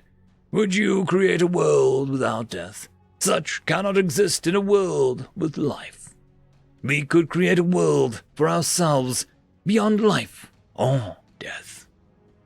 With those words troubling me in ways I didn't understand, together we stepped through from life to death. End of story. Story number 1. When They Turned, written by Lords of Jupe. The 6 who sat in the bar knew more of each other's reputations than their actual faces, save for one shared crime. Such creatures exist wherever crime flourishes and decency becomes a liability. A standing concern between them, however, lay in the shadows of a bottle of a mid-range intoxicant, untouched by all 6 and monitored in an easy-going fashion. After all, for such creatures, poisoning one another, whilst strictly not a crime as they understood the idea, would be considered poor behavior. Thus, they continued to wait and wait, staring at each other, quietly admitting and drawing conclusions on each other's wardrobe, firepower, armor, and accoutrement, analyzing endlessly. It was the arrival of the 7th which began the conversation in earnest. Of the 7, 5 were, in a manner of speaking, mammalian, and the other 2 closer to insects, with such lineages capable of producing bipedal low lives with poor dispositions and penchants for violence while outside the even apex predator behavior. The tallest of the 7 spoke first. We know he's finally coming for us, and we know we can either throw 2 of our own to him, or he'll take all 7 of our heads with him. The other 6 could only grumble, mostly to themselves, yet agreed. That was, in short, the issue that they had contended with, one way or another. I don't see a way, one of the younger members of the group said. We should obey this, thing. We have assassins, Hells, we are assassins. We can end this issue with, 2 or 3 well-aimed shots. A graviton missile to the hull before they ever reached the station. They smirked, shaking their tentacled head, sighing derisively. Vulnerable at range, weak to hand-to-hand combat, and, in the end, as doomed to die as any of them in a stand-up fight. You're all too easily spooked by the myths. The eldest said nothing, only monitoring, and carefully placed a pair of heavy-duty war pistols on the table. The barrels aimed at no one in particular, simply every one at once, and then gave them a lazy push, spinning them on their respective axis. One of the broader, stronger members of the group, her culture descended from proud, angry sea life with fangs, teeth-riddled skin as a shark has, and a flat, angular face, raised absent eyebrows at the youngest, and chuckled darkly. She said, but this one is no myth. My kinmate saw it on that day of days. This one, he did what they do before they become butchers of all who've wronged them. And with that she leaned in, speaking in a conspiratorial tone. He turned. She then laid out a pair of ceramic laser-fueled mercury-charged pistols, all capable of puncturing an average entity's spinal column and endangering a second party with ease. Another of the group, his species a distant kinfolk to a variant of earth-born mantises, gestured with a thick, clawed hand, motioning to the others as he laid down a ceremonial dagger, its edge a fractal nightmare of bioorganic obsidian, a weapon designed for quick, brutal cuts that could cleave bone from an owner in milliseconds with surgical precision by even a novice, of which they were far removed. If they turned, it's done. I asked that if one of you does the honorable thing, use this blade, quick, clean, efficient, and in the end, a noble way to die. A shrug followed, its mate soon joining it, raising the dagger, count to 2. The last one to speak simply placed a broad-headed axe on the table, laying it lengthwise on the narrow board, fine-grained wood for its handle, a burnished titanium edged on all 3 facets of the blade, and motioned to it. "This," he said, "must be wielded with skill, though it is equally an honourable means to die. Certainly faster than the hunter who stalked us to the end of the known worlds on every map." He smirked, and shook his fin-covered piscine head. "To spare you the issue, I've also implanted a small bioengineered detonator into my skull, so I'll freely admit I'd rather control my destiny than, whatever that man has planned for us." He then pushed the axe to the middle of the no-weapons-filled table, 3 of the table mates looking openly reviled. "If we have one settled, that leaves it to the other 6 to determine who is left with the choice," the eldest said, then nodded to all presents. "If we vote, it turns into a species cartel.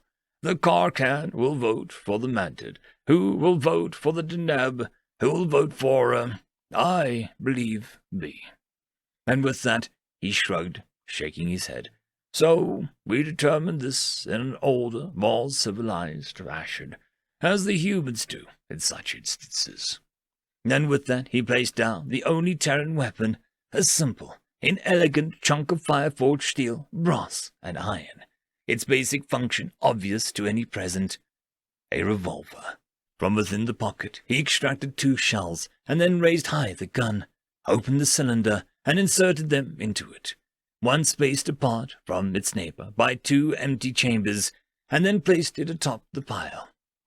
The second speaker, the Jarkan, spoke next. "We move in order, 1 spin each, and 1 trigger pull for ourselves each," she said, and then picked up the weapon, demonstrating the point by giving the wheel a hard, fast spin of its cylinders, and then gestured to the weapons pile. "If someone balks, everyone gets a chance to end them on the spot, myself included." And with that, a new tension arrived at the table. The youngest rose to its haunches, not quite to his feet, and was stilled not by a movement of caution, only a word. "Coward!" With anger-opened eyes, he regarded the eldest, sneering, his breath raging. He shouted at him, "You are the coward! You ordered the destruction of the Earthman's home, and you—" He turned and aimed his ire at the mantid, flecks of spittle landing in all directions freely. You set fire to his crops, and his stupid dog creature. It even ate some of it, didn't you? With bared teeth in a visible display of rage, he turned to face the fish-headed monstrosity, a finger waggling a brutal creature. "You did those things to its mate, you sick bastard, not even close to your own species, and... grotesque! You, unlikely who set him on his path!" The Deneb, descended from a simian-style creature, shook his head. "No, you dense bastard," he said. "You likely did. You came up with the idea of sending him the video of what happened. Why?" He rolled his eyes. "If memory serves, so it'll break him." And with that, the Deneb picked up the pistol and took aim at his own neck, staring at the youngest of the table-mates. "If it ends my tenure at this table early, I'll gladly go before that fecking moron." And with that, he squeezed the trigger, arriving at an empty chamber and a loud click, dropping the gun in what looked like a frustration and relief in equal measure. The mantid took it up, stared at all present, and then drew a heavy, long breath, holding it in, as they worked their thick, unwieldy fingers into the firearm's unfamiliar mechanics, and squeezed it, also arriving at an empty chamber. The gun dropped with a thud to the table. It was the youngest who took it up next, giving it a hard, fast spin, and was making eye contact with the eldest when he squeezed the trigger, and a moment of awkward silence passed just after it nearly detonated in his hand. Standing in the doorway, a Terran easily 3 times the mass of the heaviest party present, half again as tall as the biggest, and with a rifle in one hand that outshined every single firearm present, his face set in a stony gaze of cool, simmering rage.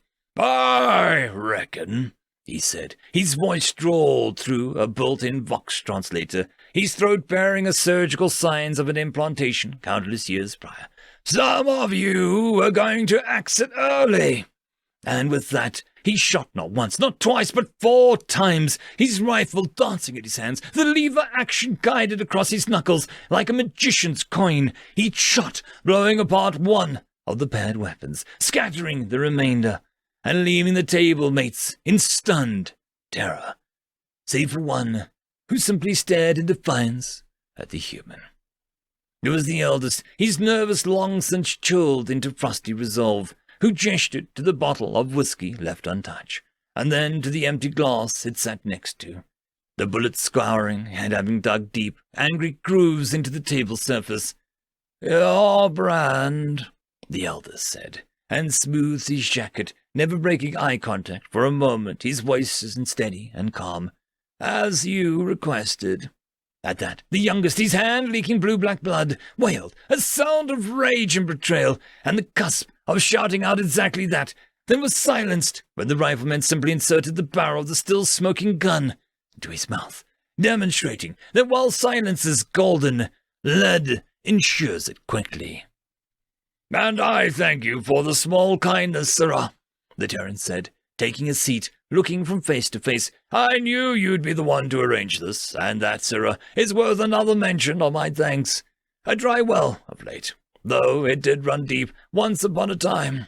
He sounded what passed for amused, and was able to pour himself a glass of whiskey, downing it, with one hand rock steady and the rifle still stuck in the angry tentacled head of the youngest at the table. The eldest gestured slightly to the others.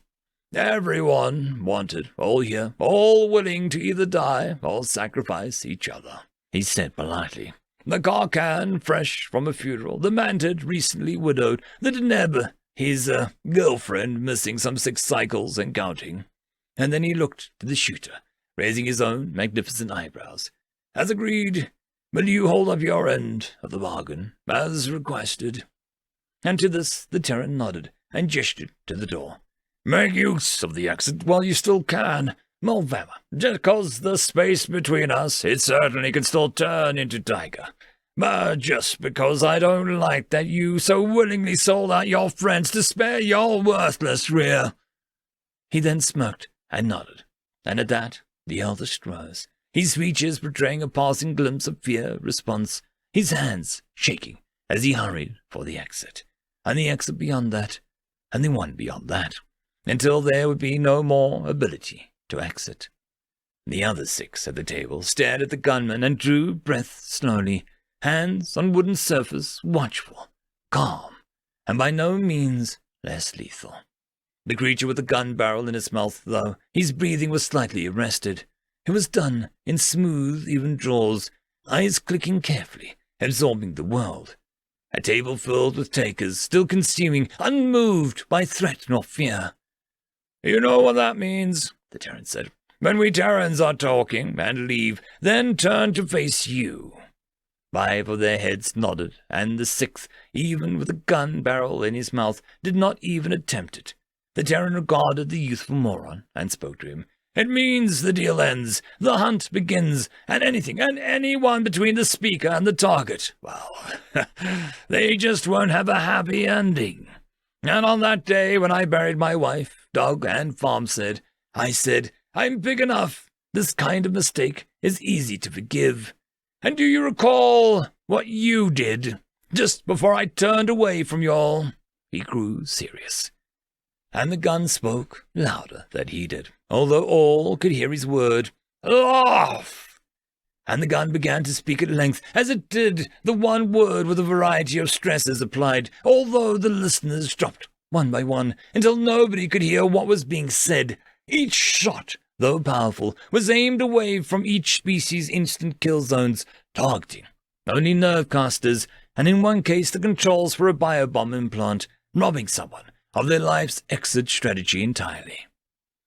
When he rose, his task apparently completed, he collected nothing from the table, save the bottle of whiskey, and was drinking it all the way to the spaceport's dingy, long-since maintained hold, wherein lay 2 ships, the one which brought all 7 to the table, and his own, their makes and models as different as their states of mind. As he stood at the shadow of the repair and fueling crews, he regarded the only other person leaving the crime-ridden station, and raised his eyebrows, looking at the eldest, and now only person who sat at the table. I believe, he said, his eyes twinkling, that I told you to make yourself scarce commodity, sirrah, and you failed to do so. He then smiled and gestured a polite motion for the eldest to move ahead of him, although he didn't motion towards the gantry for the boarding vessel. Rather, he gestured to the airlock leading to the darkness, which spat forth tiny pinpricks of light and ate everything else, barely accepting the presence and mobility of star-faring vessels. The eldest, finally realizing how alone they were, began to weep, and shook, a thin trail of liquid discharge running freely down a single snake-like leg, sobbing for mercy in their native tongue, a thing of sibilant hisses and useless, sad requests. To this, the Terran had a reply. I was just playing hoss, he said, then motioned to the now available gantry path to the creature's ship, and chuckled darkly. No hard feelings, it's what I have to say. You're all out of business and friends these days. Maybe take up farming. His tone darkened as his gaze, and to this the eldest made a hasty exit, all decorum lost but the bladder control, departing at full speed as soon as they was physically capable of doing so. Once the eldest was in the nearest space lane, entry point, while still on the station, though barely so, they exhaled, shaking from head to toe, relieved, having put our darkness in their wake, soon to be forgotten with the next purchase of some form of narcotic or similar pharmaceutical erasing agent. Until, behind him, a tapping sound. When they turned in their seat, they could see the outline of the Terran's hat, his eyes glowing softly in the dim light of the console surrounding him, a nimbus of blue-grey smoke rising from his now-lit cigarette, smirking cruelly at him. The tapping sound came from the match being tamped out on the floor with the spurred boot's heel. Then again, I did enjoy chasing you, he said, and with that he walked 3 steps back into the elder creature's vessel, turning to face away from him directly, just as the doors closed, seating him on the station proper, and beginning a new level of nightmare. End of story. Story number 1. You Made a Mistake, written by Enders Game 69. I need a translation for you done fecked up as soon as possible, Admiral Zascan said. As the 9th Admiral of the outermost system of the Zlacta hegemony, he followed his protocols to the letter. When coming across a new race that is yet to offer resources to the homeworld, destroy the outermost colony of the offender, and offer their authorities the chance to submit after a display of might. In this case, it was a small colony belonging to a bipedal species that identified itself as Homo sapiens on the first contact before his salvo obliterated them. You done fecked up, was their last transmission to him before his second salvo killed what was left. The colony was an isolated one near the very rare, stable wormhole. The world was almost worthless. The only thing it had to offer was the superabundance of plant life. It was poor to minerals, small, and had no worthwhile animal life. More importantly, probes sent through the wormhole reported nothing for hundreds of light years, not even a space station. They were still reporting nothing the day they disappeared and stopped transmitting. The antenna of his language expert wiggled as he spoke. The red carapace glinted in a faint glow of the lights. His mandibles clicked together as he spoke. There is no direct translation. At first glance, it seems that they wanted to come up and have sex with us, but that can't be right. I believe that they were using the sex as a metaphor for a mistake, and that we made a mistake of some sort. Could it be that they have already offered a tribute to the homeworld? The Admiral ruled that out immediately. He read the reports thoroughly before every new encounter, and none of their ships had come out this way in years, let alone encountered this race. A funny-looking soft body like that, one would have remembered. I wonder how they survived. He dismissed the idle question and sent the transmission off to the homeworld per protocol. A science vessel would be dispatched to evaluate the remnants. Zistcan gave it no more thought for months until he received his courtesy copy of the report detailing the findings on the colony world he'd obliterated. Self-repairing bodies, bones growing through their sound holes and stained with meat, muscle total pull capacity exceeding 17 tons if they could pull in the same direction. Entertainment featuring primitive gods and demons, lots of violence. Mildly interesting, but no more noteworthy than any other subject species, which must tribute to the hegemony. Zixstan gave it no more thought again, for 2 more years, until he turned on his view screen at his desk one day, and saw the face of their emperor. Ziscan, Fleet Admiral, you are the one who destroyed the bipedal colony of Homo sapiens 2 years and 2 months and 6 weeks ago.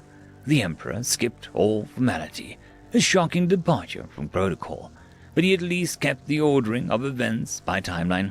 I did, he answered, but he was cut off from anything more. They have responded.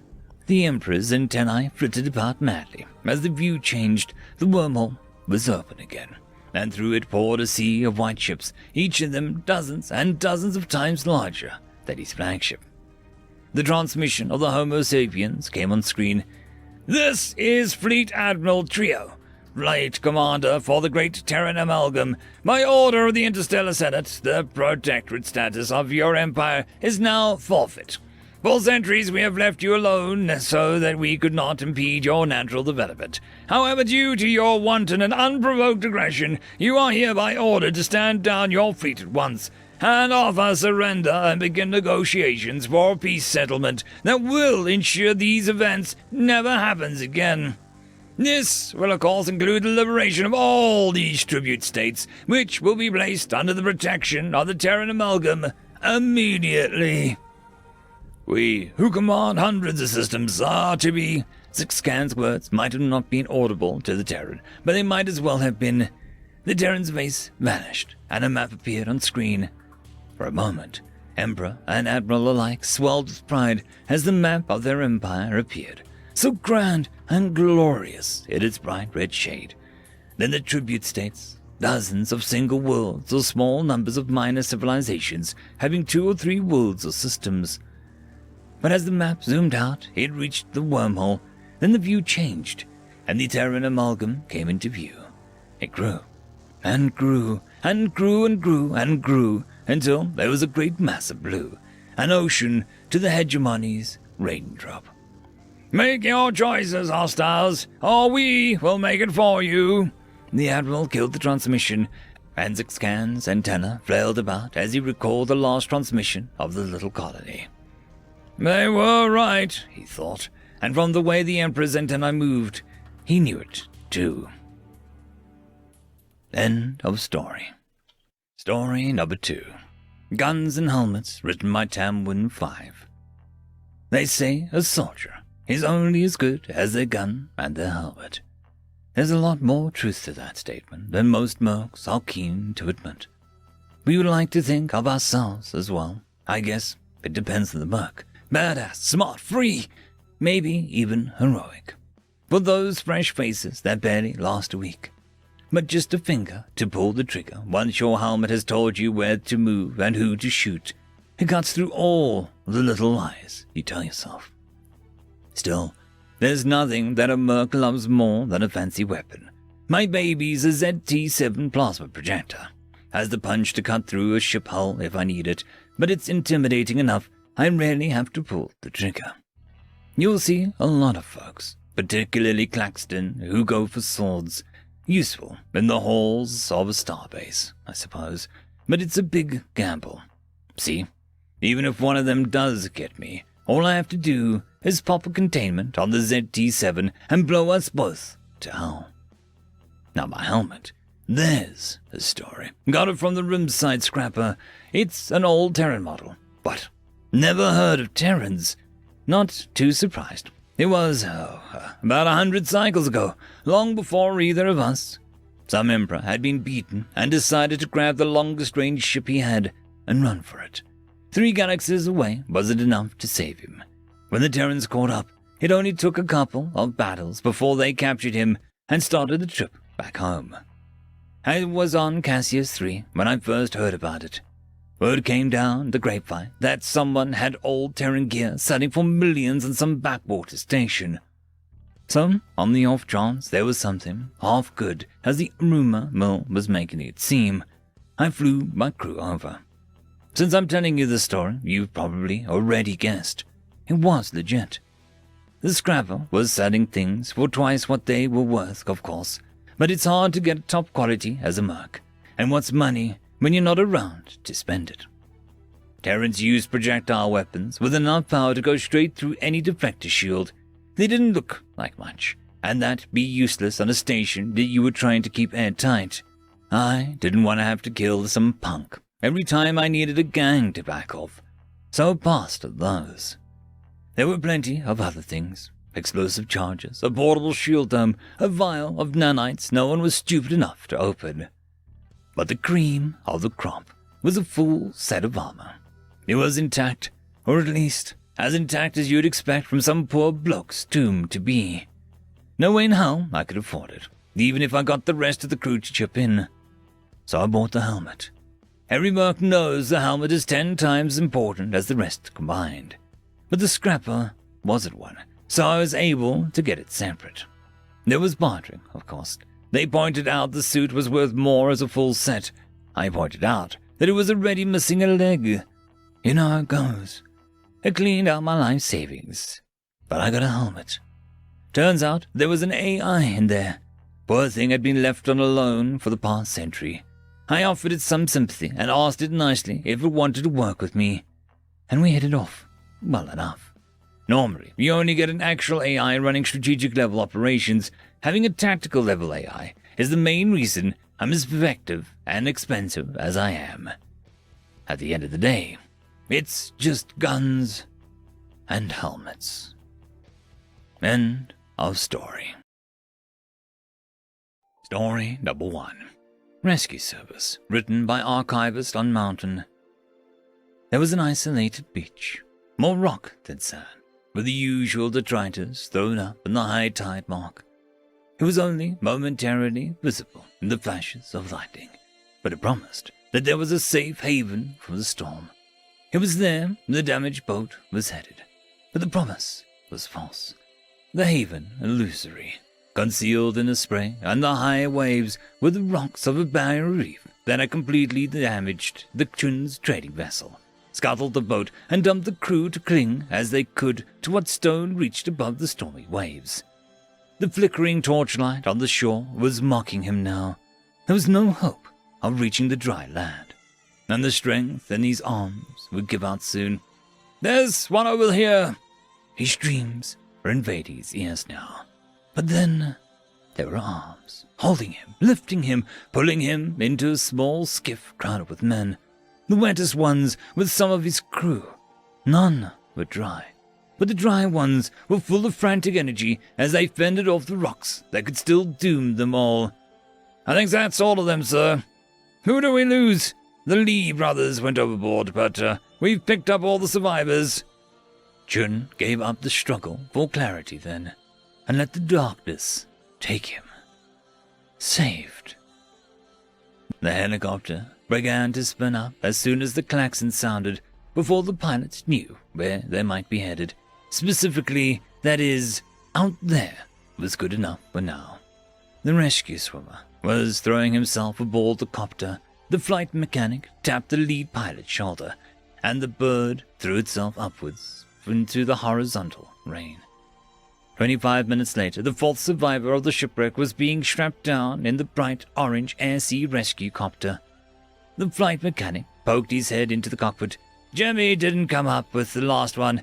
Does the FLIR system show him?" The co-pilot brought up the images as the pilot moved the bird for a comprehensive view. A few moments later, nope. Pilot: "What's the computer say about our fuel margin?" "We're down to the wire now." "Mac, drop the buoy. Buzz, call it in to standby team. Have them get out here. Wouldn't find him. We have a load to drop off at the hospital." Air survival technician James Halston was recorded as lost at sea in the course of his duty. "Here's your child, sir. She needs a little care, but she'll be all right." "Chikruth!" The large four-armed male knelt to pluck the small white bundle from the human commander's arms.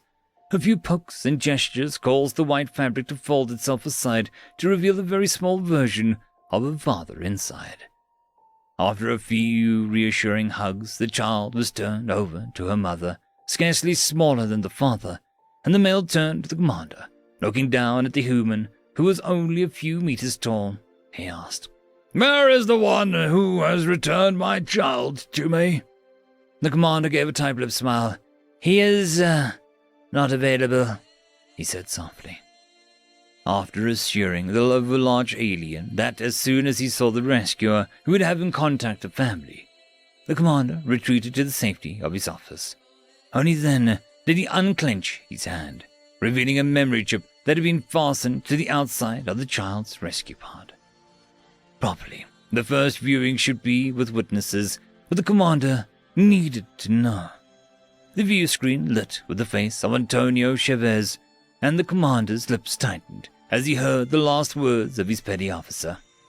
"Sandra, finally did it. I can figure out how to fix this without, don't tell the kids, I'm the stupid, okay? The only thing I can figure out is to vent most of my O2 and make it half-assed jet.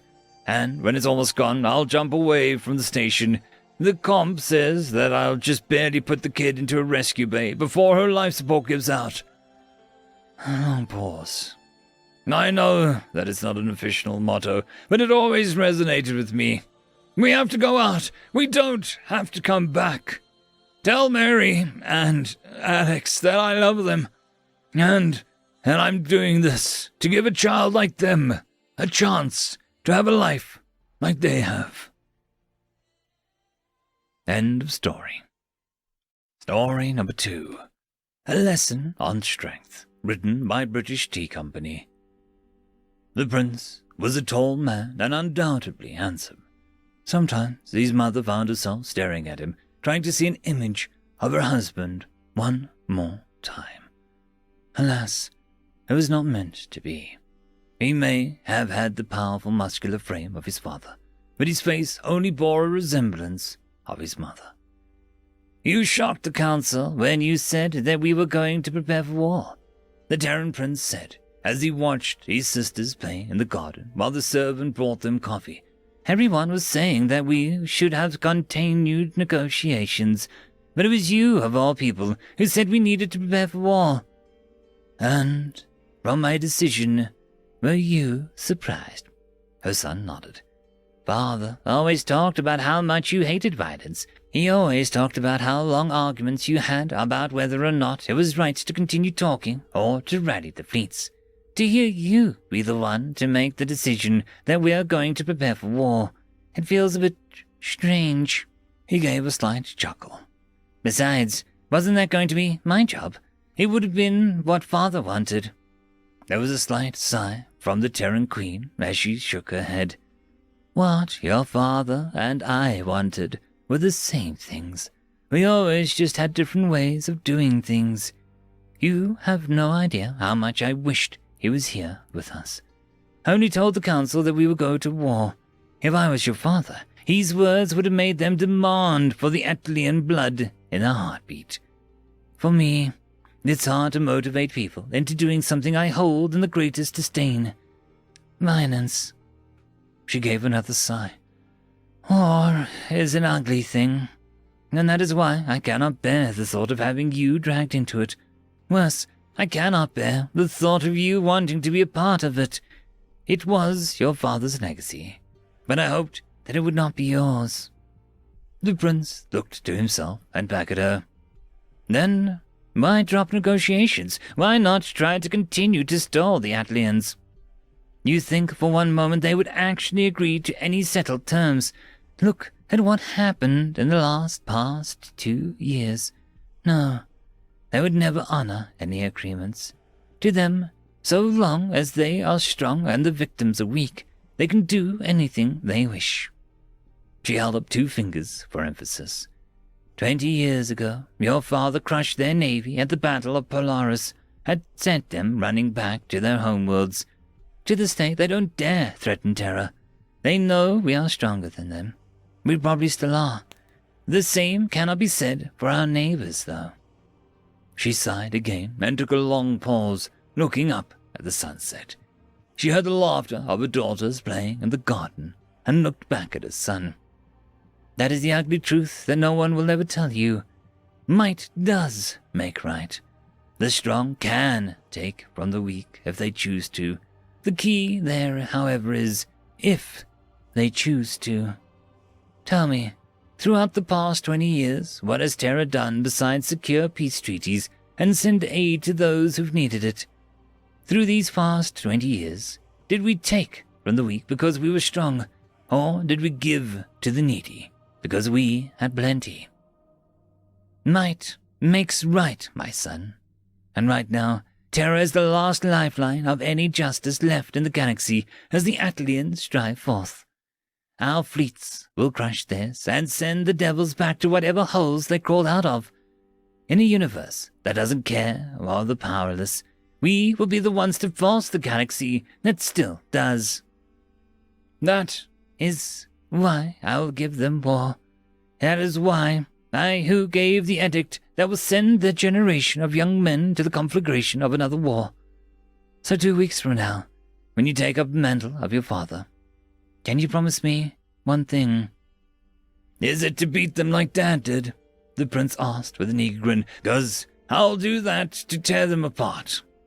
The Terran Queen shook her head as she stood up and embraced her son. No. I know you'll win this war. I know we will win this war. The only thing I ask of you is that you come home to me, alive. You come home to me, you come home to your sisters, and however long this damn war takes, you come to the fireplace to share stories and tell everyone, so I still have a son to show for this galaxy. End of story. Story number 1. Into Hell, written by Gulganash. We knew we were doomed when demons emerged from portals in the Deadlands. There was no way that we could defeat them. but we swore on God's name that we would take as many of them as we could. We fought tooth and nail for every town and city in the kingdom, decorating the streets with demon blood and bodies. I led the charge on one of the portals. All 1,000 of us knew that it was suicide. We didn't care. We carved a bloody swath through the demonic hordes, 300 of us, before we even got to the portal. We left 200 to guard the portal entrance, and the 500 that remain charged in. The air burned our lungs, stealing our strength, yet we fought on, being slowly whittled down, one by one, in every encounter. Soon enough, after an hour, there were only 5 of us taking cover under a red-hot cliff face. We could see the artifact keeping the portal open on a nearby hill, with one of the strongest and largest demons we'd ever seen, an archdemon, more likely. We looked at each other and nodded. We knew what we had to do, to try and destroy the artifact. We got as close as we could without being spotted and charged, screaming through parched throats with the force of our fury. Deriak was crushed under the massive archdemon's mace, and Eklund, not even blinking, grasped onto the mace's head and started climbing up it. Arthur sank his axe into the archdemon's foot, throwing it off balance. Mayel and Yawik charged past the archdemon and managed to clear the hilltop of the other demons with only the loss of an arm. I had the much less glorious but equally important job of shooting down the flying demons before they could fire a spell of us. We would not be able to fight as well if we were on fire or paralyzed. Then I glanced at the artifact and noticed it seemed to be glowing, more so than it had been before. The portal was widening, and I saw the colossal demon the size of a castle stomping towards it, shaking the ground with every step. I whipped my crossbow to the artifact and fired. The artifact didn't quite shatter, but it cracked almost completely in half. The portal began shimmering, and all of the demons glanced at the portal in worry.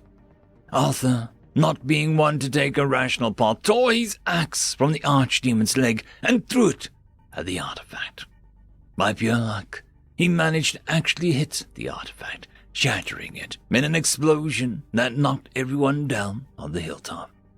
Eklund sunk his blade into the archdemon's eye as he scrambled on top of its fallen form, yelling in a victorious tone.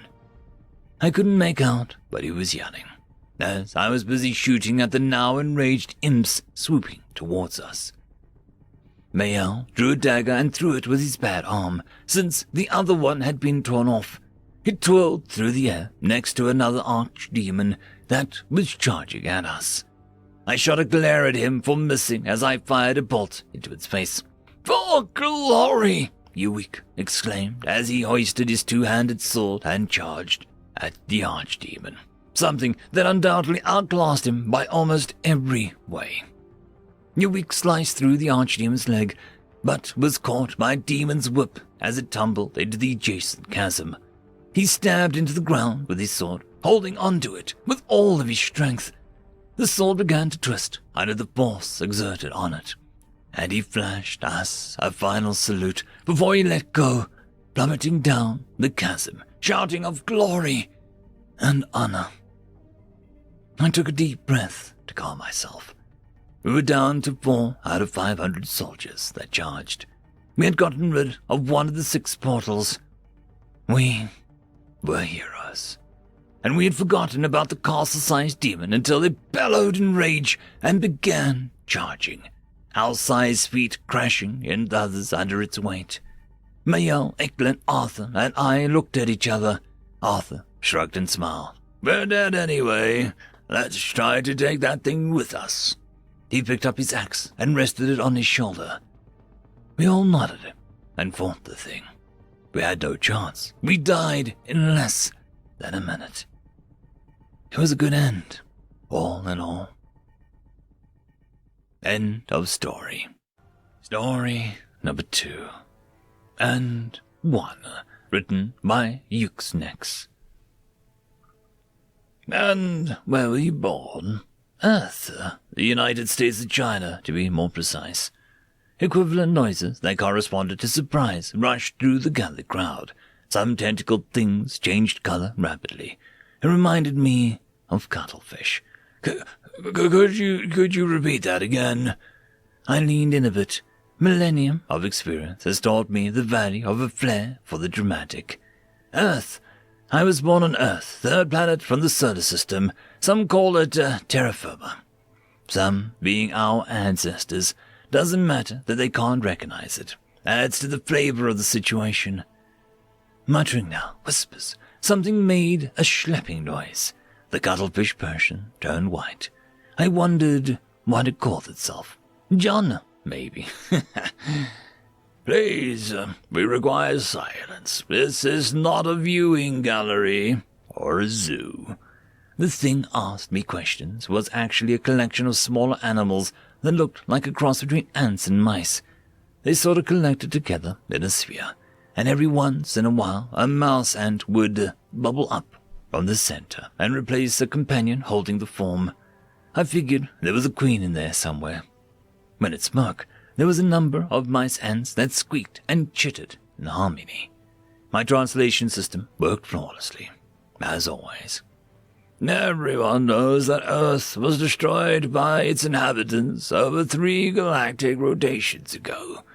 There are records in the Unified Central Database that attest to this. You cannot be from Earth. You would be dust by now. Yet here I am.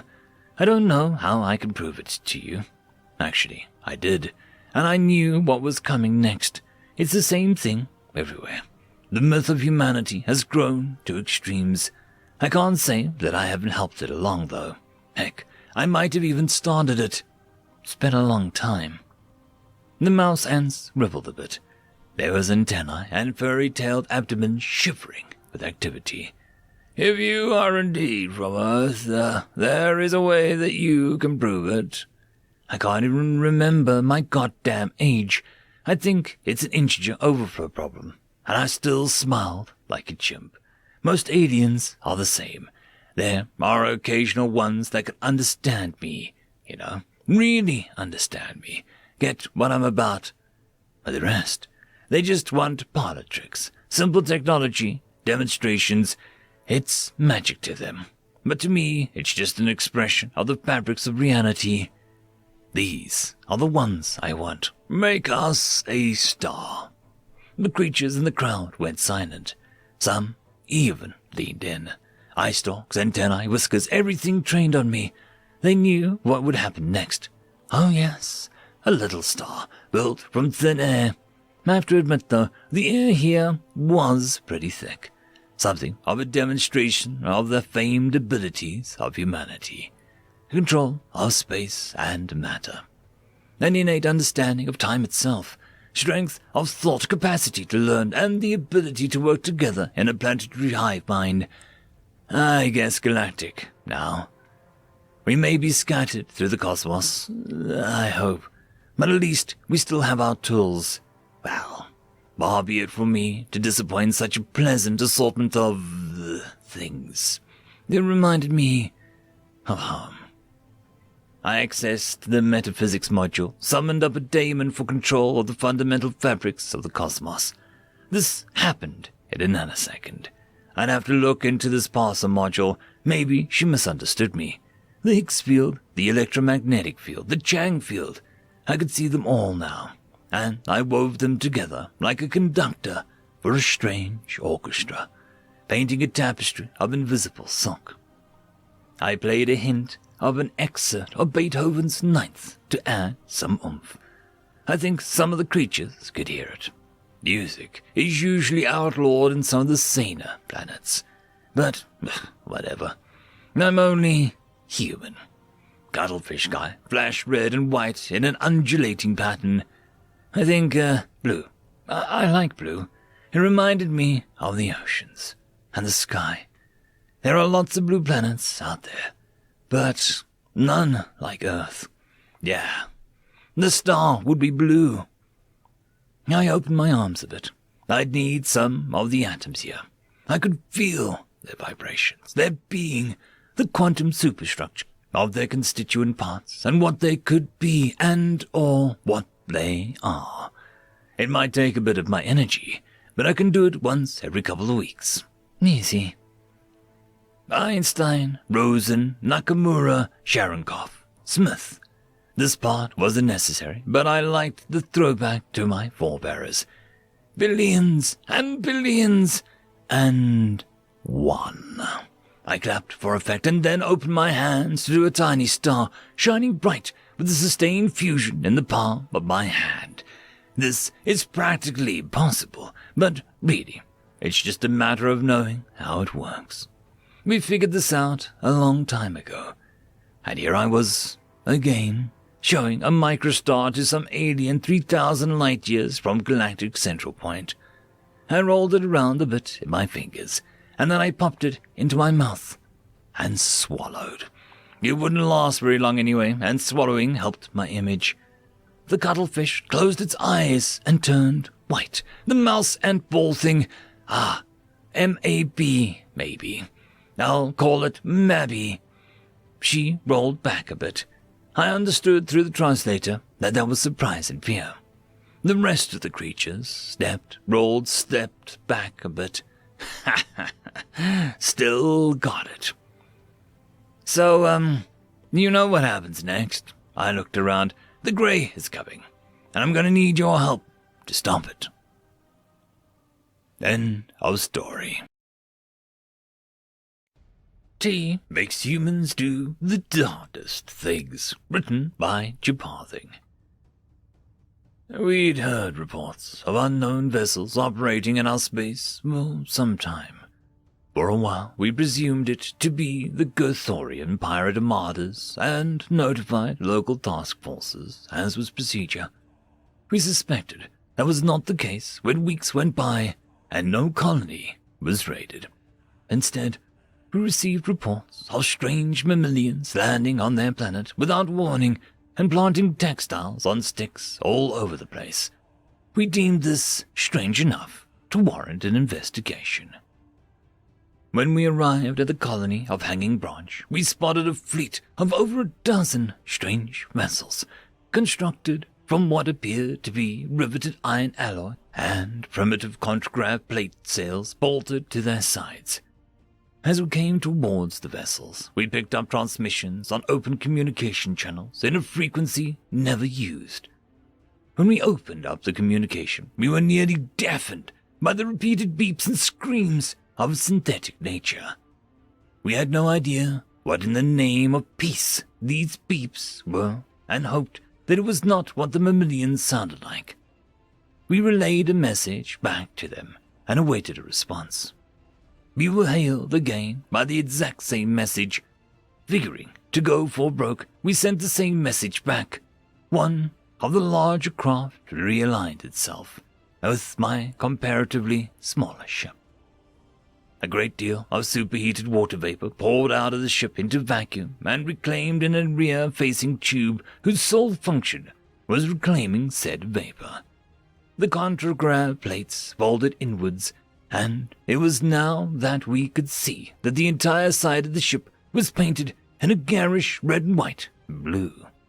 More worrisome, however, was the number of guns laid into the side of the ship. Easily 2 rows of 30 barrels, covering much of the ship. A docking port emerged from the Iron Beast, and our pilot did her best to align our smaller craft with the great maw of the docking port. I could tell straight away that whatever these mammals were, they had never heard of a Standardization Act of 45608, nor had they obeyed the Size Restriction Act of Warships of 45609 and the amendment for soda sail size of 45610. Fortunately, our docking port was based on liquid metal, and we could adapt to their bizarre setup. 2 minutes later, we locked onto the ship, and the connection was sealed.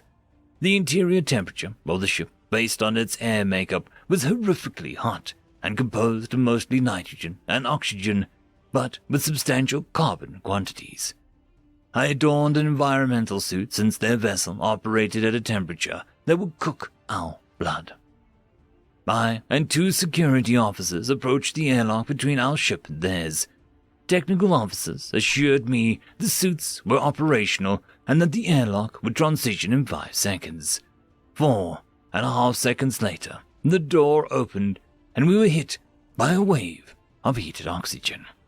Standing in front of us were 5 figures easily twice our height. I stood still and made minimal motions, standard xeno-interaction protocol. Sentients panic or react, but sapiens observe and listen. The mammal at the head of the group, who wore the largest hat, began to speak. I could see they had traces of hairs on their bodies, not enough to ward off cold, but enough to be visible. Substantial patches of it were present in white rolls in what I suspected was their head.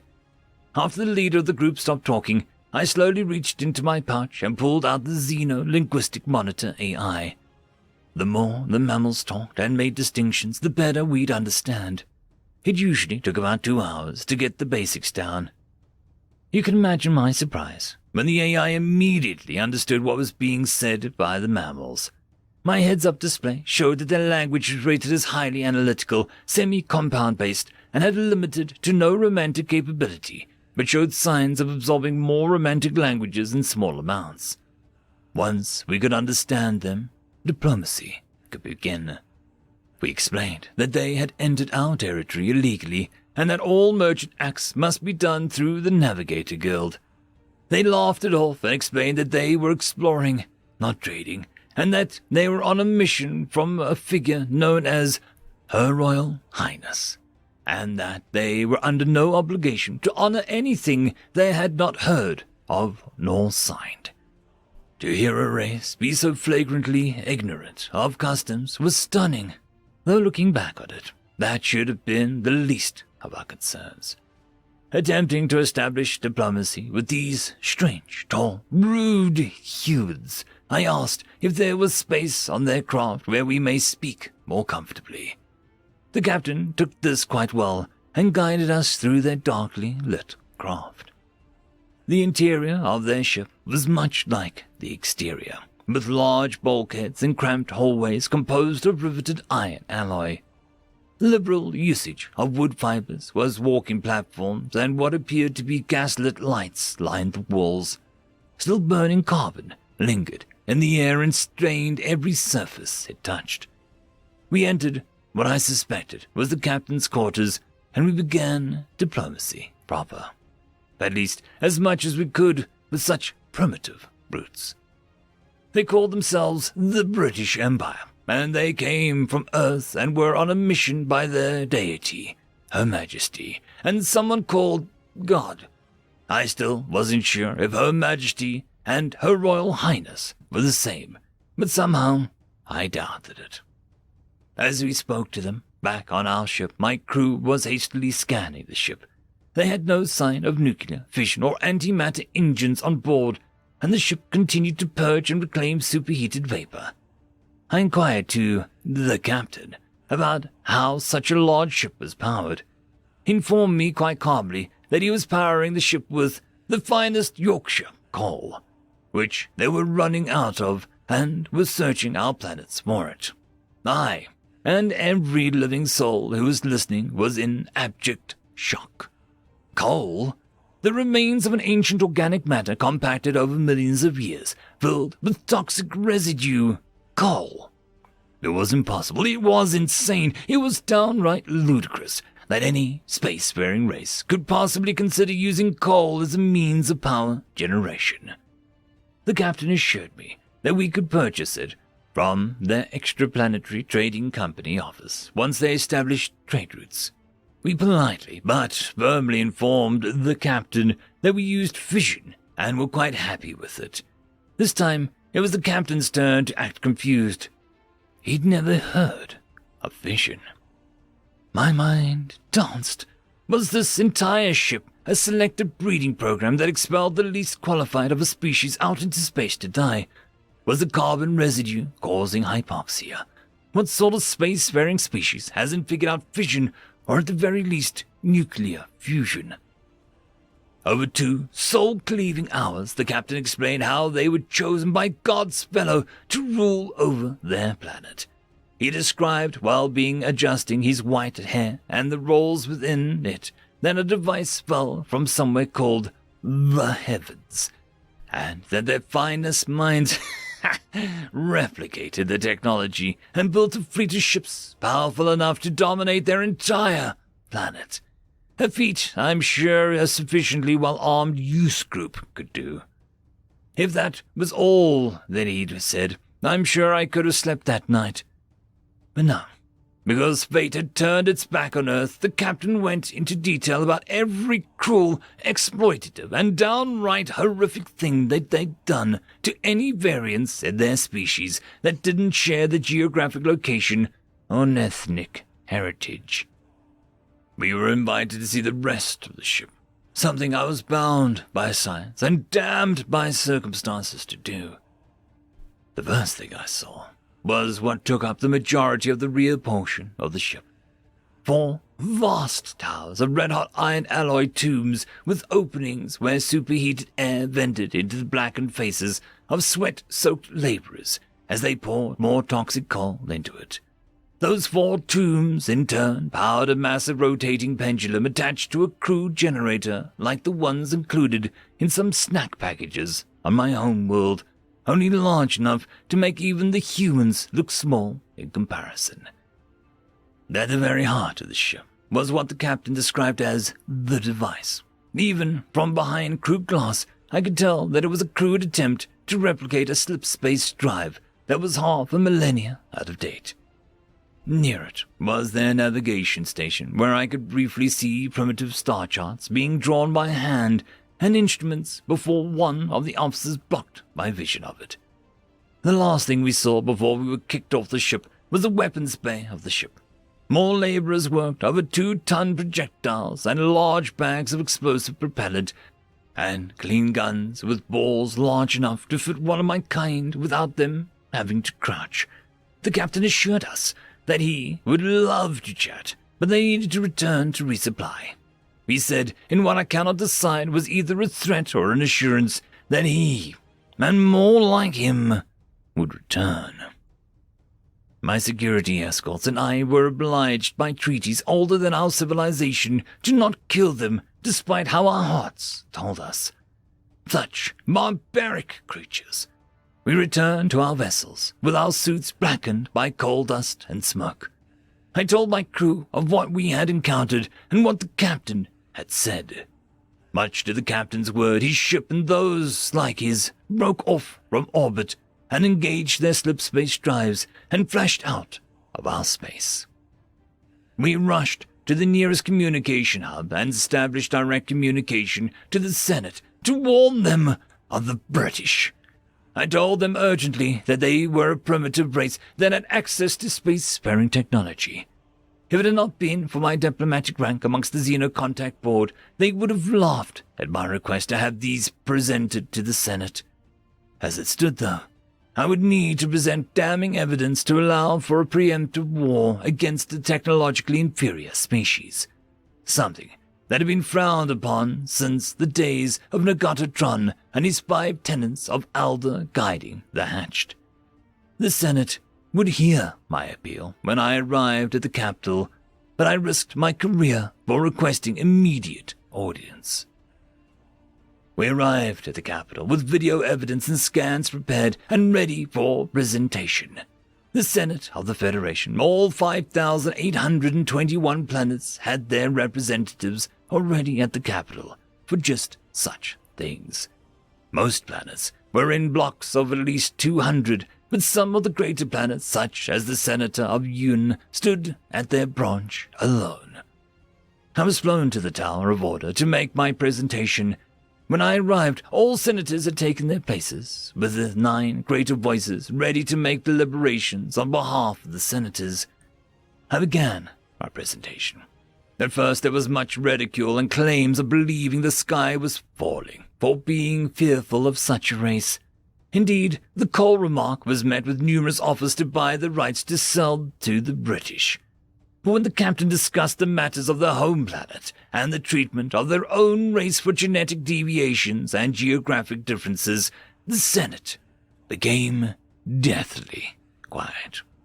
I argued that at best they were barbaric, and at worst they could be purifiers, a threat that had extinguished the lights of dozens of races before the formation of the Senate. The voices were conflicted and no clear answer could be reached. I was made head of diplomacy to the British, and that I was to await further action before anything would be done.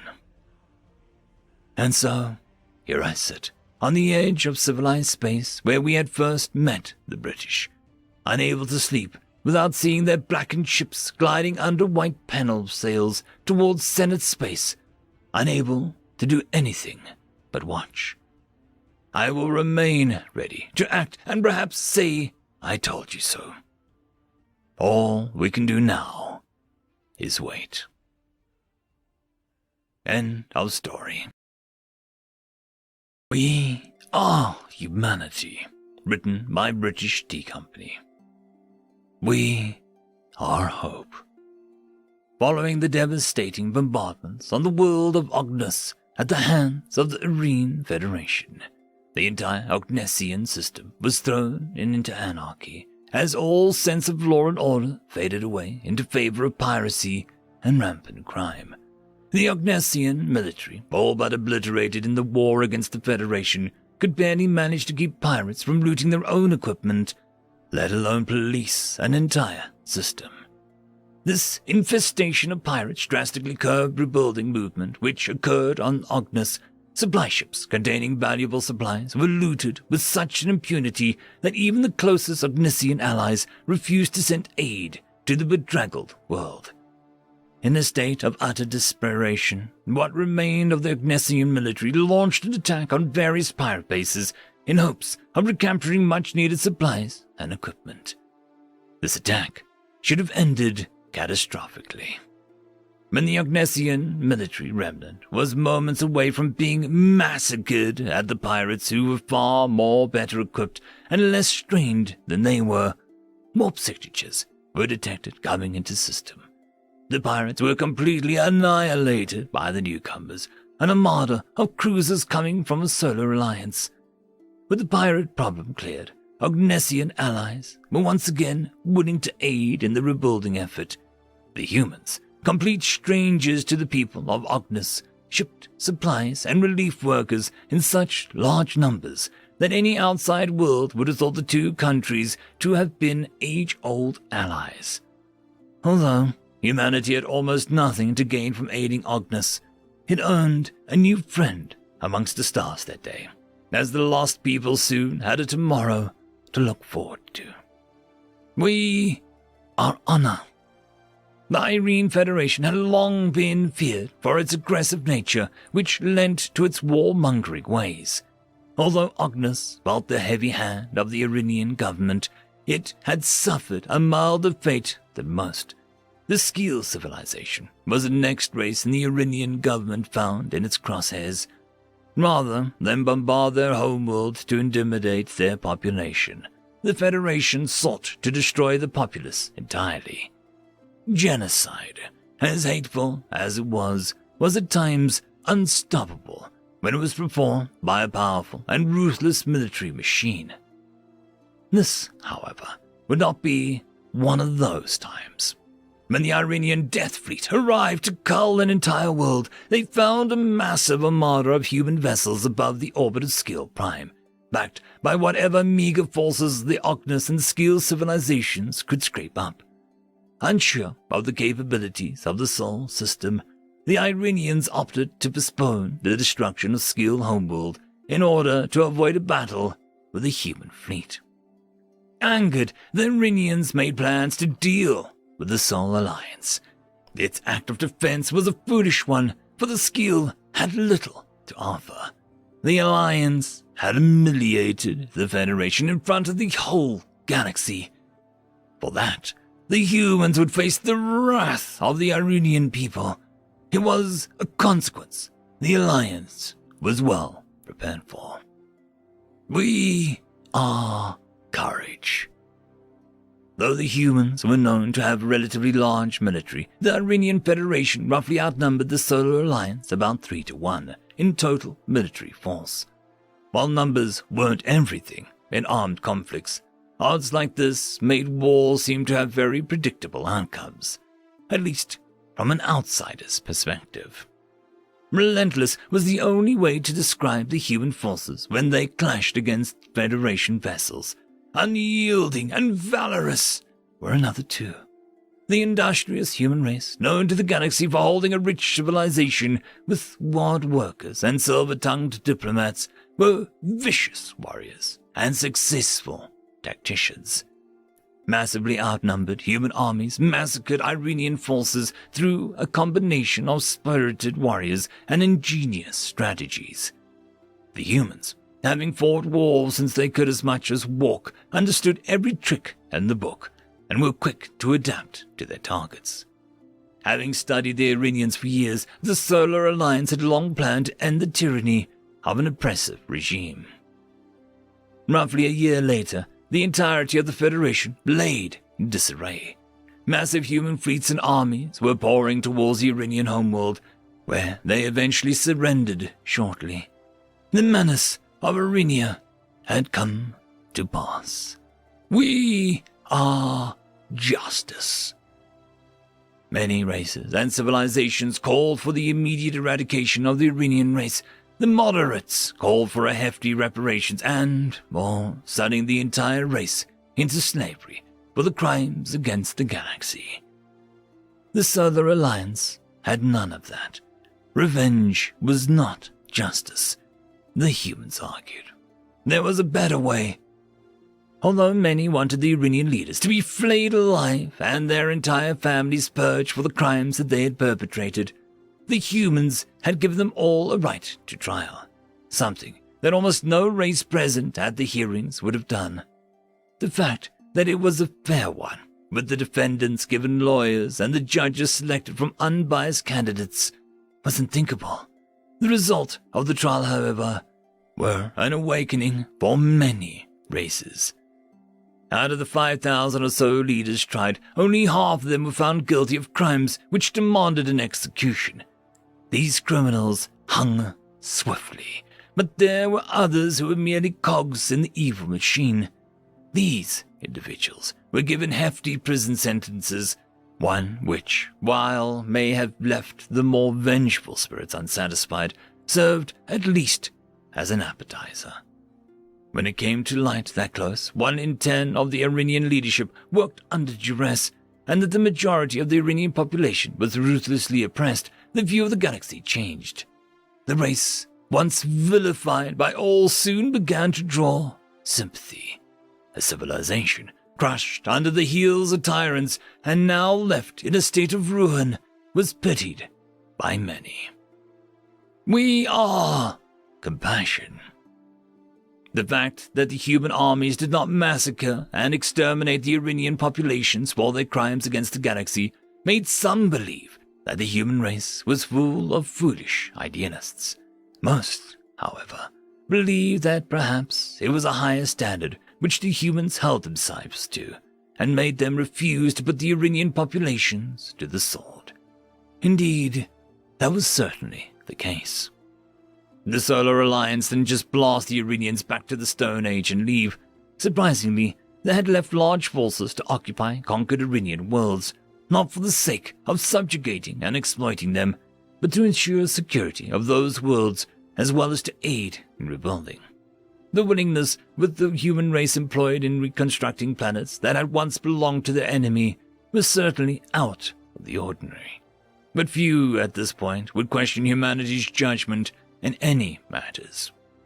Of course, the Iranians were not going to be the only threat to galactic peace. There were bigger fish out there. In time, the Solar Alliance and those who stood with her would have to be ready. We are determination. Humanity had accomplished much within its history. They weren't the strongest race, the biggest, the oldest, the youngest, or frankly, any physical attribute that could be taken to the most extreme. They were average, standard, and at times forgettable. What made humans appear time and time again on the galactic stage was that they were always there when they were needed. And it was their unyielding resolve that won every crisis. The Iranian conflict was only one of a few. It was won by cleverness and martial prowess as much as it was won by valor and nerves of steel. War, however, was not the only place where humans excelled in. The invention of the Mark III warp drive may have made possible only because of the throngs of human scientists who were willing to test every and all possibilities.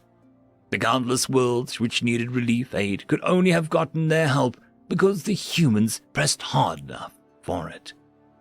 The greatest achievement, however, laid in the formation of the Grand Alliance, a testament to the human patience and determination when it came to mutual understanding. We are harmony. The Grand Alliance was comprised of over 200 races the moment it began, and was destined to comprise of much more as it continued. In a galaxy of countless different ideologies and cultures, alliances comprised of more than 2 civilizations were almost unheard of, given the radically different way every race approached its problems. The fact that the humans were able to rally over 200 races into one unified body was mind-boggling.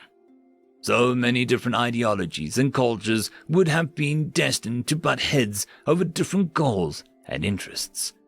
Even the temporary strategic alliance which the humans were able to form in their war against the Iranians would have been destined to collapse as soon as the common enemy was defeated.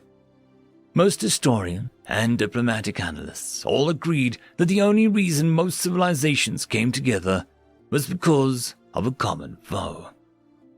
Humanity broke that thought. The Grand Alliance wasn't created because of a time of crisis.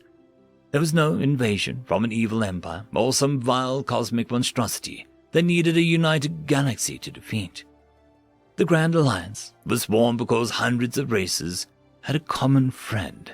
That friend was the Solar Alliance, and the human race which had delivered hope to the defeated, honor to the threatened, and courage to the weak, justice to the wrong, compassion to the beaten, and determination in the face against any odds. It is these soaring ideas which we, the Solar Alliance, continue to shape ourselves around, after all. We are humanity. End of story. Story number 1. Human medics are scary. Written by Mercury the Dealer. Medicine is important. As it turns out, being able to prevent or slow down death using science is quite the achievement, and one of the biggest advantages intelligent species have when compared to common animals. Medicine is a great tool for good and peace. So, naturally, everyone adapted it for war. The equation is simple. Less soldiers die means more soldiers on your side, and therefore a higher chance of victory. That is how battle medics or combat healers, or whatever name your species gives them, were born. Men and women whose job is to minimize losses on their side so the other soldiers can maximize losses for the enemy. Now, while the core of the profession is still the same, most empires like to add their own flavor that matches their military doctrine. The Zealots, for one, aren't fond of the idea of dying without the right rituals, so their military clerics both heal the wounded and pray for the dead. Some of the Glomali are obsessed with the idea of a worthy death, and their medics are there mostly to give the ones deemed worthy, but beyond healing, a quick and painless death, and to reassure the others that the comrades died like a hero. There are also some that blur the meaning of medic. The Capulans are so utterly stuffed with mechanical modifications that their training consists of more engineering than actual medicine, and since they are so tough to kill, most of their job is just dragging broken soldiers out of the front lines and scavenging for pieces from the dead ones. But there has a very nice constant amongst all medics. Compassion. The Zelote clerics treat the dead with respect and care for the wounded like they are their children. The Glomali medics tell tales of great deeds that the fallen soldiers have done while fighting for the Empire. Even the medics of the Capulans show compassion for the fallen, for allowing their reused modifications to bring forth a new generation of soldiers. What would a medic be without compassion and kindness? Well, that would be a human medic. Humans are not, on some less informed may claim, psychopathic maniacs incapable of feelings, though they certainly may seem that way for anyone that only watches their wars. No, humans are quite average species in most regards, with their main quirk being their seemingly otherworldly railguns. When we found the humans, they were steadily expanding their borders and generally going with a "don't bother us and we won't bother you" mentality, which most nations could get along with. Nothing good lasts forever, of course. Humanity eventually started to run out of empty space to colonize, and so they made a couple of alliances with their neighbors to make sure no one would try and mess with their borders. The most significant of these alliances being one with the Glomali. And then, as it was bound to happen someday, a minor border dispute between the Humanity and the Zelotes grew into a small war, which then evolved into full military action. The Glomali were called to honor their alliance, and they did so by sending a force of volunteers. Most were young men trying to earn honor, and old veterans wishing for a glorious end against the enemy. No one expected the humans to win. They were much younger than the Zelotes and had only half of the territory, but a promise was a promise. After 5 years of conflict, a treaty was signed which, surprisingly, ended with a costly human victory. After the Glomali veterans came back, they told the others about the war, about the great machines of carnage and fire that killed and destroyed everything in sight. The machines of death weren't the worst part. Not by a long shot. The worst part were the human medics. The human medics did not let the warriors die in glory. They did not show compassion or pity, only rage. Any medic should know that trying to save a man that has been torn in half is a wasted time, and they should instead focus on giving them a quick end. Not the humans. They told tales of medics sewing wounds of dying men, and all while screaming at the top of their lungs that the soldiers didn't have permission to die. Men whose legs had been literally torn to shreds would inject themselves with a concoction of drugs so that they could keep on treating the wounded until the better end. Veterans came back to their families after some stupid healer decided to carry them to safety across the entire battlefield, all while being shot at instead of letting them die. People across the galaxy had mixed reactions to this doctrine.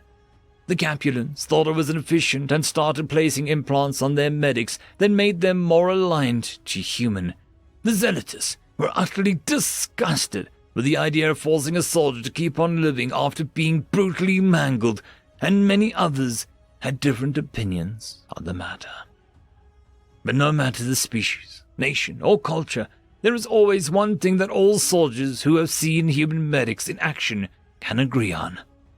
They are goddamn scary. End of story. Story number 2. An introduction to human death. Written by Jimmy Agent 007. Collecting the souls for the afterlife was a simple task. You arrive just as the intelligent being starts to die and guide their souls to the next stage of existence. He grasped onto the still tendril of the Vernon with his own and pulled the spirit free and guided it to the nearest portal to the next realm. A simple job done once again. Having fun, came a voice. The Death was startled by the appearance of his fellow Death, where the other of their kind all appeared as a perfect example of a species. There were those who collected human souls, dressed in torn black robes covering a human skeleton and holding a scythe in a bony hand. I enjoy the task for which we were created. What are you doing on this world? The Venoran Death asked. I want to show you something. Come with me. The human Death turned away and left a trail of smoke as he traveled to the human world. The two deaths traveled together to Earth, and for the first time the Venoran Death saw the humans themselves. There he saw living humans, much more pleasant to look at than the visage his human counterpart had. They drifted down to a battlefield where many deaths came to do their grim work. Yet, as they watched, he noticed something strange. Why aren't they collecting the souls? They just wait. The Venoran Death could see some souls being collected, but only barely catching them before it was too late. That one there was just hit by a blast wave. Go collect his soul, the human Death suggested. The Venoran Death approached and felt his form shift to the Grim Reaper of humans. It was uncomfortable, but he reached with his newly skeletal hand to grab the soul from the body. A living soul approached the dying human, but the Death ignored him until he got punched in the face. "Ah, praise damn you!" the living soul shouted. The Death tried to pull the soul from the dying body. He could see the living mortal pressing down on the chest of the soon-to-be dead. With each compression came another punch to the face from the soul of the living mortal, while the soul that he was trying to claim held firm on his body with one hand and fought against his efforts with the other. Then suddenly his grip was broken and the body started to breathe again. He was no longer able to touch the soul. "What was that?" the Death asked. "That would be a medic," the other Death sniggered. He looked around and could see why the other Deaths waited. They wanted to make sure the mortal would stay dead before they claimed their soul. "How did the soul of a living mortal touch me like that?" "Humans, they set their own rules sometimes, though they do make it easy to speed along the other races. Appear to almost any race looking like this, and most will die of terror within moments, though there are precious few who deserve that fate." "Are they always this difficult?" "Not exactly. I can take you to see one that will be, easy to collect." Suspicious of the pause, the Death followed until they were in a hospital. An old human woman, frail and dying, surrounded by the next 3 generations of her family. Only the humans would have bothered making that medicine that would allow such a thing to come to pass. "Will I get punched again if I try and claim this one?" "No, this one is ready. Listen." "It's all right, my little ones. I'm going to go see my Matthew now," the old human whispered. "And my Mr. Whiskers." The Death took a wary hold of the old woman, and while it took more effort than any other soul, he pulled it free and started to guide it to the portal. "Step on through. You need to see this," the human Death told him. They followed, and the 2 Deaths saw the old human, now a young, beautiful woman, greet a handsome young man. The bond of love strong between them. Then something else between them. Another soul, climbing out of the arms of the young man and onto the woman, letting out a loud meow. "Mommy, I missed you. Daddy turns into a mouse so I can hunt him. Do you want to help?" the cat meowed. "Of course, Mr. Whiskers. I've missed you too," the woman replied. The 3 souls walked off into the distance. "What was that? An animal?" "Yep. We don't collect those. They don't have souls. If they are loved by a human, they do. Have you ever tried to get a human soul to stay in the afterlife? If they don't find their pets, they can't leave after they go through." "You wouldn't think so. Turns out nothing was ever stopping anyone from leaving. They were the first to try. If you thought that medic was a problem, imagine a soul with nothing but spite and eternity to make your job miserable." "So you collect their cats?" "Cats, dogs, birds, bears, turtles, wombats, and all sorts of creatures. If humans aren't threatened by something, they will bond with it and love it fiercely. Why are you telling me all of this? He asked, following his counterpart to some other kind of facility. This soul here. The Death pointed to a man at a computer. He's not dying. What about him? He's figuring out faster than light travel. Once he does, the humans will be the first to travel between the stars. You need to be ready. We all need to be ready. It won't be long before some human soul is punching you in the face to save a Venorian. I see. You could have warned me about that first. Yes, but it was fucking hilarious. Now come on, we gotta go reincarnate some Hindu guy into a tiger. Reincarnate what? End of story. The Charge of the Hussars, written by Guto 8797. It was a dark time for humanity. 7 fleets orbited Earth, launching their tungsten rounds into the planet, hoping to find a breach on the planetary shield system and to the cities and human dreadnoughts below. Humans had been the first introduced to the galactic community some 20 years ago, when the first prototype warp ship arrived above Nylar 4, a Zoric colony. From day one, their arrival stirred the community. The human home planet, Earth, or Terra as it was officially named, was part of the false heaven category of planets. A paradise at first look, hell upon closer inspection. Its high water vapor and oxygen concentrations bred super hostile wildlife that made the growth of a rational civilization nearly impossible. To top it all off, Earth and its surrounding planets revealed to be relatively small, but incredibly dense with iron ores. This dumbfounded scientists all over the galaxy.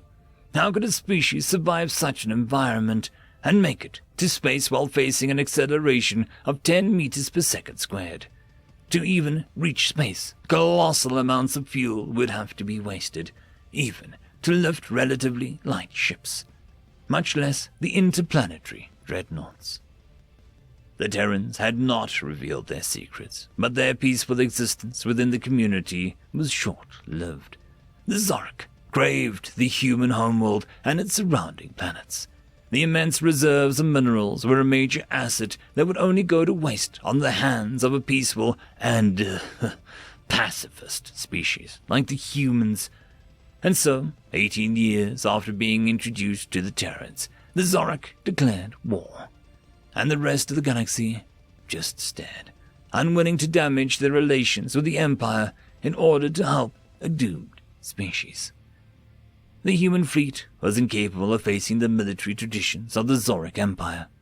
The majority of human ships were freighters, not warships, and yet the humans fought with an unprecedented brutality and efficiency.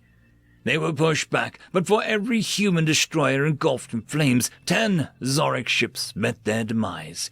But the Zoric had the numerical advantage, and so humanity was forced to station its remaining fleet under the planetary shield system at Earth.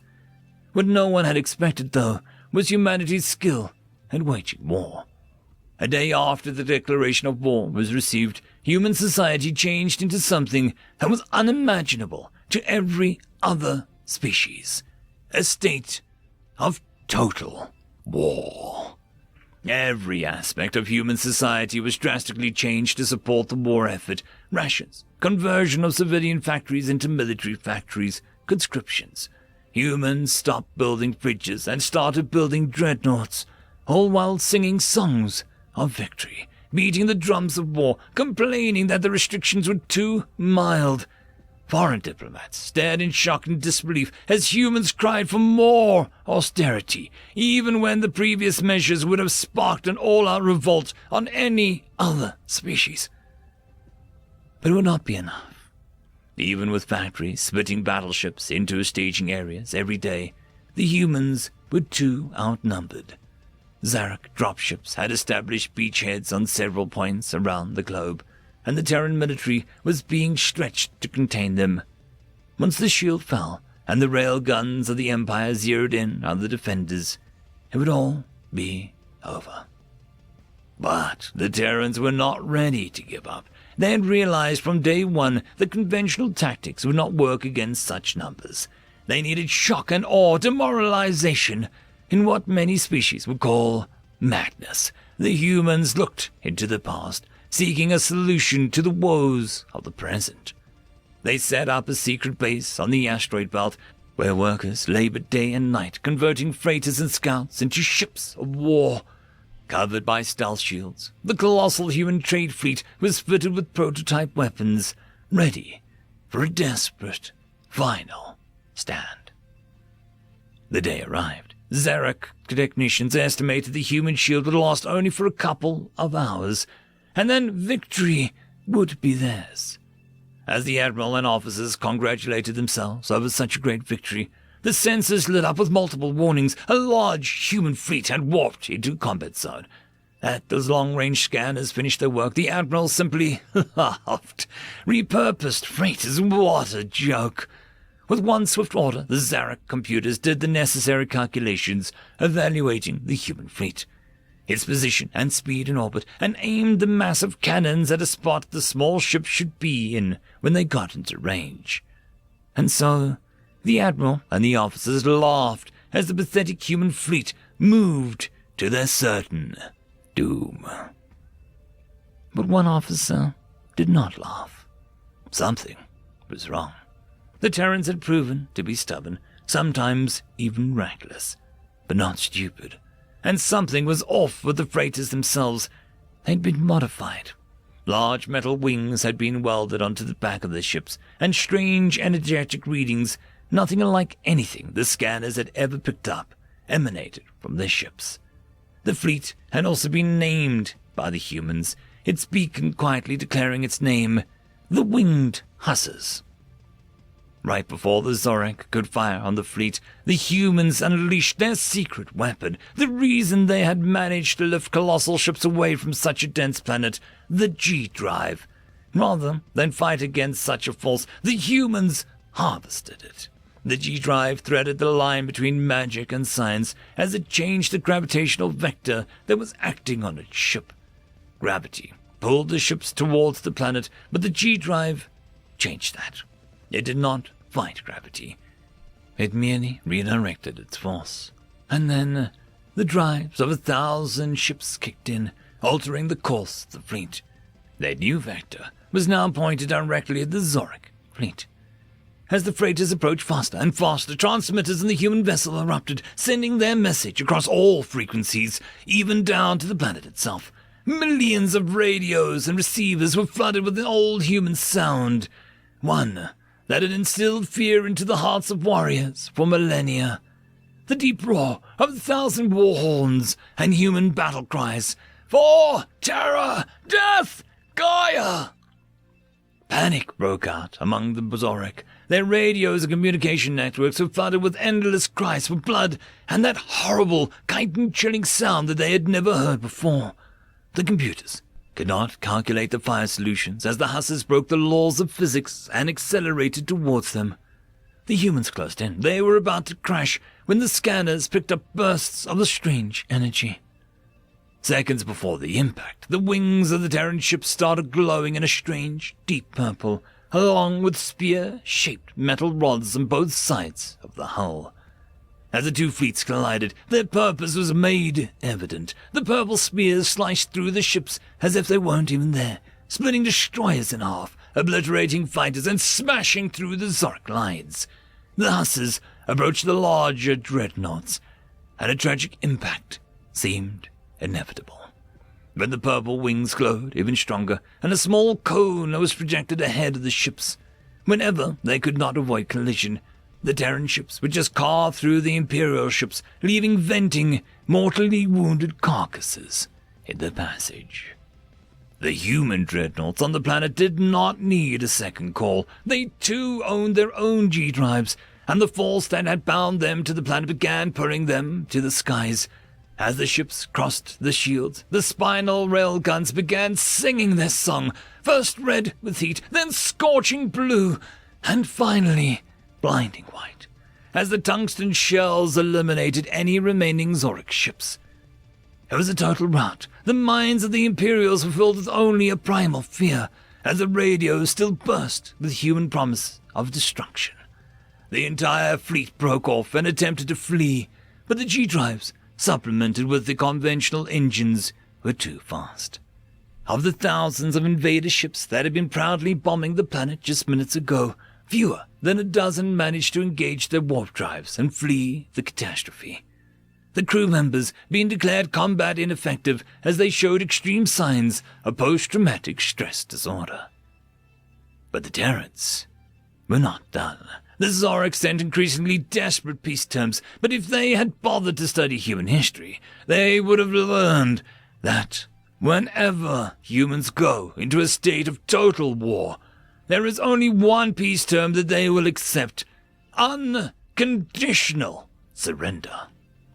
For half a year the humans drove into Zork space, the Hussars leading the advance and crushing any opposition. Nothing stopping these ships, neither minefields nor intense barrages, as their purple shields just carved through any obstacle, with the horns of war shattering any hopes of the defenders. As the final defense fleet was obliterated over Zork capital planet, an unconditional surrender was offered. Celebrations broke all records on Earth. 2 years of brutal war for survival ended in a glorious victory, and no other species would ever again try their luck against the human forces. The Hussars had been reborn, and they had once again coated themselves in glory as they charged into battle with the sound of death on their lips and the wings of victory on their back. End of story. The Cameraman, written by Feather Fallen. When I was first told of the posting, I thought that they were mad. I still think that they were mad. They were in an active war zone, in one of the bloodiest conflicts of the last 1,000 years, and they wanted to stick a civilian in our unit. He waved away the question before it could be asked. Yes, I know he'd gone through boot camp, but look at it from my perspective. I'd had 14 years of combat experience, and here was some fresh-faced recruit from some race that nobody had ever heard of, and they wouldn't even be holding a gun. That was absurd. Obviously, the first thing we did was try and look them up. Aside from their race's join date and some nonsense conspiracy theories, all we had was they were probably built for running. We had nothing about their military traditions, nothing about their tactics or philosophies, nothing about their physical capabilities, nothing but that one fact, which of course did very little to assuage fears about the placement. Most of us thought that we were being given a coward. They weren't even going to fight, hailing from a race that was known for their ability to run. Evidently, they were a flight risk, that they were weak, that they were in a non-combatant role because they were afraid, and that they had no place in a conflict at large, that they would get in the way. First impressions, actually better than expected, but not by much. They spent most of the first meeting cracking jokes about planets' low gravity, and we were, maybe, not relieved at how small they were, but we were probably all thinking something like, at least they'll be easier to keep out of the way. It wasn't until we'd actually met up that they'd bothered to tell us why he was here. That the brass was looking to drum up support and wanted some cool visuals to show the masses. A picture of troops here, a video of explosions, or 3 there, and so on. Our new pal was just the guy they wanted to take them. We spent a lot of time heading between drills in those first few days. But then, there wasn't much excitement at all in our area, for that month, anyways. Even when things started heating up, he did a good job of staying out of the way, disappearing during the skirmishes and then materializing sometime after the fight, with another couple of rolls safely in his bag.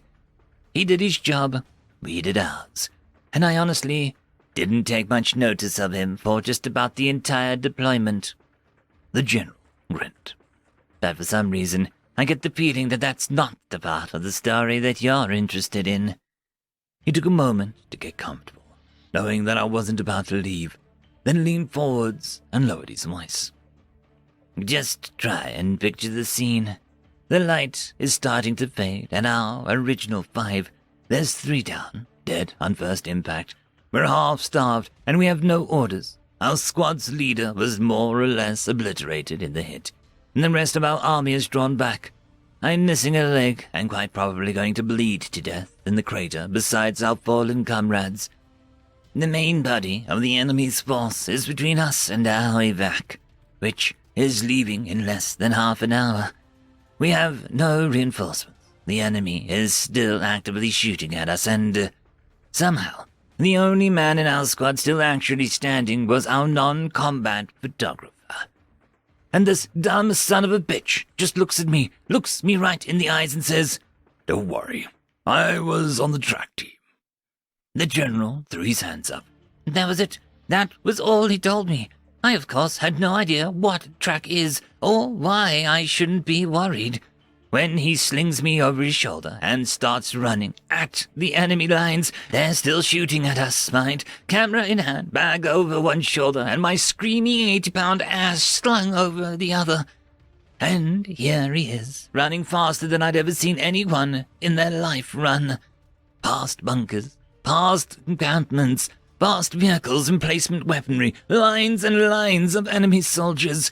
The low light was helping, but I honestly had no idea how none of them hit us, just from the sheer volume of rounds they sent our way. He was doing a good job of keeping us in some sort of cover as we moved, but there was only so many ditches that we could run through, so many walls or trees that we could hide behind, so many hills that we could keep between us and them. It wasn't all bad as that first dash. Once we made it through their battle line, there was enough chaos to at least reduce the amount of shots being sent our way. But it wasn't exactly a walk in the park either. I remember on one occasion he ran past a building and found 2 soldiers in our path on the other side, waiting. I thought that we were screwed, that our luck had run out. But the crazy bastard that just ran right at them stepped up onto a sandbag and jumped over these armed-to-the-teeth 10-foot behemoths. I still wonder what they must have been thinking at that moment, as a scrawny little biped carrying a heavy satchel and a screaming griznai, almost twice his size, sailed over their heads in the middle of their encampment. He shook his head. We just about made it to the airback, through 8 miles of enemy-controlled territory, before they managed to get that first hit in. Bag hit the floor, and we went down. Hard. Luckily for us, we'd been running towards another crater, and that kept us out of sight for a little as we'd rolled down to the bottom. I tried to spring to my feet before remembering I only had one, and by the time I'd struggled into a vaguely sitting position, he'd already picked up the camera again. It was probably about when he moved to get a good shot of his now severed arm that I realized that he'd been filming the whole time. That he'd been taping our mad dash through the countryside. I remember his face too, as he looked through the little window at that hunk of meat swimming in crimson. How his whole demeanor had changed as he realized what it would mean for our trip. I almost thought that he'd picked the camera. I don't even think that I'd have blamed him, but the damage made that decision a little easier. In the excitement, we hadn't noticed that the round wasn't a clean hit. It had smashed its way through 2 walls of his camera after punching a hole through its body. And the machine's innards were now open to the world. Most of the film was probably ruined the instant the round hit, but he threw it under his coat in the foolish hope that at least some of it was salvageable. Knowing he wouldn't be able to take the bag with us anymore, he'd grabbed all the digital chips and a couple of the smaller rolls of film. But that bag had been filled to the brim, and most of it wasn't going to be joining us. Almost as an afterthought, he pulled a knife out from his boot and cut the strap off the camera before sealing the bag again. I guess he realized that he didn't need it anymore if he was leaving the bag behind. Only after he'd done all of that did he bother to tie off the gaping hole where his arm should be. Things changed after that point. Before, I didn't think that he'd actually been taking it very seriously. Despite watching our comrades die, he'd still had the foolhardy, won't-happen-to-me mentality that your kind is well known for. The fact that we'd made it this far as we had was probably encouraging in his perspective, but I think seeing his baby smashed to pieces had been something of a wake-up call that he could no longer ignore. We set out again, but he'd lost the carefree attitude that he'd had before. There were no more straight dashes. Now we weaved in and out of cover as he ran. Our center of gravity was lowered too. Despite his smaller stature, I'd never had to worry about the ground during the first leg of our journey. Now, I was in constant fear of it. By this point, we were well past the half hour. So imagine my surprise when we arrived, the both of us drenched in one of my comrades' sweat, to see the bird still sitting there.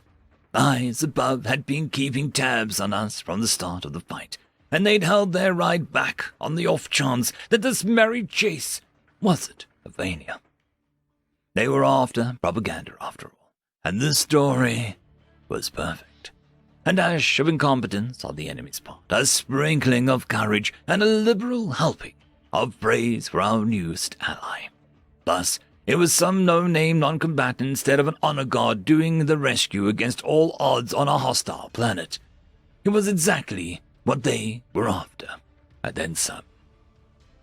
Now, my understanding is that by your own standards, simply bringing an ally back through enemy fire is deserving enough of a Medal of Honor. Galactic standards are a little stricter, requiring that the feat also do something detrimental to the enemy. By that standard, this doesn't qualify. No, the reason he got the medal was because he went back for his bag. End of story. Story number 1. It was just a prank, written by Space Paladin 15. Earth had not seemed particularly sophisticated in terms of their technology, and yet unprecedented multi-platform hack had been tracked back to these galactic newcomers.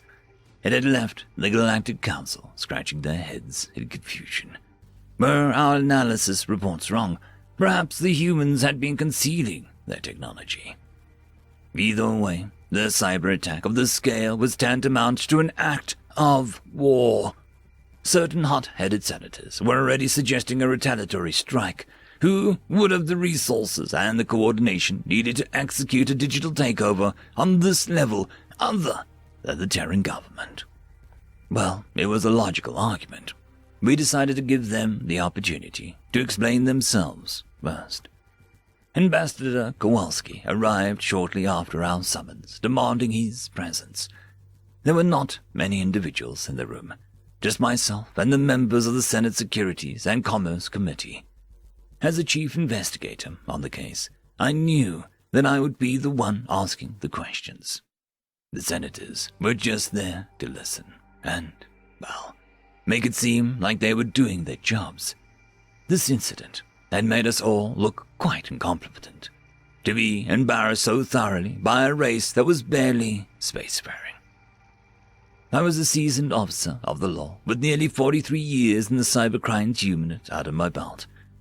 Rising through the ranks of the investigative office took persistence and dedication, and there sure had been some wild cases. The time that group of radical anarchists took down the government servers came to mind. Tracking them down had been no easy feat. But that event, which had been galaxy-wide news, paled in comparison to the present situation.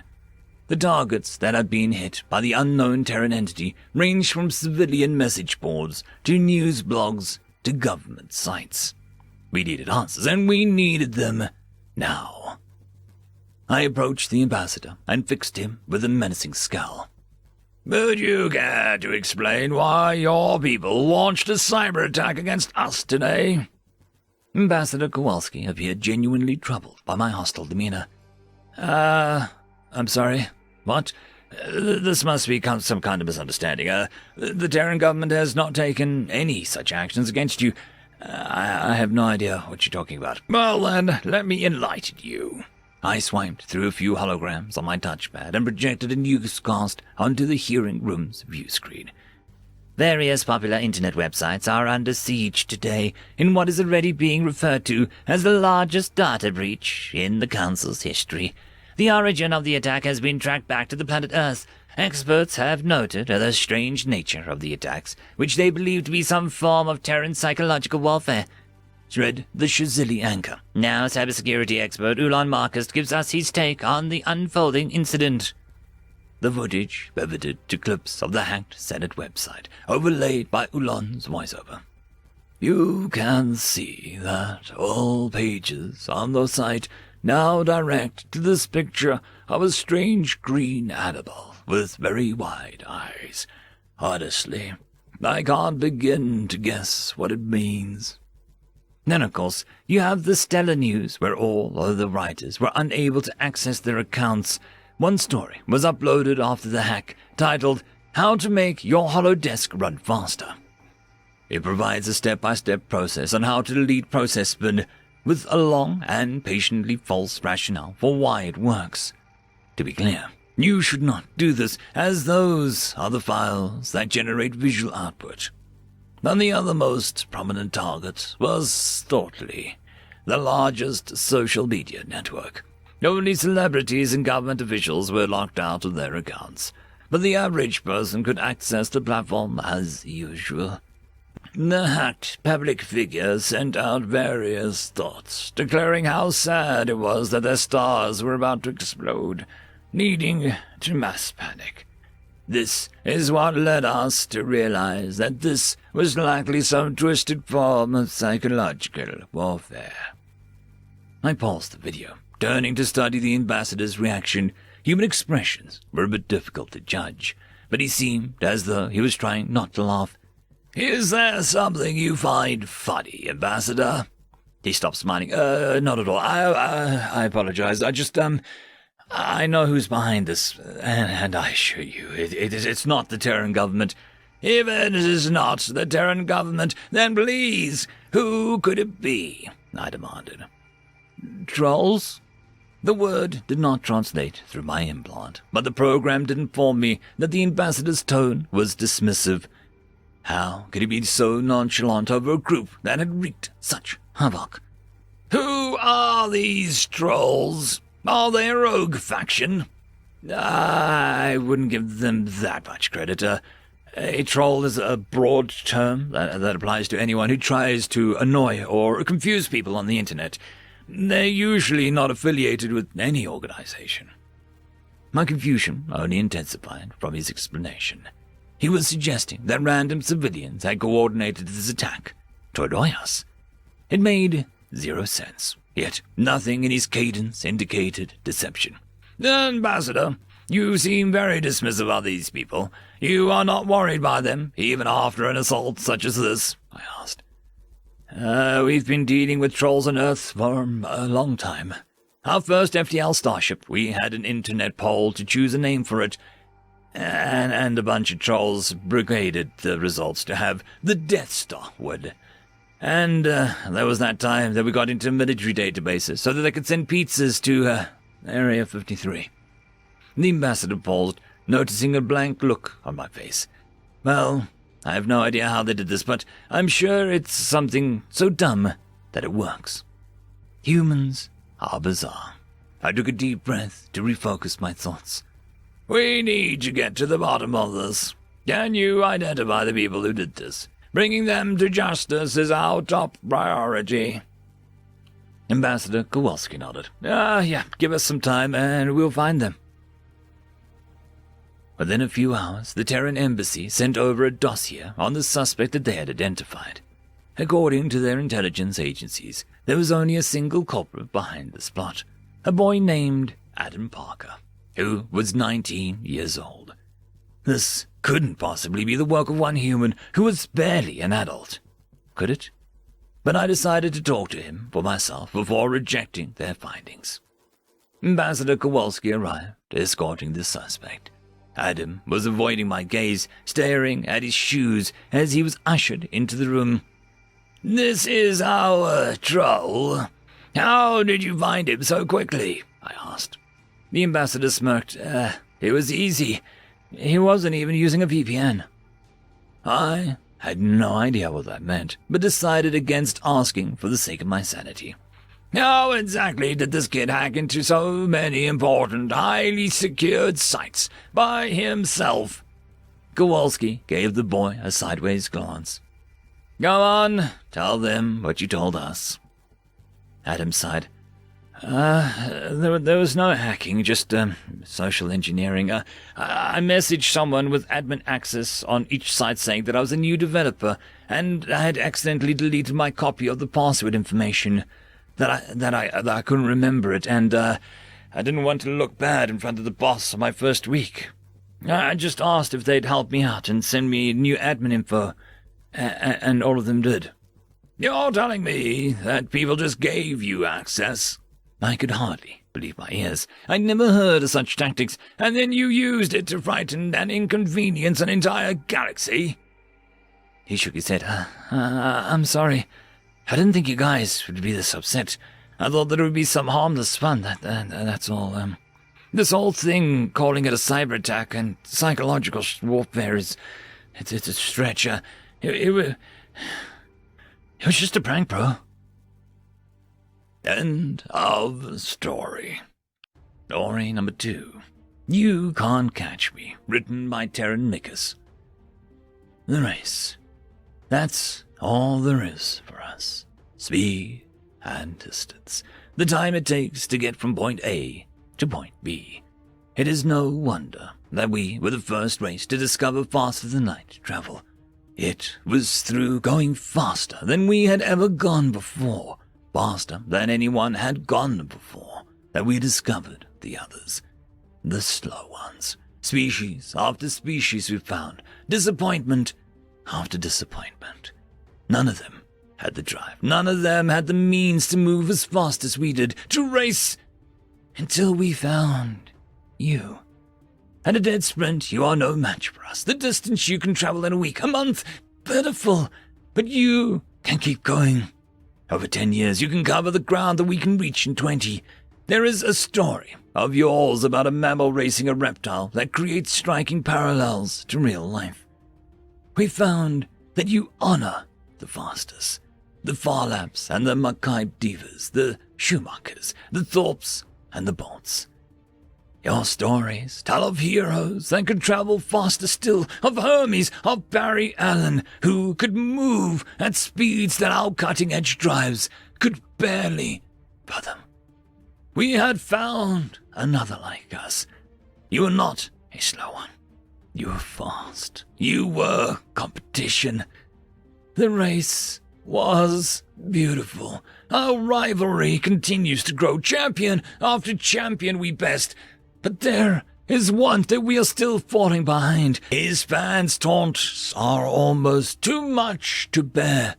They haunt my every resting moment. No, I've never raced him myself. There are so few of my kind that have. One day, I'll beat him. One day, that horrible chant will lose all meaning. Run! Run as fast as you can. You can't catch me. I'm the gingerbread man. Why are you laughing? End of story. The Dirtlings, written by Destroymatron Mark 8. Rocks. Acting Primarch Ront quirked an ear as he sipped his clef. Rocks, Ambassador Vlen confirmed. You can't be serious. Rond watched as the alien fleet drifted over to join his forces on the view screen. The chamber of the Primarch had mostly been abandoned. Ron refused to run away. If this world was to end, the Rond would be ended with it. He would die as he had lived, on his feet and with a cup of clef in his hand. I'm quite serious, Rend assured him. They throw rocks. The acting Primarch squinted 3 of his eyes as he examined the fleet. Primitive designs. The human ships were barely capable of FTL, but they still used chemical propulsion to move within the system. They lacked the telltale shimmer of shielding systems, and Ron strongly suspected that they had nothing resembling inertial dampeners or artificial gravity. Why would you even ask for such a primitive species' help? We asked everyone for help, said Glenn. The humans were the only ones who said yes. The more foolish they, Ron mused. The Kulgan had warned the other species not to interfere. They had declared that any who aided the Bronze people would be destroyed alongside them. The Kulgan had given a similar warning when they invaded the Esurv. Ron sincerely wished his predecessor had heeded it. What do they hope to get out of this? They are a relatively new species. Wren sipped at his clef. Only achieved FTL within the last decade. They are very eager for an exchange of technologies. Of course they are, Ron snorted. Their idea of planetary defense is throwing rocks at people. As I said, they are fairly new, Glenn pointed out, and their home system is devoid of any materials that we use to power most of our technologies. Basic elements only. Ron shifted 2 of his feet as he glared at the view screen. The Kulgan had arrived. I suppose that explains why such a primitive species hasn't been snapped up yet. He took another sip of his clef. They have nothing worth taking. Ron was beginning to see why the humans were willing to risk destruction. They desperately needed better materials. Worse, they were alone. Without strong allies and a significant upgrade in technology, they would be easy prey for whatever species bothered to snatch them up.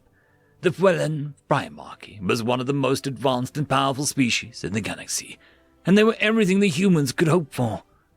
Or at least, they had been, before Ron's predecessor pissed off the Kulgan. The previous Primarch had killed himself once he realized the gravity of his mistake, and good riddance. The galaxy was a harsh place, and soft-hearted fools had no business being in charge. Still, a part of Rond wished the cowardly fool hadn't done it. If Rond hadn't had to take his place, he could be sipping clef in some faraway ship, instead of waiting in his office to die. It's not as bad as all of that, said Glenn. They may be lacking materials, but the Dirtlings have made fine use of what they have. The acting Primarch quirked a dubious ear at his old friend. Dirtlings? Ambassador Glenn ran a hand over his ears. Their home planet, they named it Dirt. For a brief moment, Ron seriously considered strangling his oldest friend. They named their home world Dirt. Disdain dripping from his voice. And they plan to assault the most powerful military force in the galactic history by throwing rocks at it. A powerful need to shout seized the acting Primarch. He resisted, sipping his clef until he could regain his composure. He continued, Why did you even bring these people? No one else would come. Ron simmered silently as he watched the Kulgan approach. The Kulgan had always been powerful, but the Fuelen Primarchy had considered themselves their equals until a few years ago. The Kulgan had changed that with the unveiling of their dread ships.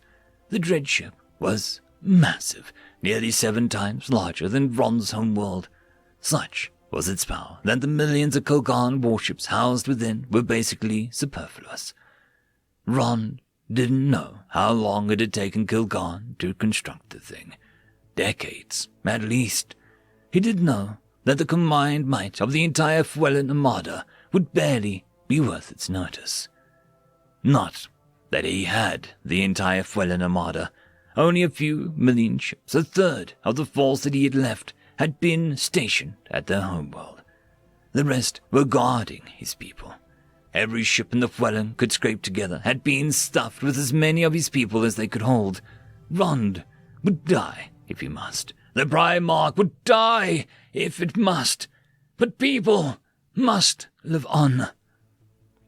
Glenn could sense his despondence. I know how it sounds. The Dirtlings don't seem like much, but they are very good at throwing rocks. He saw Ron's expression and quickly continued, "They have been doing it for their entire history." Ron didn't even bother to respond, choosing instead to have another cup of clef. Vlen kept talking. "At first they used rocks to ward off predators. They learned to use sharp rocks to hunt. They learned to use plant matter and sinew to throw rocks further. And they used rocks to fight each other, and started wearing rocks to protect them from other rocks." Ron remained silent, sipping his clef. "As the technology grew, they threw rocks harder and faster." Blen waved 3 of his hands around as he spoke.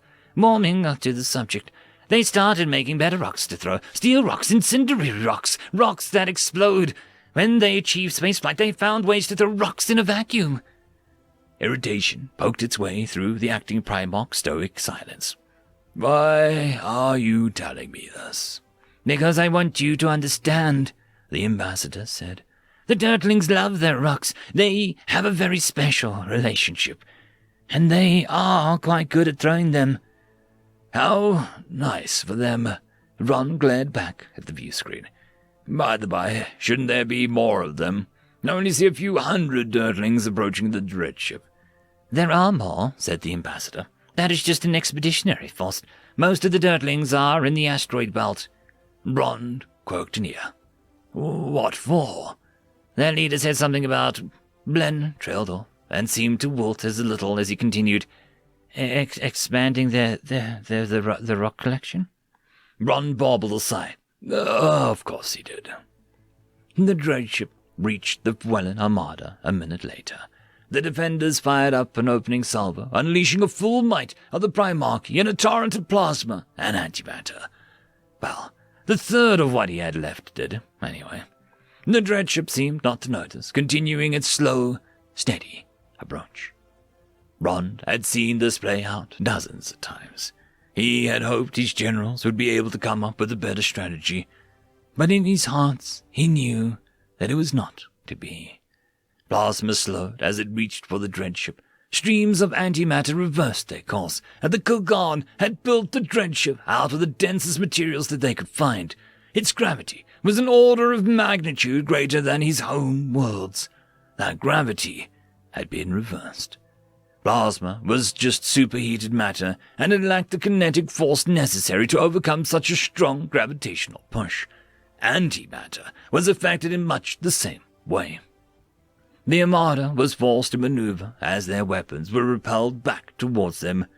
His ships would need to get much closer before they could so much as singe the dreadnought's shields.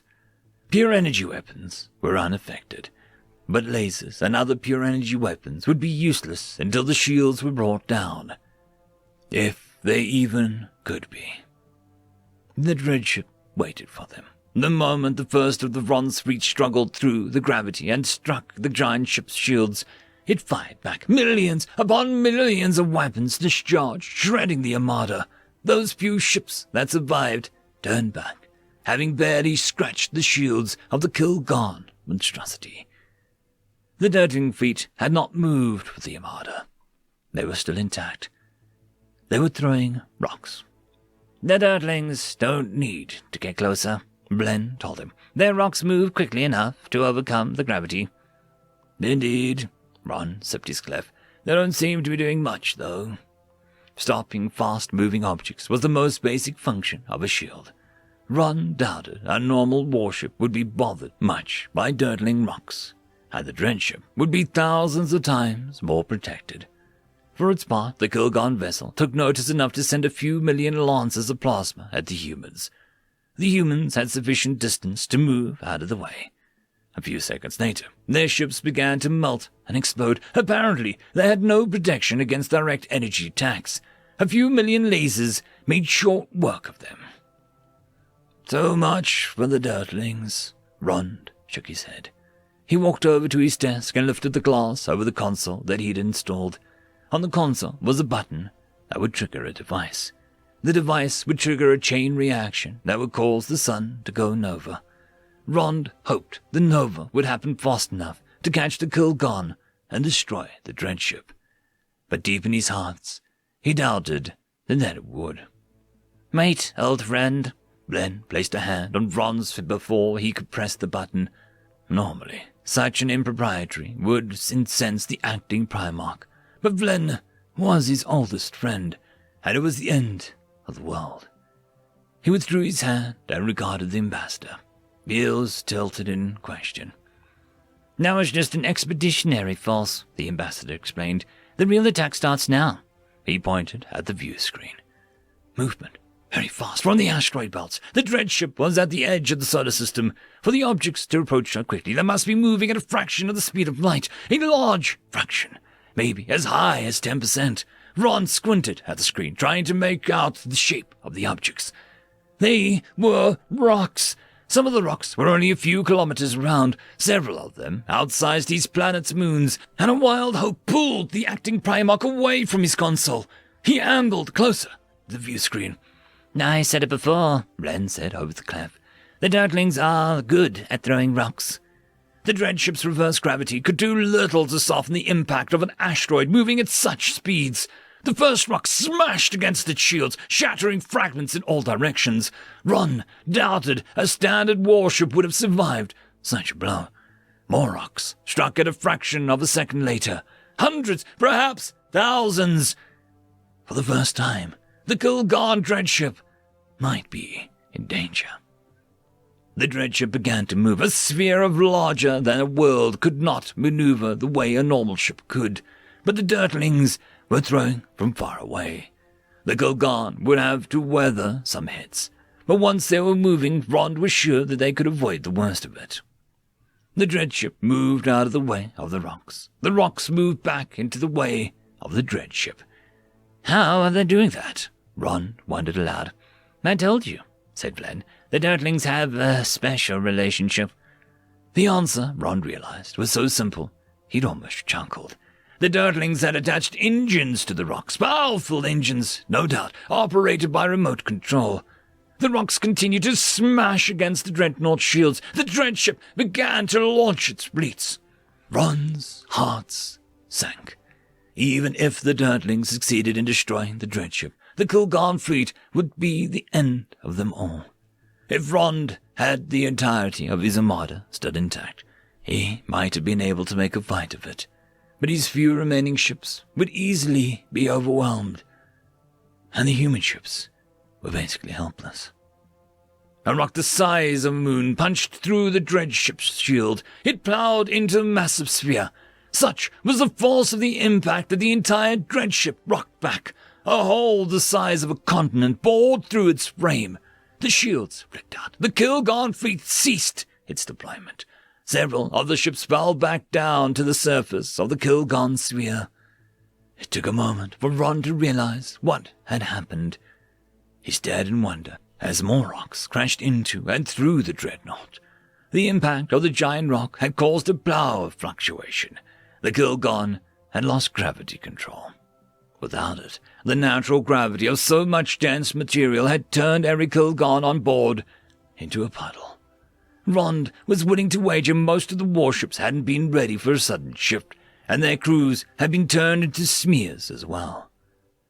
Only a few dozen ships managed to escape the dreadship, and several of those were dashed into pieces amidst the storm of the Dirtlings' rocks.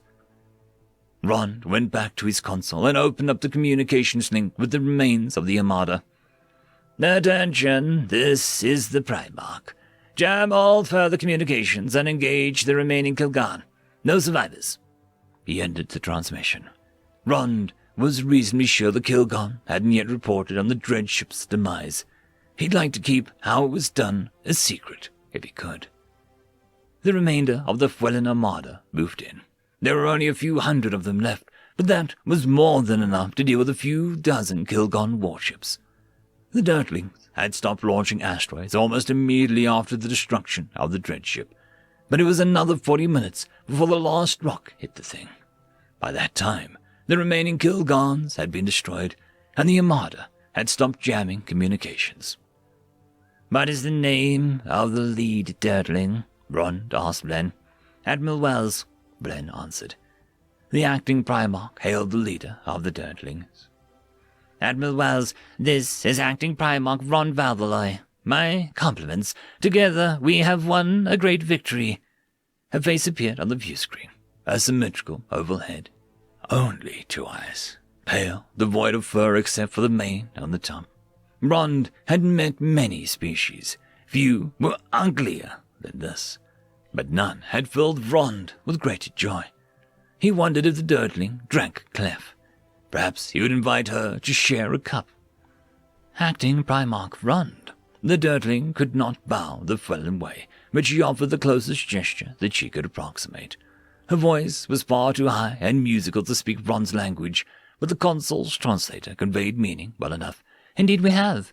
May it be a start of a beautiful friendship. I am sure that it will, Rond replied. He sipped his Clef. The ambassador told me you and Rox have a special relationship. The Admiral's face scrunched up. The translator told Rond it meant the dirtling was confused. Give me excuse? I don't understand. The dirtling were a new species. Maybe the translator hadn't worked out the kinks yet. Rond tried again. I heard that you were good at throwing rocks. Oh! The Admiral's face unscrunched. Yes! She bared her teeth in an aggressive display. If throwing rocks doesn't solve your problem, you just need to throw bigger rocks. The translator informed Rond that the aggressive display meant that she was pleased. That's how we do things on planet Dirt. End of story. The algorithm reckons you should be watching this video next, and I recommend that you should be always watching my video. So, click with energy! And yes, clicking that does help the channel. Thank you very much. I'd just like to give a quick thanks to the T5 channel members and patrons: Alithia, Parky, Fudic Yol, Meridian117, Cam Maxwell, Casper Arnholtz, Angry Marine, Lord Azrakal, and White Van 420.